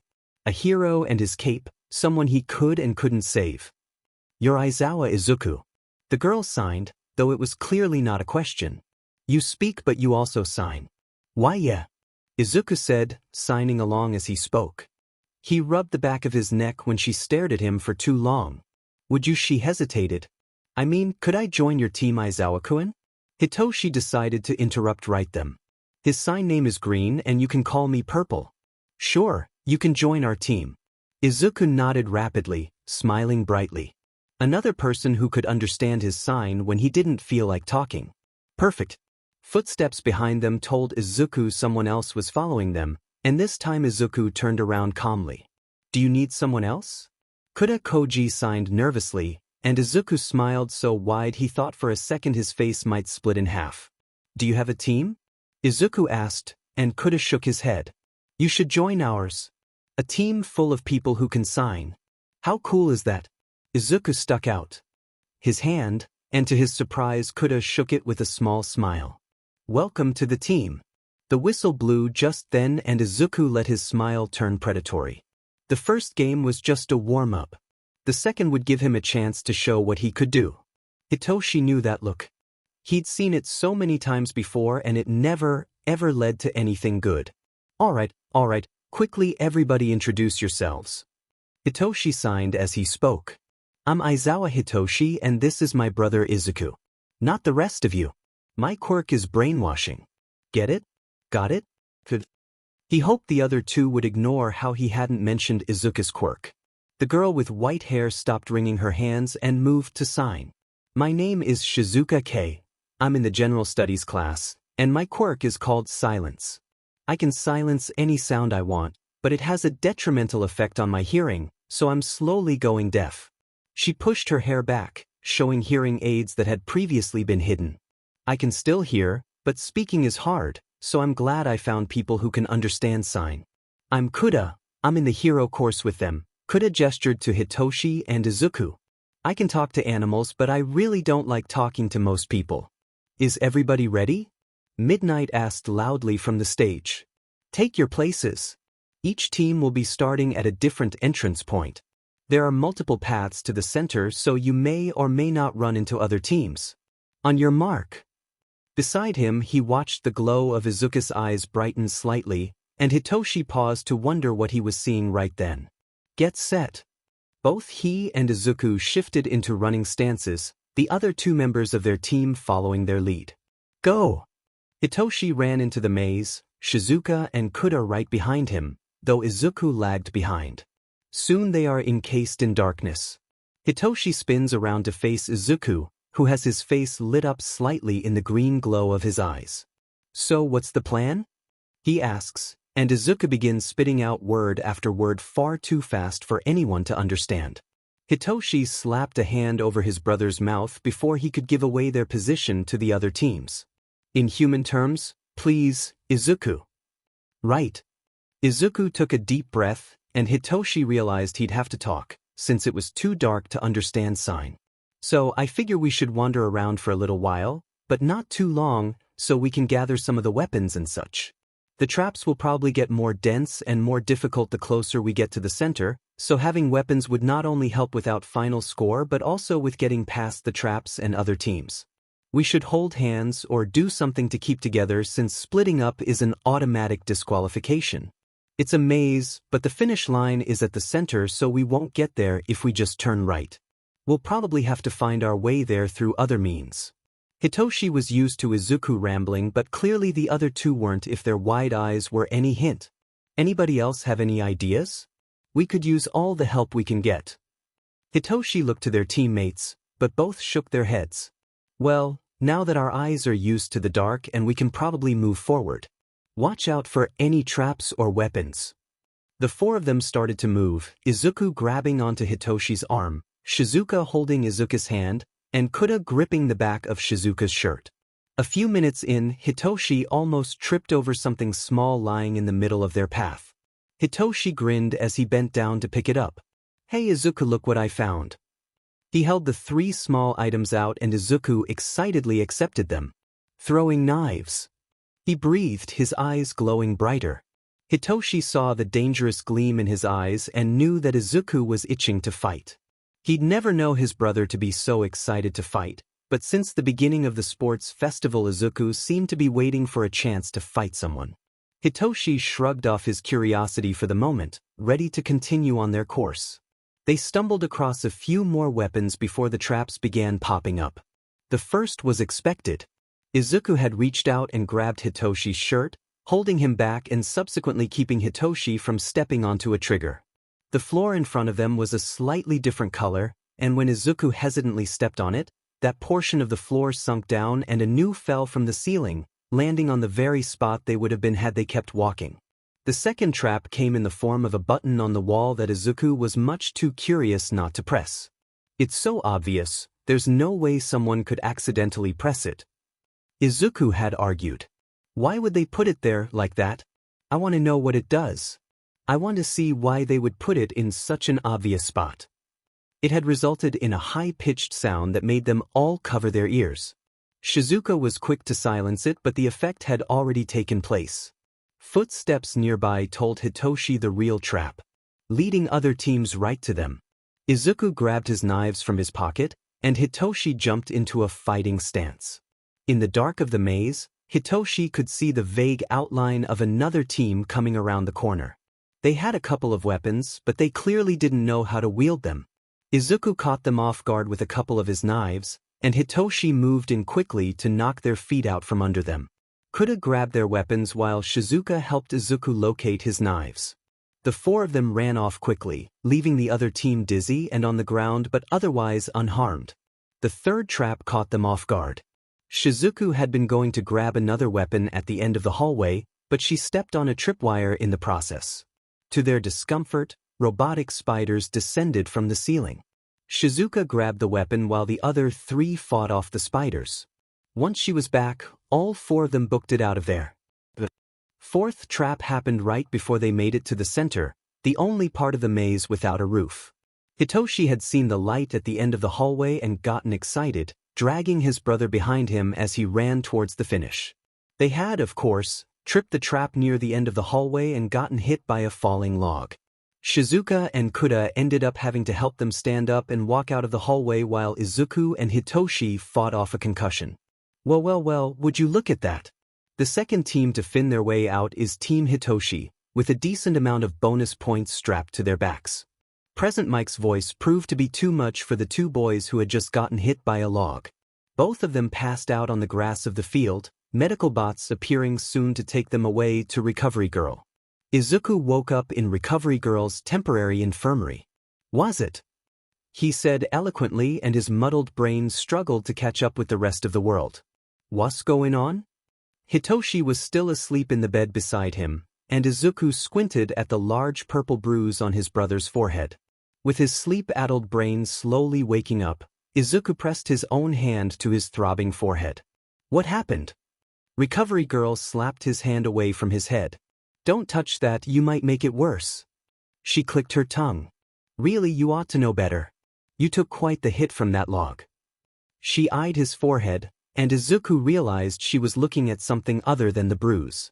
It took him a moment to figure out what else she was looking at, but Izuku knew the scar on his temple made a lot of people curious about his past.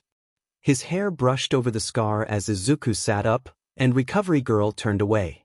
You and Hitoshi both have minor concussions, but you'll be fine if you rest during lunch. I tried to tell you not to participate in the last round, but knowing you two, you'll just ignore me and fight anyway. You're right. I'm gonna fight in the third round, but don't worry. I don't want too much attention on me, so I won't try too hard. Izuku propped himself up on his forearms as he joked. Don't want to hurt anybody's ego either. All right then. Recovery Girl huffed, and Izuku got the feeling she would have smacked him on the head if he didn't already have a concussion. Now off with you. Go eat lunch. I'll send your bother after you when he wakes up. Izuku did as she said and made his way out of the infirmary towards the lunchroom. The students had been asked to pack their own lunch if they didn't already, so Izuku made a stop by the locker room to grab his own lunch. Look who it is. Uraraka practically yelled when he plopped down at the end of their table. The entirety of Class 1A was at one table, and Izuku was sure that could not end well. First place is pretty impressive, even if you did get hit by a trap at the end. Izuku looked up at his classmates. Blood-stained uniforms and wide glassy eyes. Lost friends and comrades, never to be seen again. Yeah. He smiles, and though a few of them looked startled that he spoke, Izuku went on to detail what had happened while they were in the maze. I guess in the end Hitoshi and I were just too excited to get out of there.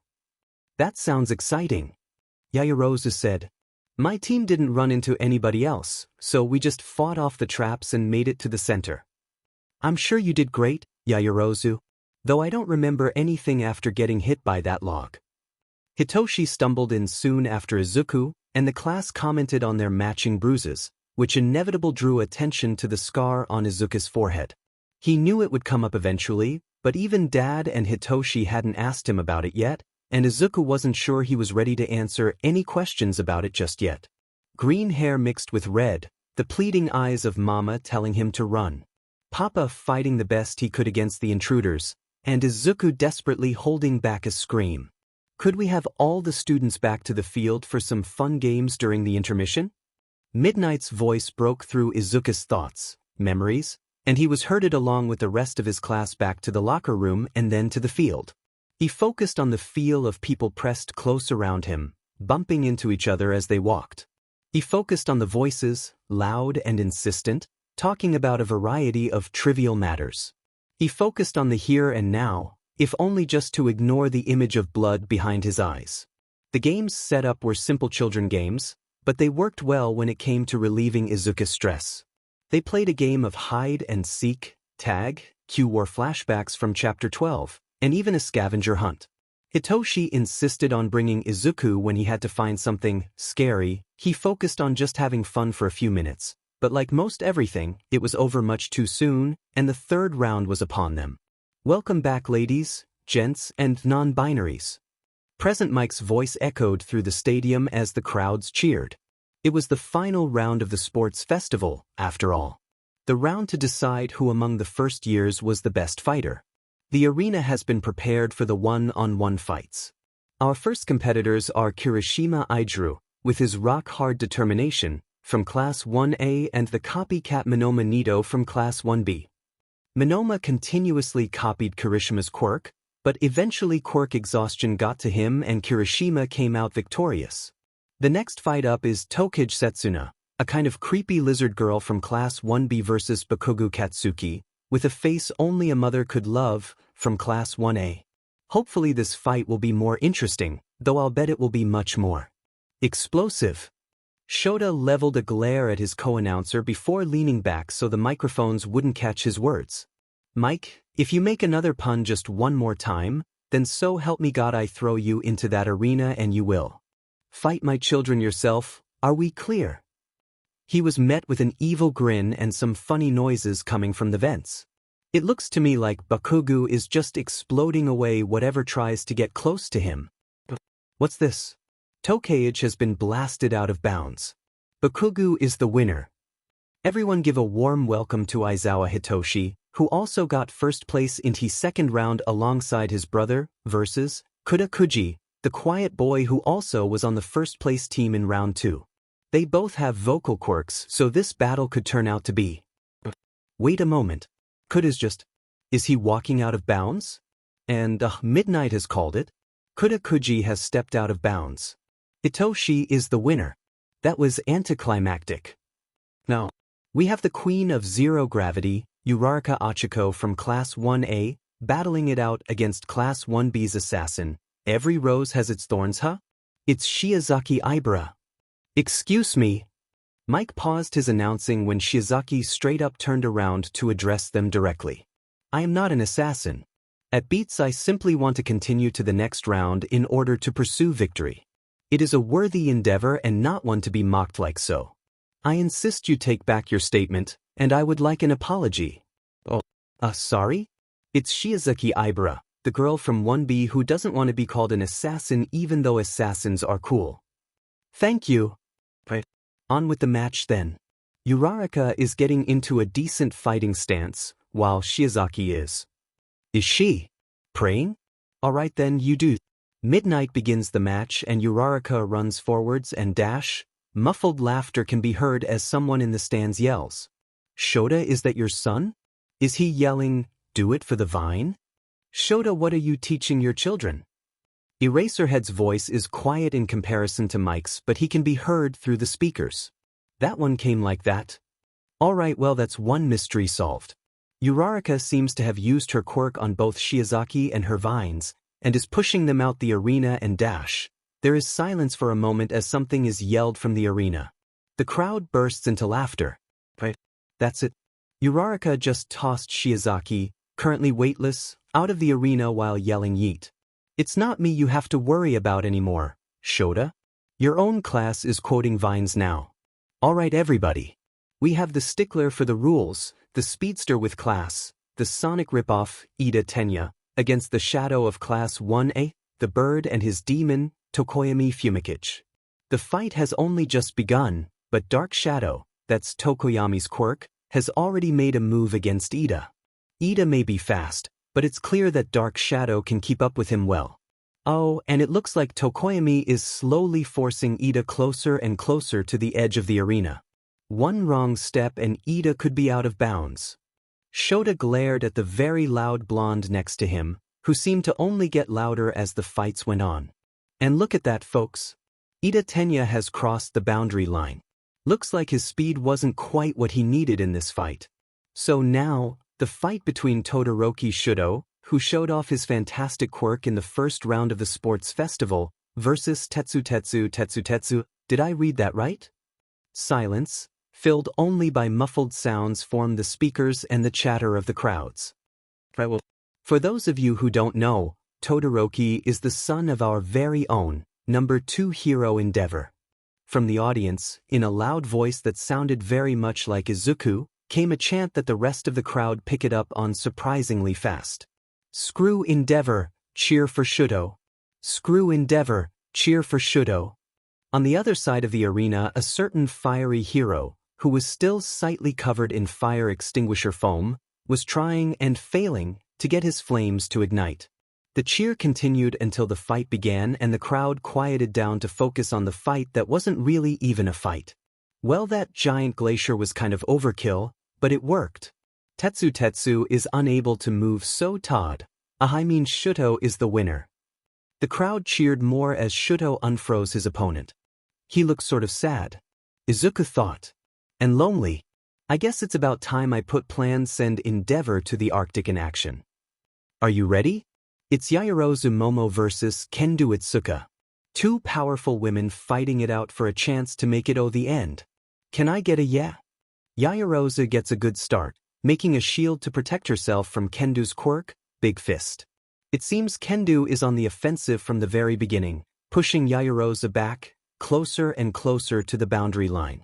Yaoyorozu is doing her best to resist, to stay inside the arena, but oh no. And just like that, it's over. Yaoyorozu is out of bounds and Kendo moves on. Aizawa Izuku, who won first place in the second round before passing out on the field, versus Kaminari Denki, who hasn't really done much to stand out. Things are about to get electric. Izuku stood alone on the field. He is alone facing a villain that just screams power. It is just Izuku here, everybody else has turned away. Nobody to stand with him, nobody to back him up. Just Izuku. Always just Izuku. The voices of the audience screamed as his opponent stepped out.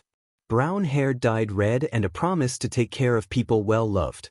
A hero's suit caught in the after image, stained with blood and the memory of what happened, how he failed.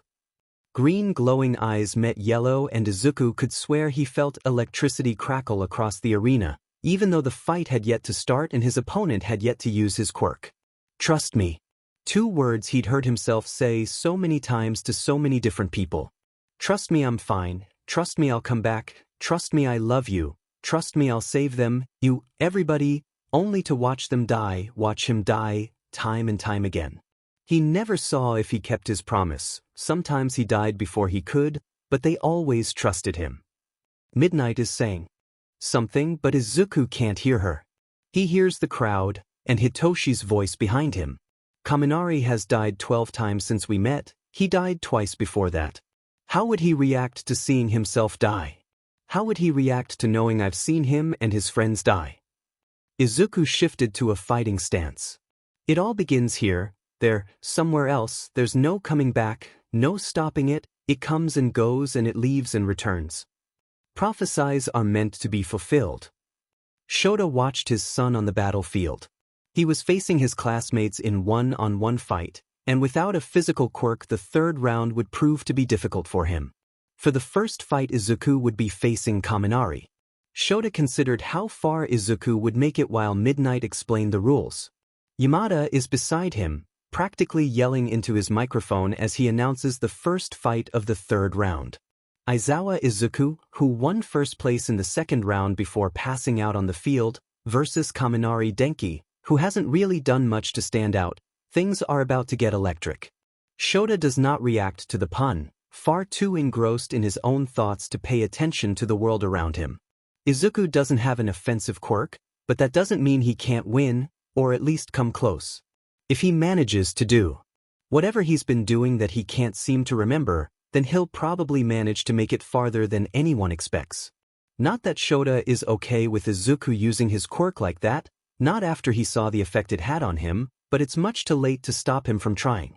Midnight begins the fight, and almost immediately Kaminari makes his move. Electricity crackles through the air, but Izuku jumps, and by the time his feet touch the ground, Kaminari is out of juice, stumbling around the pitch with that idiotic expression on his face. Izuku approaches slowly.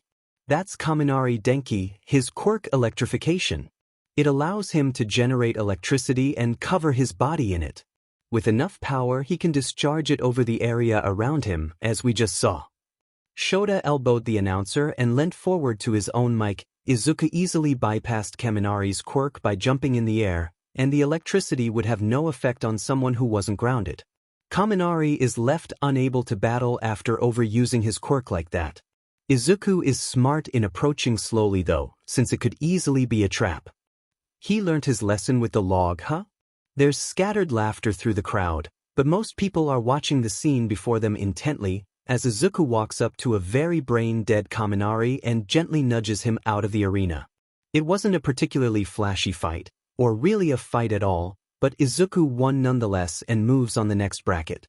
Lucky for Izuku and Hitoshi, the arena hosting the first-year sports festival has vents just like the actual UA campus, which meant they had plenty of room and time to crawl around between fights to get up to their regularly scheduled chaos. Todoroki Enji was not afraid of anything. He is the number 2 hero, there has yet to be a villain capable of beating him. Soon his son will surpass all might and everything will be perfect. Now all that's left to do is find that little green brat with the fire extinguisher. He had to be around here somewhere. Enji had seen him in the fights. Endeavor, a voice he didn't recognize echoed around the hallway he was in. It was slightly distorted, likely the product of a voice changer. Endeavor, it's time to pay for how you treated your children. Enji looked around, but he could not for the life of him find the source of the voice. Steps, loud steps that were so obvious the person definitely wanted him to know they were there, came from behind him and Enji spun around. There, with a maniacal grin that was quite the difference to his cool and composed expression the last time, was the very same green-haired boy. He approached with his hands held behind his back, though Enji couldn't see another fire extinguisher. I wanted to apologize, Endeavor, sir. Enji scowled. I brought you this as a peace offering. The boy held out a framed piece of pear, and the moment Enji took it, he bolted, running back the way he came. Enji ignored him and turned his attention to the paper. It took him a minute to read and comprehend what it read. It was an A-hole certificate with Enji's name on it. Get back here, child. He screamed as he raced off in the direction the boy had gone. Though it seemed the boy had just disappeared. He ignored the sounds coming from the vents that sounded suspiciously like giggling and searched for the boy until the next fight. Hitoshi had been planning this for a few years ago and had been perfecting it ever since. All that was left was to get Izuku in on it, since he was the heart of the prank, and until now he had always refused. Please, Izu. For me. Hitoshi gave his best puppy dog eyes, which he knew were nowhere as effective as Izuku's own. I promise nobody will get hurt this time. Izuku stared at him with a blank expression, and Hitoshi knew he was getting nowhere. There had to be some way to convince his brother to help him out. Some trade he could make. So, I'll get Power Loader to let you back into the support lab. Izuku went from doubtful to excited in 0.3 seconds. Deal. Siro was on his way to get a snack during the intermission. The teachers had to fix up the arena before the fights resumed, so they had some free time to check out the sports festival. Siro had heard rumors about a cotton candy stand somewhere in the building and he was determined to find it. Until all the lights went out at the exact same time. Siro squinted in the dark, trying to hold his hands out so he wouldn't bump into anything, as he made his way through the hallways. The sound of something echoing in the vents above him gave him pause. He looked up, only to be met with 2 glowing eyes watching him from above. Siro wasted no time in turning and sprinting back the way he came. He ran into at least 3 walls on his way, but he didn't mind. It was better than being attacked by some vent monster. Mina did not like the dark. She wasn't scared of it or anything, she just wasn't a big fan of it. The power had shut off right as she was using the vending machine too, which meant she never got her chocolate bar. She was prepared to stomp back to the stands when 2 eyes met hers from out of the darkness. She spun around without a second thought. Not today, Satan.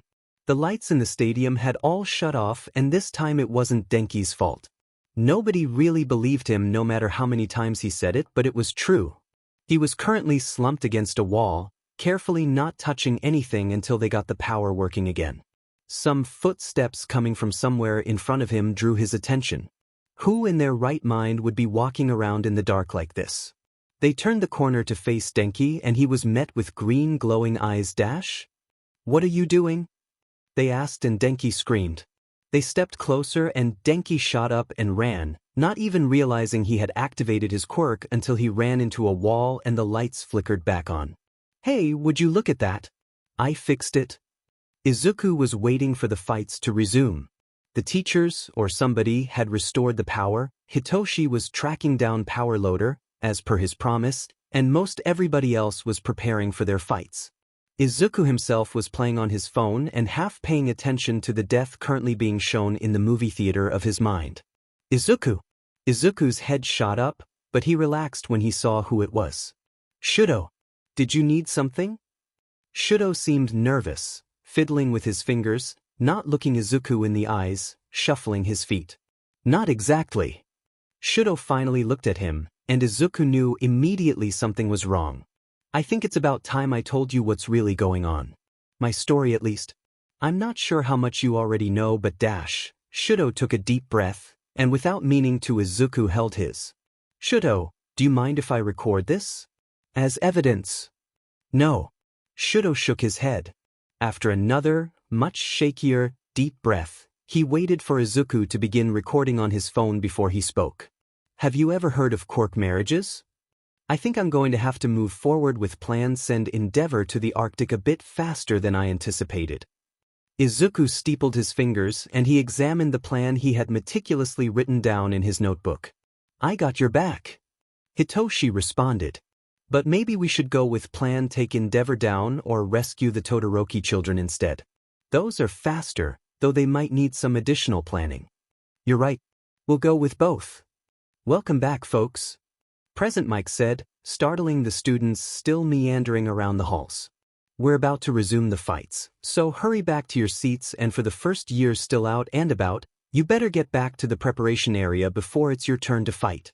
Izuku and Hitoshi scrambled through the vents, dropping out once they reached Prep Room B. It startled a few of their classmates. Two actually screamed aloud about a demon, before realizing it was Izuku and Hitoshi. The remaining 1A contestants were seated in the room turned to look at them. Before anyone could say anything, the speakers above them crackled to life and Presents Mike's much too loud voice filled the room again. Our first fight is between the first place winner of the second round, Aizawa Izuku, fighting the Rocky 1A student, Kirishima Ijuku. Oh, I guess that's me, huh? Izuku waved goodbye to Hitoshi, his mind already running through possible strategies and how to get his quirk to activate. He was so distracted he almost ran into the door, but Hitoshi, knowing his brother so well, grabbed the back of his shirt before he could knock into the door head-on. Kirishima clapped him on the shoulder as he passed. The crowd got louder as Izuku stepped out onto the field. He stood stock still for a moment, doing something he should have done in the first round. He looked up into the crowd of heroes and civilians alike, looked at all the faces watching him, all the eyes trained on this fight. He knew Hitoshi would be watching from the screen in the prep room, and Dad was up in the announcer's booth. Would Mama have watched him? If she and Papa were still alive, would they have watched him fight his way to the top? Would they have been proud? Green and red, bloodshot eyes and a kind smile that spoke of past pain and a refusal to let that harden her. Mama was so proud when he learned what his quirk was, the horror she hid when he first told her about it. Papa's face when he would help him take notes, when he said he wanted to remember the ones who died alone. Midnight repeats the rules of the fight, but Izuku knows he heard them already, so he shifts into a fighting stance. For Kirishima to use his quirk effectively, he'll have to have a lot of skin showing, making it easier for Izuku to use his quirk. Or try to at least. A voice that's not his in his brain, whispering behind his own thoughts, speaking of prophesies, premonitions, promises, possibilities. He doesn't listen. Kirishima starts to run forward, but Izuku's mind is already whirling a mile a minute, and he dodges easily.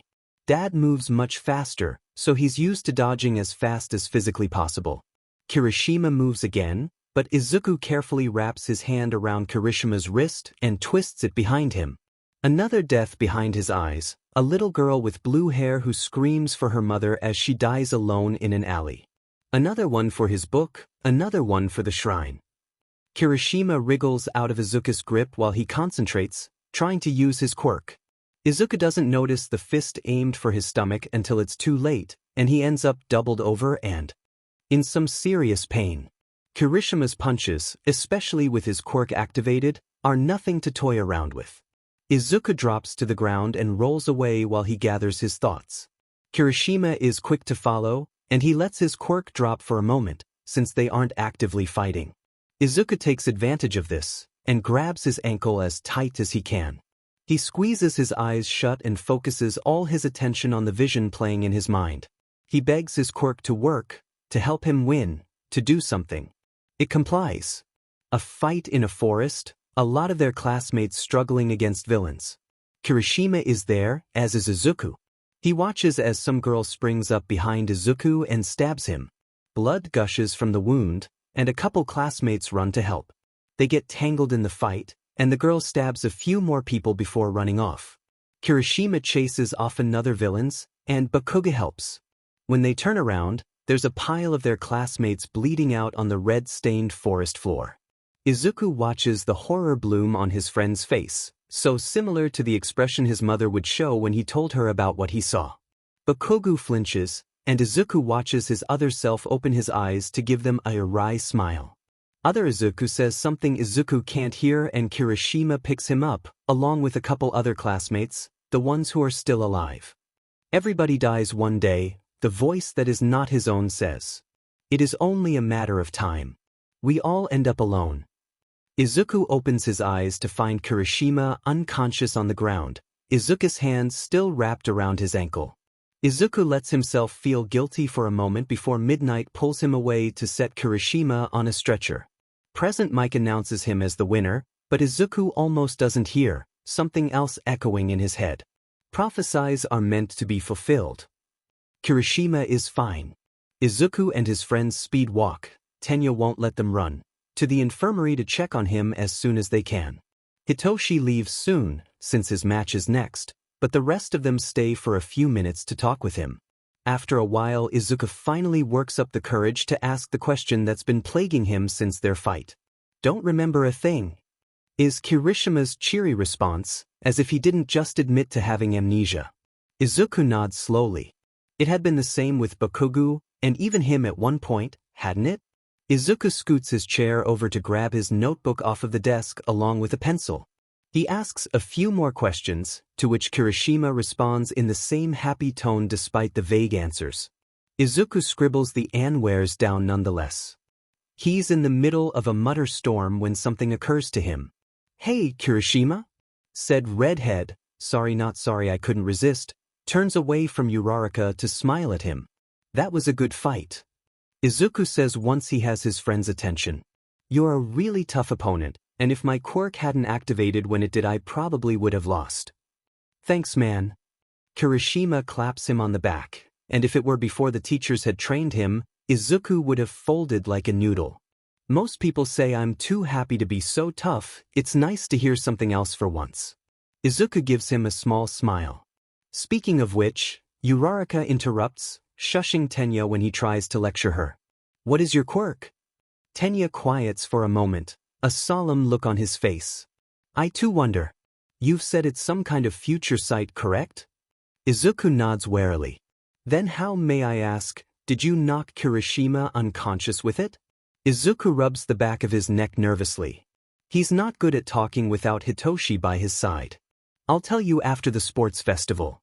Alright, after that dramatic fight I bet you all are ready to see something more explosive." The crowd cheers and Present Mike continues on as Hitoshi steps out onto the arena, Bakuga walking out opposite him, his permanent scowl right where it's always been. Now we have Aizawa Hitoshi, with his mysterious quirk, fighting Bakuga Katsuki, the explosive teen with some anger issues. "Let's get ready to rumble." Hitoshi looks Bakuga up and down with disdain. People like him remind Hitoshi of why he wants to be a hero, why he wants to prove everybody wrong, Why he wants to show people he's not a villain. Born with a perfect quirk, a terrible personality, and has everything in life handed to him on a silver platter. Midnight began the fight before Hitoshi should finish his thought, and Bakugo didn't hesitate to fire up his explosions and propel himself at top speed towards Hitoshi, who deftly avoids it with a duck. Are you an idiot? Hitoshi can see Bakugo's eye twitch, but he doesn't respond. Someone must have warned him about Hitoshi's quirk. What? Do you just run around and explode anything that gets in your way? Oh, look at me. Big tough, testosterone-filled boy with a powerful quirk who is angry at everything. What did life ever do to you? Bakugo swings his fist around, an explosion already crackling on his palm. Hitoshi dodges again. Bet you never got bullied. You had everything you wanted handed to you. You don't know what it's like to have a quirk like mine. Bakugo shoves his hand on Hitoshi's chest. Or Izuku's. Bakugo flinches and no explosion goes off. Hitoshi, seeing his chance, dives forward in an attempt to knock his opponent off balance. Bakugo reacts, letting himself fall backwards to avoid Hitoshi's attack. He counterattacks by throwing his feet up and kicking Hitoshi's feet out from under him. You don't know what I've been through. Hitoshi is yelling now, to be heard over Bakugo's explosions. You don't know what I lived through to get here. Bakugo kicks back up, explosions on his fingertips, and charger Hitoshi, who is still splayed out on the ground. Hitoshi is better than this. He's fought people better than Bakugo, with better quirks and better skills, and he's won against those people. But right now, it's like his brain has checked out. The adrenaline is making it hard to think, and Hitoshi has been too busy focusing on winning that he hasn't been focusing on fighting well. Izuku will win. Hitoshi says, much quieter. He's already lost this, he knows. Izuku knows he's seen the worst of the world. Bakugo picks him up and prepares to toss Hitoshi out of the arena. Do me a favor, will ya? Don't underestimate him. And with that impressive display of strength, Bakugo Katsuki has won this match and moves on to the semifinals. Welcome back Tachi stage, the queen of zero gravity, Uraraka Ochako, who is taking on the king of darkness, who's assisted by his very own living shadow, Tokoyami Fumikichi. Ochako is just so excited. She had that Vine Girl form class 1B earlier and had so much fun. Hitoshi had insisted vehemently before her match that she, quote, do it for the Vine. He was even yelling that from the stands while she was fighting. How could she resist? Now she was fighting Tokoyami, arguably one of the strongest members of their class. She was ready to win this thing. First prize, here she comes. Her parents are going to be so proud. Midnight begins the match, and Dark Shadow is on her before she can even think. She tries to avoid it, and Dark Shadow hits the pavement behind her. Some of it breaks off, and Ochako has a light bulb moment. She dives for Tokoyami, who easily avoids her, but that's not the point. Dark Shadow continues to attack, and the more he misses her, the more they break the floor. She's focusing so much on getting the broken pieces into the air, she doesn't even notice she's ended up right behind Tokoyami. She blinks, startled for a minute, and reaches out. All 5 fingers press against Tokoyami before he notices she's there. By the time he's reacted, he's already floating into the sky while Ochako watches with a grin. I forfeit. Tokoyami says calmly as he floats into the sky. Forfeit? Midnight seems stunned for a moment, before shaking her head. Then Uraraka is the winner by default, and moves on to the next bracket. Ochako smiles as wide as she can. It almost hurts, being this happy. She's ready to win this thing. All right, listeners big and small. This is the last fight of this bracket. It's the Frosty Boy from Class 1A Todoroki Shudo, facing the last remaining competitor from Class 1B, Kendo Itsuka. Midnight, please get things started with the rules. The crowd cheers, repeating the same phrase as the last time Shudo fought. His mind floats back to when he told Izuku about his past, about what really happened. His right side begins to frost. He'll win without his father power if it's the last thing he does. And it begins with ill. Todoro, Shudo, Izuku stop glaring at me, I called him Shudo, freezing Kendo in another ice glacier. This seems to be his MO. Kendo is unable to battle, Shuto is the winner. That was anticlimactic compared to the last 3 battles. Alternate chapter title: The day Class 1A learned about what Izuku can and cannot have. And were all traumatized because of it. There were various food stands scattered about the Utada premise. They were both outside and inside the arena. Cotton candy, taiyaki, candied apples, all kinds of sugary finger foods that you would find at a festival. It was only a matter of time until Izuku found them. Or, better yet, until they found Izuku. And Izuku, well equipped with his puppy dog eyes, managed to drag his family down to the food stalls. When Izuku returned, Hitoshi in tow, he was as hyped up on sugar as he had been the first time he and Hitoshi had arrived at UA, prepared to prank the heck out of everyone in the building. Only this time, it was worse. They had a ton of civilians and pro-heroes to prank instead. Class 1A was quickly roped into playing practical jokes on everyone in the stadium, though mostly Endeavor and other pro-heroes. Tenya had war flashback. Hitoshi fell asleep on the floor halfway through. It went something like this. Shuto was tired and cold. When his classmates dragged him along on what Izuku had called a class-bonding fun-time extravaganza, he didn't know what to think. Izuku was bouncing around like he was on a pogo stick, except he wasn't, and Hitoshi looked dead inside, and he may very well be, while the rest of the classmates looked mildly terrified. When Izuku began proposing they prank Shuto's father, well, he wasn't against it. Izuku was talking faster than what should, theoretically, be possible. Though when it came to Izuku, Shuto wasn't sure what was and wasn't possible anymore. Eventually Izuku's talking turned to mumbling, which proceeded to get quieter and quieter until nobody could understand him anymore. Hitoshi calmly tapped his brother on the shoulder, but Izuku didn't seem to notice. Hitoshi sighed. Well, guess that's over. At everybody's questioning looks, he elaborated. Izuku's stuck in a mumble storm now. There's nothing we can do to get his attention. He'll have to snap himself out of it, or we'll have to wait until he's done. The class, being the absolute chaos lovers and troublemakers they are, took that as a challenge. Uraraka shook Izuku by his shoulders. He didn't react. Mina straight up jumped onto Izuku's back, arms wrapped around his neck and legs wrapping around his torso. Izuku didn't even flinch. Kaminari gave him a small shock, though Ida kept him from doing it more than once. Izuku's eye twitched, but he didn't react other than that. Tsuyu stuck her tongue in his ear. She regretted it immediately. Izuku did not notice. A few of them, Kuda, Ojiro, and Satu, took turns poking him in various places, his arm, his face, his chest, but they garnered no reaction. Bakugo blasted a couple explosions by his ears. Still nothing. Finally Hitoshi wandered off with an "I told you so," and Shuto took the chance to step up. He started by letting some frost run along Izuku's arm. Nothing too bad, certainly not enough to harm him. Nothing. With only some hesitation, Shuto brought his left hand up and lit a flame in front of Izuku's face. Izuku's eyes snapped up to his with a bright smile, startling everyone, Shuto included.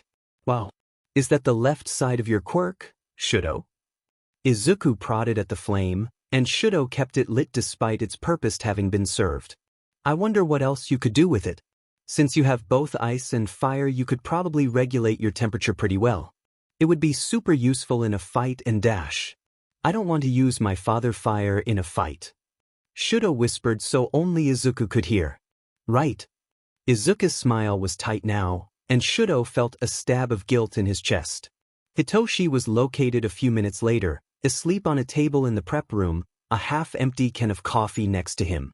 Izuku bounced into the room first, the rest of the class following behind him in a more orderly fashion, thank goodness. Tenya felt an odd sense of dread as Izuku approached his brother. Oh, is that coffee? He asked, eyeing the can. He picked it up, and Hitoshi quickly sat up in his seat. Hey Toshi, can I have some? Izuku bounced in place as Hitoshi blinked the sleep from his eyes. I'll take that as a yes. Izuku said cheerily. Tenya was about to scold him. It didn't matter if it was his brother, he should wait for a proper answer before just taking something. Unfortunately, he didn't get the chance, as the moment Izuku took a drink, Hitoshi fell out of his seat trying to stop him. Yum. Haven't had coffee in a while. There was a terrible sense of foreboding in the air as Hitoshi looked on in horror. As Izuku bounced around the room, happily chatting with anyone who would take the time to talk to him, Tenya watched Hitoshi pull out his phone and call somebody. "Dad?" Hitoshi asked, and Tenya knew he was speaking with their teacher. It was still odd, thinking about Aizawa-sensei as both his teacher and his friend's parent. "Code Red, I repeat, Code Red." A short pause and Hitoshi's voice shifted to a horrified whisper. "Izuku's had so much candy and coffee. The moment the caffeine kicks in, we're done for." Tenya thought back to Izuku hyperactivity, the candy he had been snacking on during the fights, and how Hitoshi and Aizawa-sensei has been very careful to never allow Izuku to drink any coffee. "I can't tie him up. Not here at least." Hitoshi hissed into his phone, drawing Tenya's attention back to the present. He still has another fight, maybe 2 more? Though he felt bad for eavesdropping, Tenya felt it was important to assist his classmates and friends in any way he could. Sure, Zero could tape him up until then, but then all that energy would just build up, and his next match would be a disaster. He got caught in a mutter storm already. I still don't know what snapped him out of it. If we let him lose on a classmate, who knows what will happen. Tenya cleared his throat, and Hitoshi's eyes snapped up to him. "I may be able to help." "Hey Dad?" "Tenya says he can help." Hitoshi nodded, and Tenya assumed Aizawa was telling him something, though he was careful not to eavesdrop any longer. "When Midnight has to knock him out because he's too hyper, you're getting blamed." "By Dad." Hitoshi tucked his phone back in his pocket, slapped his hands on the table, looked Tenya right in the eye, and asked, "So what's the plan? What have you got?" Izuku was practically vibrating with energy when they got Uraraka to float him up into the corner of the room where he couldn't cause any damage until the sugar caffeine high wore off. Later, when someone asks why there's not 1, not 2, but 5 footprints on the ceiling, Class 1A will laugh nervously and carefully hide any coffee or sugary snack somewhere Izuku would never look. With the broccoli. The rest of the intermission was spent keeping a careful eye on Izuku as he bounced off the walls, literally, and tried to play pranks while floating through the air. Shudo continuously got stuck with Izuku watch duty, as he was the only one who could distract their classmate long enough to get him back in the prep room with the least amount of damages. Eventually they just get Zero to wrap him in tape and call it a day. They later present him with a trophy Yayorozu made, which very kindly names him the best Izuku watch man. Shudo is flattered but firmly says he is never doing that again. The rest of the class agrees. Well, we return after the brief intermission. I heard some of the Hero Course kids got in a fair amount of trouble in between matches, but that's none of my business. Stop gossiping, Mike, and get on with the tournament. Now we have Aizawa Izuku, who's made it this far while only using his quirk once, which is amazing, versus Bakugo Katsuki, the explosive Hero Course student. When these 2 strong classmates face off, who will come out the winner? You'll have to pay attention to find out. Katsuki is scared. He shouldn't be. Fear is for those 2-bit extras who can't hold their own in a fight. Fear is for the weaklings who will only prove to be stepping stones for Katsuki. He's strong, he always has been. He's the toughest guy there is, and his quirk is perfect for heroics. He's going to beat everyone, show them he's the best, and become the #1 hero. But he's not going to beat everyone, is he? Because this little shrimp with green hair who nerds out about quirks beat him fair and square. Katsuki doesn't remember what happened exactly. When he tries to think about it, it's like trying to pull up something that doesn't exist. Or rather, something that does exist but is being held back. What he does remember is the fear. The pure, unadulterated fear that had filled him the last time he fought the nerd. Katsuki is scared, because whatever happened last time was enough that Katsuki's mind wouldn't let him remember it. It was scary. Enough, horrifying enough, traumatizing enough that Katsuki couldn't even remember it. And the only thing worse than being scared is not knowing why. Izuku wasn't as nervous as he thought he'd be. All the sugar and coffee actually helped his nerves, since with all the extra energy, he could do 12 things at once and keep his mind occupied. Only now he couldn't do that, because the fight was upon him and, trapped to a chair, snarling lips, angry red eyes, dusty blonde hair. A crusty man in front of him, hand outstretched, screams and laughter and the stench of blood in the air. Dust falling to the ground and the loss of a classmate, a future hero, a friend. The fight begins and Izuku shifts into a fighting stance. Bakugo does the same across from him. Nobody moves. Red eyes stare right through him. Izuku takes a step forward, then another. He runs towards Bakugo, and explosions begin to crackle as soon as Izuku moves. When Izuku moved to hit him, he dodges, sending an explosion in Izuku's direction.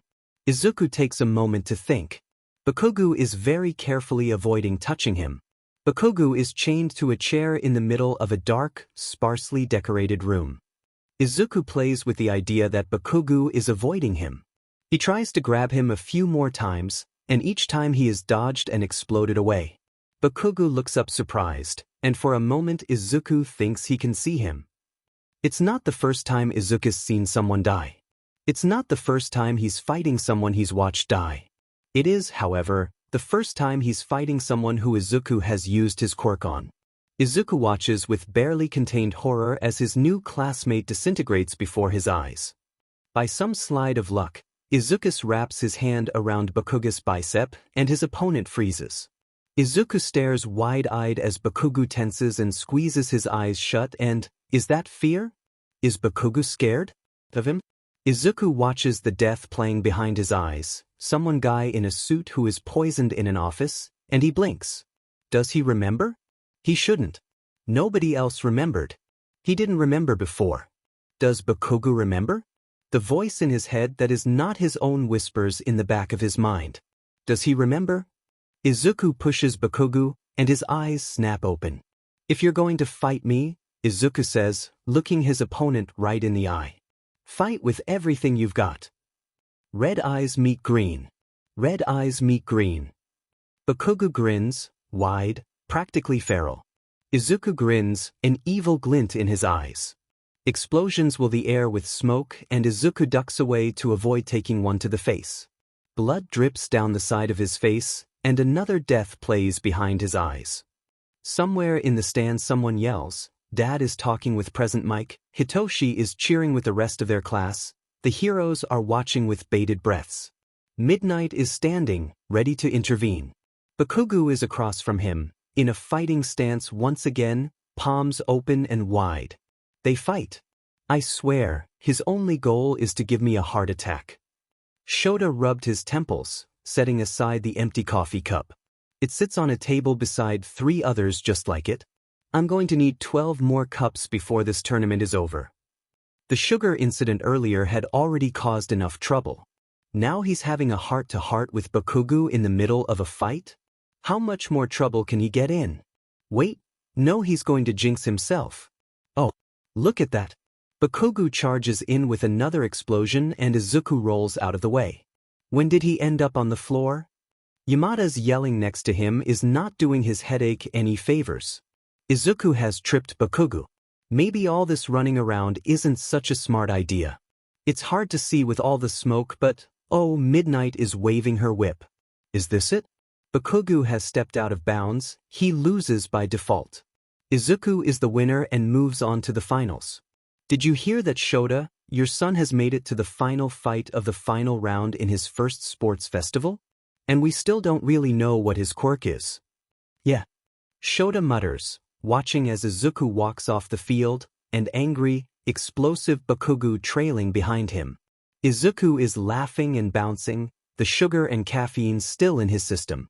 His eyes are glowing as they always are, and Shota can see even from here. Next, welcome back onto the field everyone's favorite icy fighter, Todoroki Shudo, facing the Queen of Zero Gravity, the Princess of Space, the Duchess of, I can't think of another space reference, so here's Uraraka Ochako. Everybody clap. Cheer. The two of them are getting into place. Midnight is repeating the rules again. I bet that gets old fast. Shudo is just standing there while Uraraka is getting ready to fight. Midnight is stepping away. Let the battle begin. And it's over. This really is his MO, isn't it? Just freezing his opponents in a block of ice. But it seems his glaciers have gotten smaller and smaller each time. Will he be able to use the same move in the finals against Izuku? Seems like we'll have to wait to find out. Shuto. Shuto pauses. He was on his way to the prep rooms, but his father's voice behind him makes him hesitate. Father. Your performance so far has been disappointing. You would win much easier if you would simply use your fire. That's Dash. They both startle when a blur of green falls out from the vent above them. Izuku lands neatly on the ground in a crouch, and he bounces back up so fast both Shuto and his father have to take a step back. Shuto.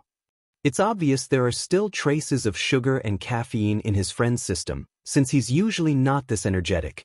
I was watching your fight with my dad and Hitoshi and Dash. Izuku doesn't seem to notice Endeavor at first, but it's obvious when he does notice because he stops talking in the middle of his sentence. The bubbly look on his face fades to one disdain. Shuto stares in slight awe as Izuku scowls at his father. What are you doing here? Shuto swears he's never heard Izuku use that emotionless voice before. He knows for certain he never wants to hear it again, especially not directed at him. I'm his father and the number 2 pro hero. I have the right to be anywhere I please. Endeavor scowls right back, and to Shuto's surprise Izuku doesn't so much as flinch. I can have a fire extinguisher here in less than 30 seconds, don't think I won't do it again. It almost sounds like Izuku is threatening Endeavor. Shuto watches as his father grimaces, his flames shrinking for a moment. He scowls down at Izuku.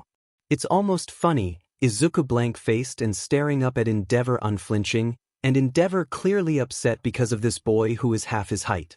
The higher you stand, the farther you fall. Watch your back, Todoroki Enji. Endeavor snarls and stomps away, leaving Shuto and Izuku there on their own. Shuto. Izuku's demeanor changes in less than a second, from the empty, dead gaze that could scare a hardened criminal, to a bubbly smile and glowing eyes.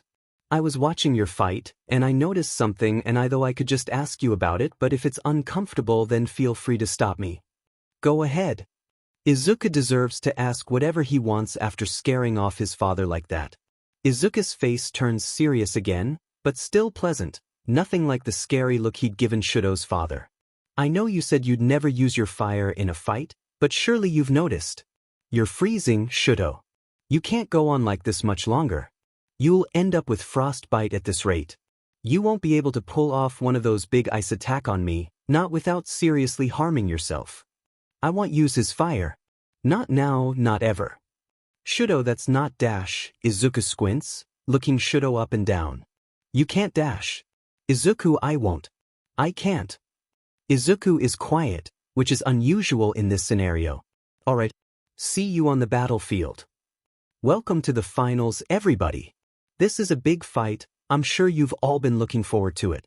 Aizawa Izuku, who has made it this far, even against strong opponents, is fighting the one, the only, Todoroki Shuto, the son of the flame hero Endeavor. Izuku faces Shuto. Ice red with blood. Blue flames and the memory of a boy long lost to the world. White hair streaked with red and frost-bitten fingertips. Red and white hair, split, frost and flames. A haunted past and an oppressed future. Ice came barreling for him, not nearly as much as there had been in the first round. Izuku jumped over it easily enough. Shuto. Shuto is standing across from him, shaking, clearly freezing. Shuto, why are you letting him control you? Shuto grimaced as he sent another wave of ice, even weaker. You say you won't use your fire because of your father, but all I'm seeing is you letting him control you even more. White hair stained with blood, too late, too late, too late. What happens when you have to save someone and your ice isn't enough? What happens when somebody dies because you refuse to fight using your fire? Another dodge. It's a dance of attack and dodge. Izuku is screaming now. I won't use his quirk. I won't. Shuto yells too. What is wrong with you? Izuku runs at him, and Shuto is too frozen to evade him. Izuku grabs his friend by his shoulder, his left shoulder. Izuku shakes him, and he briefly wonders what he looks like right now, in this moment. Blood and fire and feathers, fighting for those around them, fighting for their lives, fighting with everything they have. If you stand for nothing, Shuto, then what will you fall for? Izuku pushes into his friend's mind, the scenes playing behind his eyes become real, if for only a moment. They're surrounded by classmates staring with blank glassy eyes. Izuku and Shudo are in the middle, Izuku clutching his friend's shoulder, just like they were in the fight. Blood drips from wounds on their heads, arm, chests, legs. Clothes are torn apart, burnt, dust on the ground. Ice encases Shudo's feet, and like a puppet whose strings have been cut, he falls to the ground, gasping for air. What is this? What's going on? Where are we? Shudo manages between breaths. The future, or one version of it. Izuku answers. He doesn't know how he knows that, but he does. It's like information he knows forever, though it's long been forgotten. This is what happens when you don't give your all. People die, Shudo. The scene around them shifts. Izuku watches as death after death plays around them. Their teachers, their classmates, their friends, their family, civilians, other heroes. Person after person dies as Izuku and Shudo sit there on the ground. By not using your quirk, you're only giving him more power over you. But my mother, I don't want to use his dash. It's your quirk, isn't it? Izuku's composure breaks and he yells once again.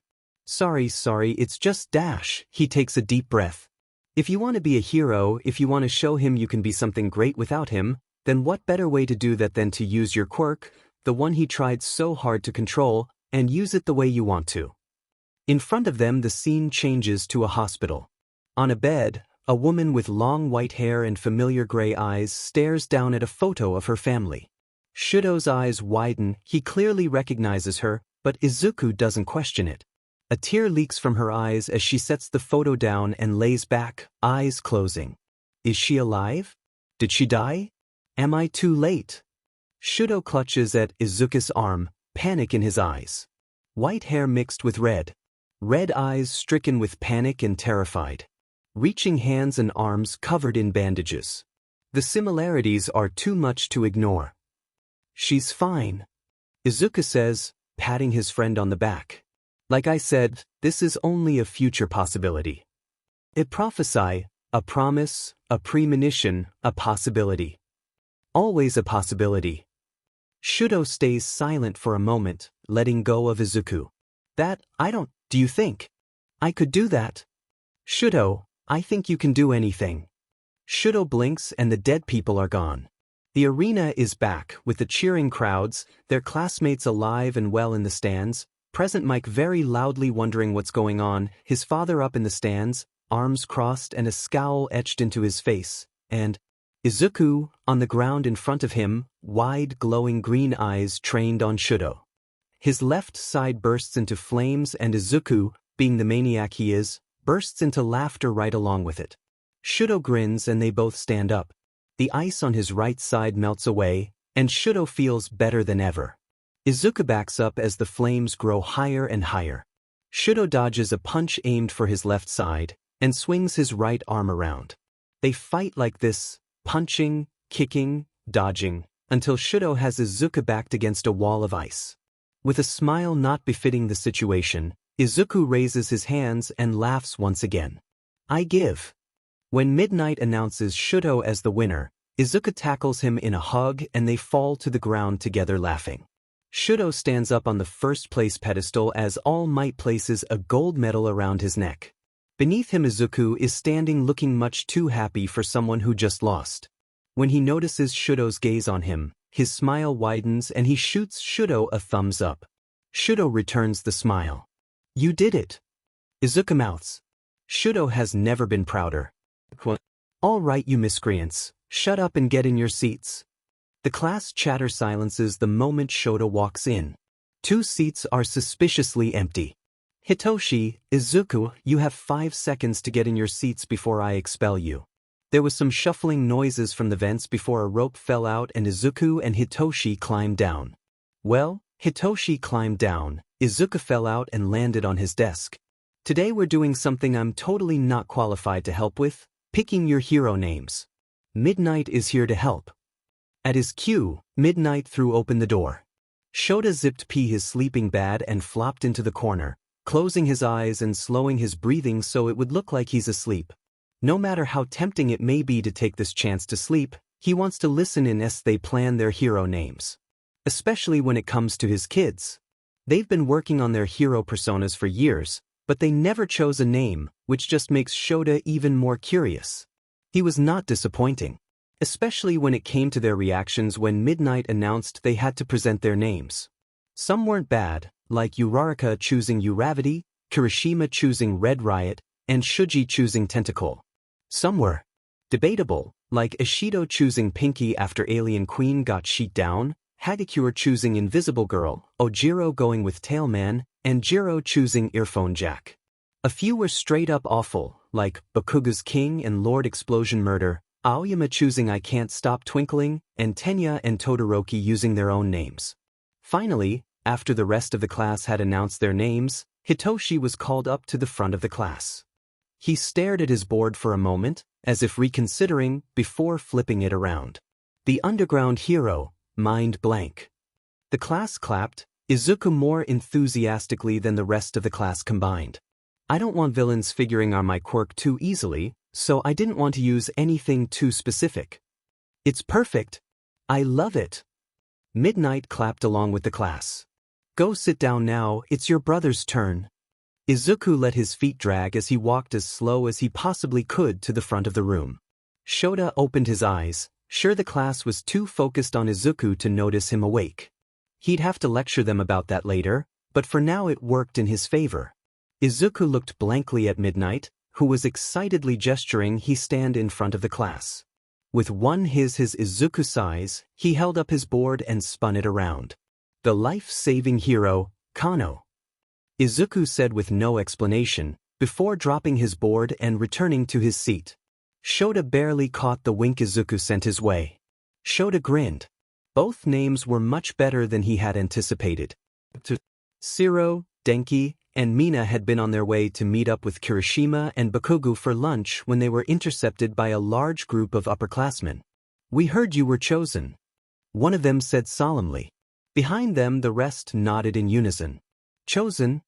Mina asked, ever the extrovert. Yes. They answered. Chosen by the Vent Cryptid.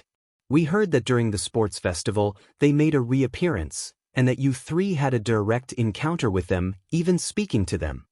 Well, it was more like them speaking to me. Denki said. I kinda just screamed and ran. Chosen. The upperclassmen whispered in awe. Come with us. All three of them were grabbed by their arms and pulled into the crowd of students. With how many were there, the whole school could have been in on the Who Cryptid thing. What you are about to see is to be kept from the teachers no matter what. With that, the students let go of Denki, Mina, and Shiro. A door in front of them opened and they were unceremoniously shoved in. The room was a club room filled with students of all ages. One wall was completely taken up by photos, printed news articles, and other miscellaneous papers, all connected with red yarn. Todoroki was standing in front of it looking serious. A table in the corner across from the door had a couple laptops surrounded by at least 4 people per screen. A printer was situated next to the door, and trash bins filled with paper and yarn next to the printer. What alternate dimension did we just walk into? Denki asked as he and Mina tentatively stepped further into the room. We've been searching for the cryptid for years. A voice behind them said, I'm Hadanijire, nice to meet you, little kuhais. Welcome to the club. You might have heard of us, we run a HeroTube channel and news website detailing the UA cryptids. I'm the president, but the cryptid has been around much longer than this club. Mina interrupted with a half of her hand. Wait, you run that UA HeroTube channel? Yep. Hada said, popping the P. We'd like to interview you, have you recount your interaction with the cryptid. Until now, they have never appeared off UA grounds, so now that they've appeared at the sports festival we have to add this information to the official website. We'd also like to hire you to help us track down the cryptid, but that's not as important so I thought I'd save that for last. We're in. All three said at the same time. Good. Hadu said. Let me show you around. Mina was sitting on a desk as Nijire set up the camera. When the light turned red, the filming had started.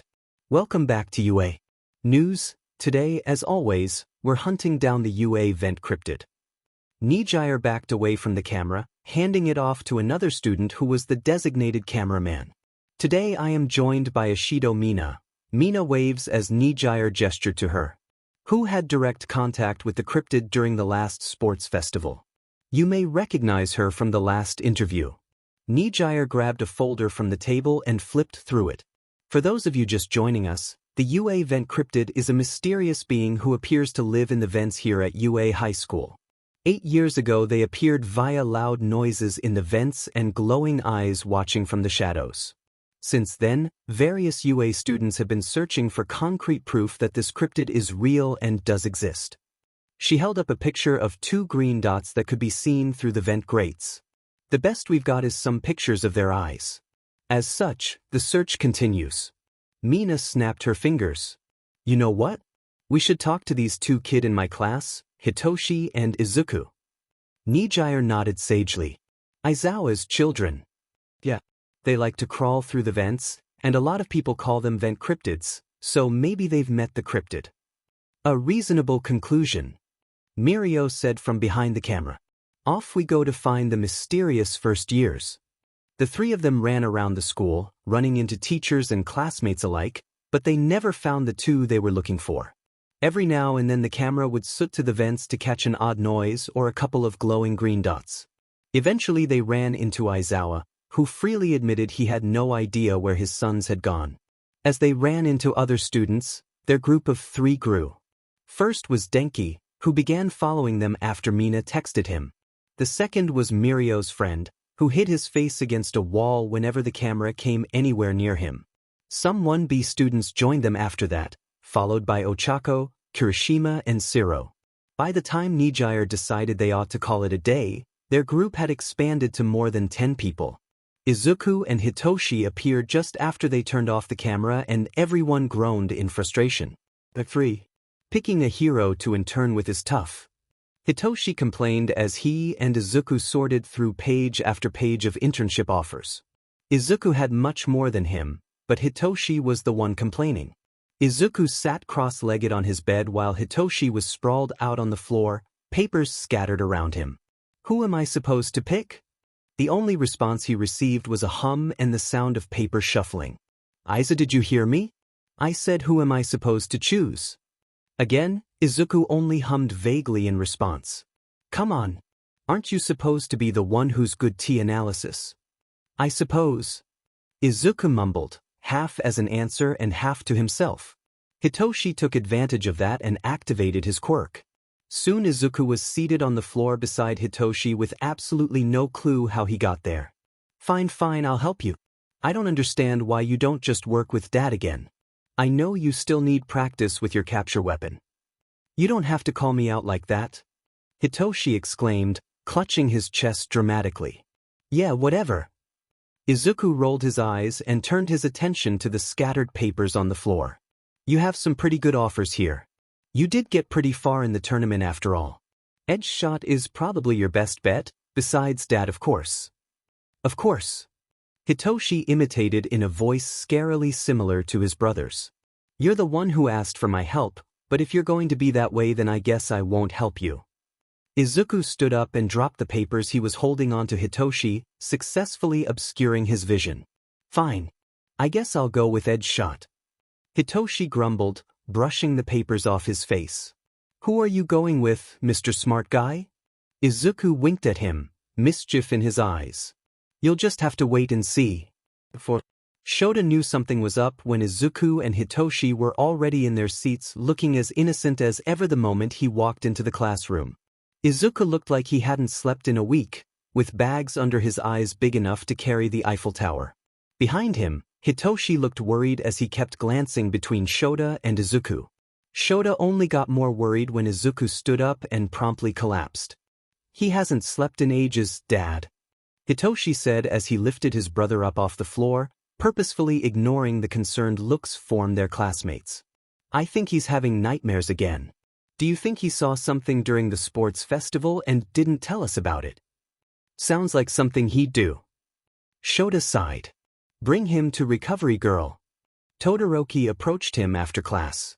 Sir, I may know something about what you think Izuku saw during the sports festival. Well, actually, it's something he showed me. I also have a few questions about his quirk. Wait. Shota held up his hand, effectively silencing the boy. Let me get this right. Izuku used his quirk on you? Todoroki nodded. And you saw something? Another. But. And you didn't pass out and forget everything? Shota pinched the bridge of his nose when Todoroki nodded again. This could be the miracle we were looking for, or it could end horribly. I guess we'll have to find out. Shota stood up and began to leave, gesturing for Todoroki to follow him. Izuku's quirk is complicated, Shota said as they walked. He said at the beginning of the year it was a future vision of sorts. That's not entirely wrong. I don't want to have to explain this twice, so you'll have to wait until the rest of the class is here. Todoroki nodded and remained silent the rest of the walk. They reached the infirmary soon after that, only to find Izuku sitting on a bed reading a book while Hitoshi sat in a chair beside him looking done. Izuku, Shota said, in lieu of greeting. What happened? Izuku laughed nervously, a telltale sign that something bad had happened and he didn't want to tell them. Nothing really. Nothing big, at least. Certainly not anything bad enough to warrant sending me to the nurse's office. Shota gave him a look, and eventually Izuku crumbled. I saw them dead again, our classmates, my parents. The nightmares are just the usual stuff. You guys are dying in front of me and I can't do anything to help. To save you. Izuku takes a shuddering breath and Shota is beside him before he can even register he's moving. He hugs his son like a drowning man hugs a life jacket. Hitoshi joins them too. You can always tell us, you know? Shota mumbles as best he can with his face pressed into his kid's hair.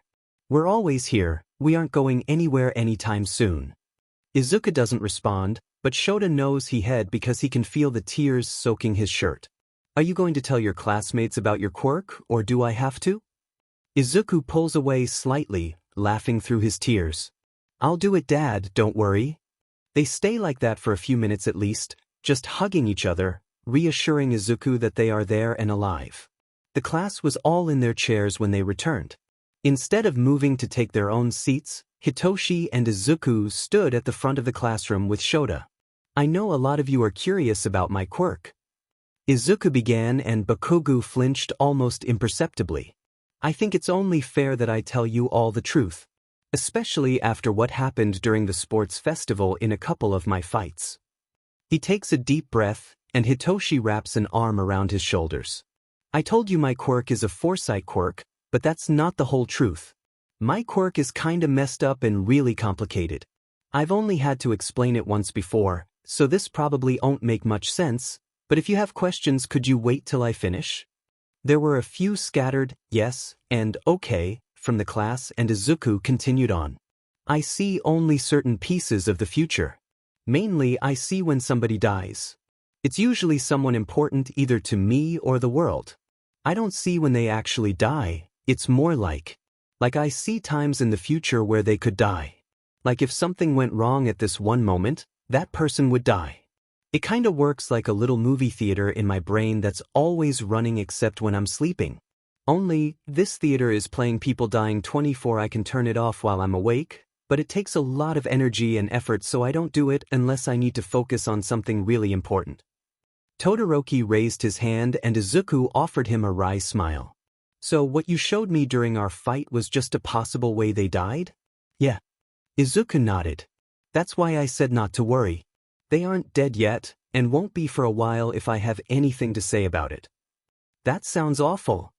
Uraraka exclaimed, jumping out of her seat. You've seen people you love die? And you can't turn it off. She rushed forward and crashed into Izuku and Hitoshi, wrapping the both of them up in a hug. Is that what the nightmares Hitoshi mentioned earlier were about?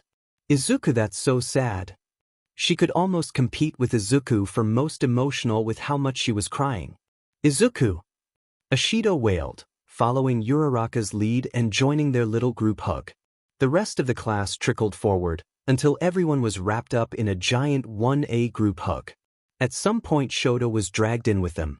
That's how the next teacher found them, standing in the front of the room in a tangle of limbs and tears with Izuku in the middle. Bonus. So, Izuku, about your parents? Your mother specifically dash. Shudo, I don't know which hero you think is my mother this time, but I can tell you with utmost certainty you're wrong. I'm not even Dad's biological child, and both my birth parents are dead. Stop guessing. But Hitoshi dash. His birth parents are dead and the foster parents he had were awful. But what if dash? I'm leaving now, Shudo. When I return you better be done. Izuku. Yeah, Dad? I saw who you were planning to intern with. And why? Shota received no response. Boy. Endeavor stared down at Izuku with contempt evident in his eyes. He wasn't even trying to hide it. What are you doing here? Here being the front door of the Endeavor Hero Agency, standing with his hero suit and an overnight bag. I'm interning with Shudo, was Izuku's cheery response. Or did you forget? I didn't forget. Endeavor snarled. Shudo watched this interaction with confusion and a slight smug grin. No matter how much his father hated Izuku, there wasn't anything he could do without drawing unwanted negative attention to himself. Hurry up and come inside, we have a lot of work to do. Endeavor stomped away, and after shooting Shudo a quick smile, Izuku followed. They passed a few sidekicks on the way, and Shudo watched as Izuku paused at each one to marvel at their quirk. Safe to say, by the time Izuku and Shudo reached Endeavor's office, almost the whole staff had met Izuku, and they had all collectively decided he needed to be protected at all. They didn't even know his quirk yet. I've been working on hunting down the hero killer. You two are going to help me while you're here. Shudo had been nervous when Izuku told him he planned to intern with Endeavor, but now, seeing how Izuku interacted with the rest of the sidekicks and even Shudo's father, he realized he had nothing to worry about. If anyone should be worried, it's Endeavor. Endeavor, Izuku, and Shudo patrol Hosu for hours upon hours that day. Endeavor doesn't pause much, and Izuku is barely able to keep up with him and Shudo, but he doesn't regret interning with them. Especially not when one of the sidekicks show them to the room they'll be staying in for the duration of the internship. 2 words. Bunk beds. Shudo flops onto a bottom bunk while Izuku bounces around the room examining the windows, beds, and vents. He tosses his duffel bag onto a random bunk. I cannot believe you. Shudo mutters, face pressed into his pillow. I thought you were joking when you said you were going to intern with my father. You should know me better than that by now. Izuku says, though his words are almost too quiet to hear. Most of his attention is focused on unscrewing the vent grate. Everyone knows vents go through the entire building, even Endeavor office, which means if he can get into the vents, Izuku can get anywhere. What are you planning? Izuku doesn't respond as he pulls back the grate as quietly as he can. We just spent all day chasing after my father. Whatever you're doing, it can wait till tomorrow. Izuku gives a non-committal hum and continues to work even as Shudo goes to sleep. For the next few hours, Izuku crawls about the mostly empty building, opening up vents and unscrewing grates until he has access to every room. Endeavor walks in next morning and unlocks his office only to find it covered in silly string, with no proof of entry. The second day is less running around and more actual training. One of the sidekicks, Burnin, offers to help Shudo with his fire while Endeavor continues to look for the hero killer. Izuku takes the chance to run around and study every quirk he came across. Some sidekicks who were less busy than others let him ask questions, even demonstrating some things. It was, of course, inevitable that at some point Izuku would say more than he should have, or just say the wrong thing. You aren't fireproof though, are you? The intern he was currently talking to looked startled to have Izuku pop out of nowhere, notebook in hand. Your fire quirk is really cool and strong, but it doesn't make you fireproof. Izuku continued to talk, not giving the intern a chance to even answer. You've died approximately 12 times, 5 times because of fire-related injuries or accidents. That wouldn't be possible if you were fireproof. Izuku ended up having to explain his own quirk to the poor, traumatized intern. Izuku went to bed at an appropriate time that night, at Shudo's insistence. It didn't stay that way. Izuku woke up drenched in sweat, a scream climbing its way up his throat. He held his breath. He didn't want to wake up Shudo or bother anybody else. Shadows moved in his peripheral and Izuku shot out of bed. His bag was tucked beneath the bed, and Izuku fumbled to get it out as he panicked. With shaky hands, Izuku undid the zipper and grabbed his phone from where it sat at the top. He dialed a number he knew by heart as quickly as he could. Behind him, Shudo shifted in his bed. "Dad." Izuku's voice cracked, the tears sitting on the edges of his eyes threatening to spill. "Dad, you've reached Aizawa's voicemail. I can't or didn't pick up the phone right now, so leave a message. Or don't. And Yamada, if it's you calling and it's about a bug, just hang up and call someone else." Izuku's breath hitched. Blood, so much blood, too much to be alive, the glint of a knife in the moonlight, 2 figures, classmates, friends, gone just like that, not quick enough to save them, stuck on the ground. His fault. Gentle fingers pried the phone from his grip, a warm hand sitting on his shoulder. "You have nightmares about it, huh?" Shudo asked, sitting down beside Izuku on the floor. "About things you see because of your quirk?" Izuku managed a weak nod. "I have nightmares too. About my mom and my siblings. About my father. Did I tell you about Tuya?" Shudo wrapped Izuku up in a hug and Izuku pressed his face into his friend's shirt. White hair, black hair, blue flames eating away at skin, burning flesh and singed clothes, angry blue eyes, gone. "Tuya left a while ago, he ran away. I wish I was brave enough to leave, but I would always worry. About Fuyumi, my sister, and about mother." Izuku gripped Shudo's shirt. "You're alive," he whispered. "They're all alive, they're fine." They stayed that way, on the floor in their own little bubble, until the sun began to rise and Izuku's tears began to dry. The third day Izuku and Shuto rejoined Endeavor in Hosu. They remained there late into the night. They were there when the screams erupted from the other side of the city. They were there when the Nomu appeared, running amok and causing panic and mass destruction. They were there when Manuel ran past, searching for his intern, searching for Tenya. They were there when Izuku put 2 and 2 together. "Shuto!" Izuku screamed, and Shudo turned to look at him from where he was fighting off a Nomu with Endeavor. "Shudo, hero killer, come with me, find Tenya." Shudo couldn't make out everything that Izuku was yelling, but from what he could hear, he knew something bad was going on. The two ran off to find themselves a serial killer. Stain is standing over Tenya, brandishing his knife when Izuku arrives. Shudo had stayed behind a bit longer to warn some of the pro-heroes. Izuku sent him his location the moment he saw Stain, and shifted into a fighting stance. "Another child?" Stain complained. "When will you children learn?" Stain pointed his knife at Izuku. "This society needs to be purged, and if you stand in my way I will not hesitate to kill you as well." Izuku's eyes shot between Tenya, who lay on the ground bleeding, seemingly unable to move, and Native, who was slumped against a wall, also bleeding and frozen. So many chances to die, the voice that is not his own says, "So many times you've seen this go wrong." Izuku runs forwards. He may not have super speed. Stain jumps away from Tenya in order to avoid Izuku. Stain is fast, like Dad, so Izuku will have to rely on his reflexes to keep up with him. At least until backup arrives. He may not have telekinesis.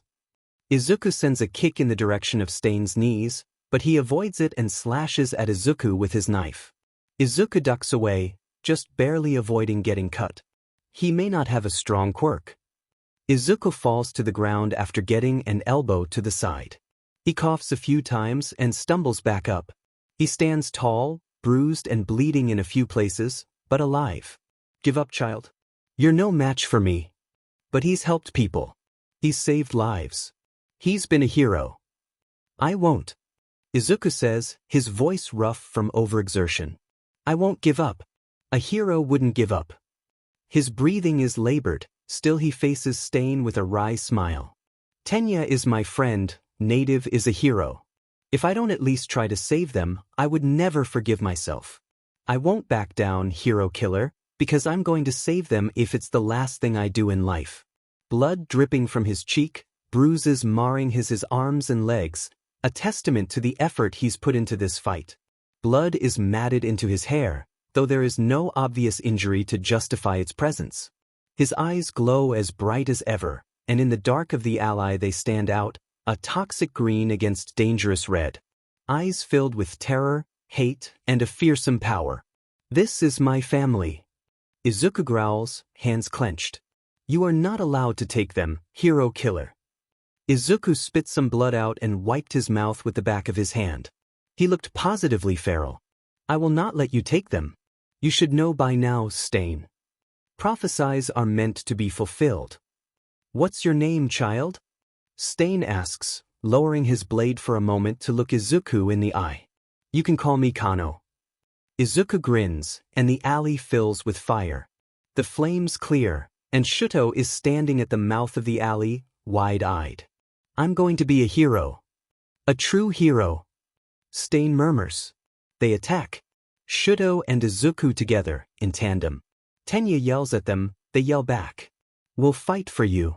Izuku says finally, turning away from Stain to face his friend. We will bleed and fight for you, we'll make it right for you, and if we lay a strong enough foundation, we'll pass it on to you. So if you're going to fight, then stand up and fight. Tenya stares in awe. On second thought, maybe it's horror in his eyes.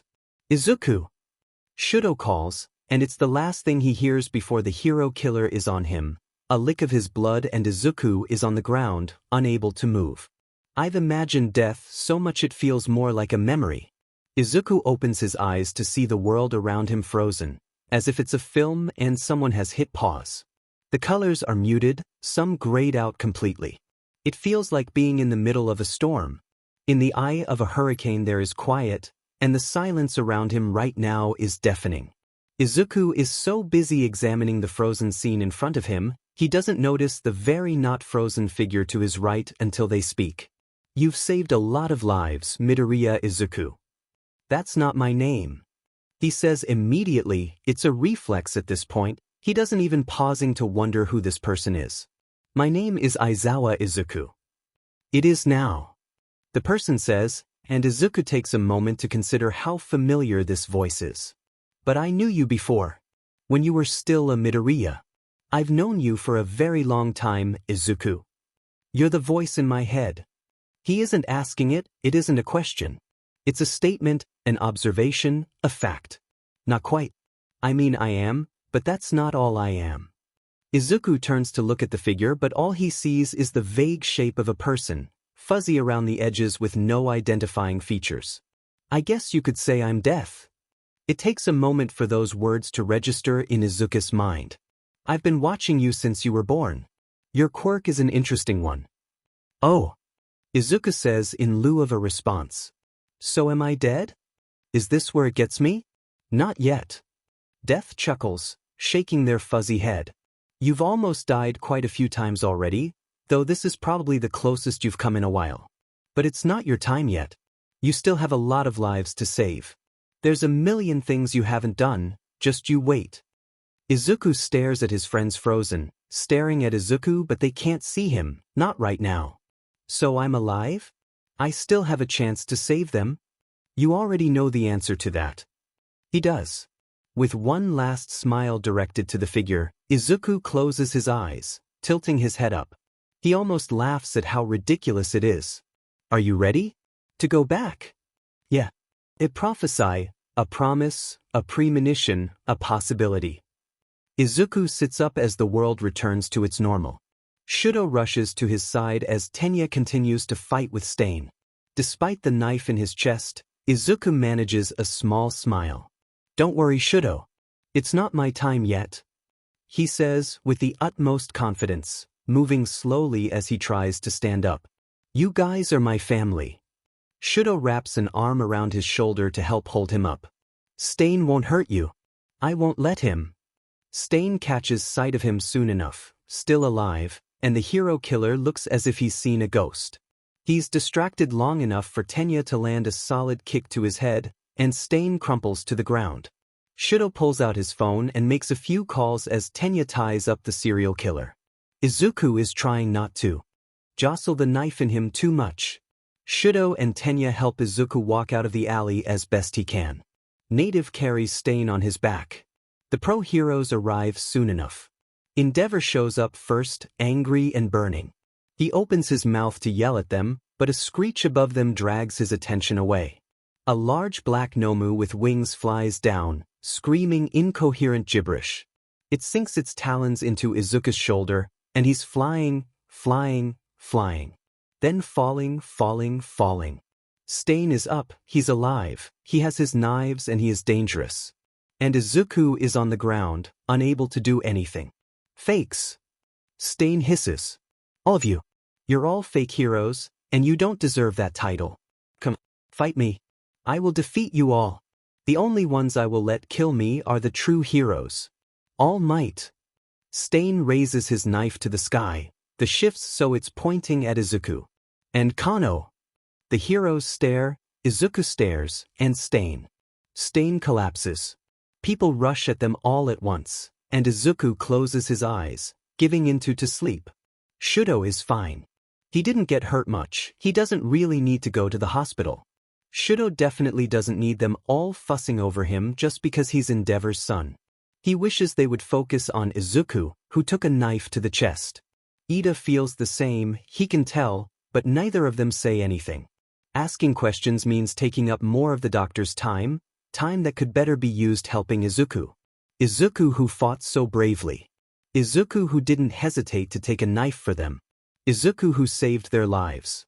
Izuku who is brought into the same room he and Ida are staying in 3 hours later, gauze wrapped around his arms and some around his head. Izuku who is unconscious right now, but alive. Izuku who the doctors say actually died for a few minutes in that alley. Shudo lets out the breath he didn't realize he was holding when Izuku's eyes flutter open later that night. Izuku sits up and looks around in confusion until his gaze lands on Shudo and Ida. Izuku smiles. Izuku who actually died, took a knife to the chest, fought a serial killer, smiles at them. Shudo smiles right back. The chief of police visits them after Izuku wakes up. Shudo says some regrettable things, the credit for Stain's capture goes to his father, and the three of them get off relatively scot-free. Shudo and Ida are permitted to leave the hospital the next day. Izuku has to remain a while longer, but Aizawa and Hitoshi show up the next day to keep him company. Both he and Ida ignore the sniffles they hear as they leave the room. The family needs to talk, and far be it from them to interrupt.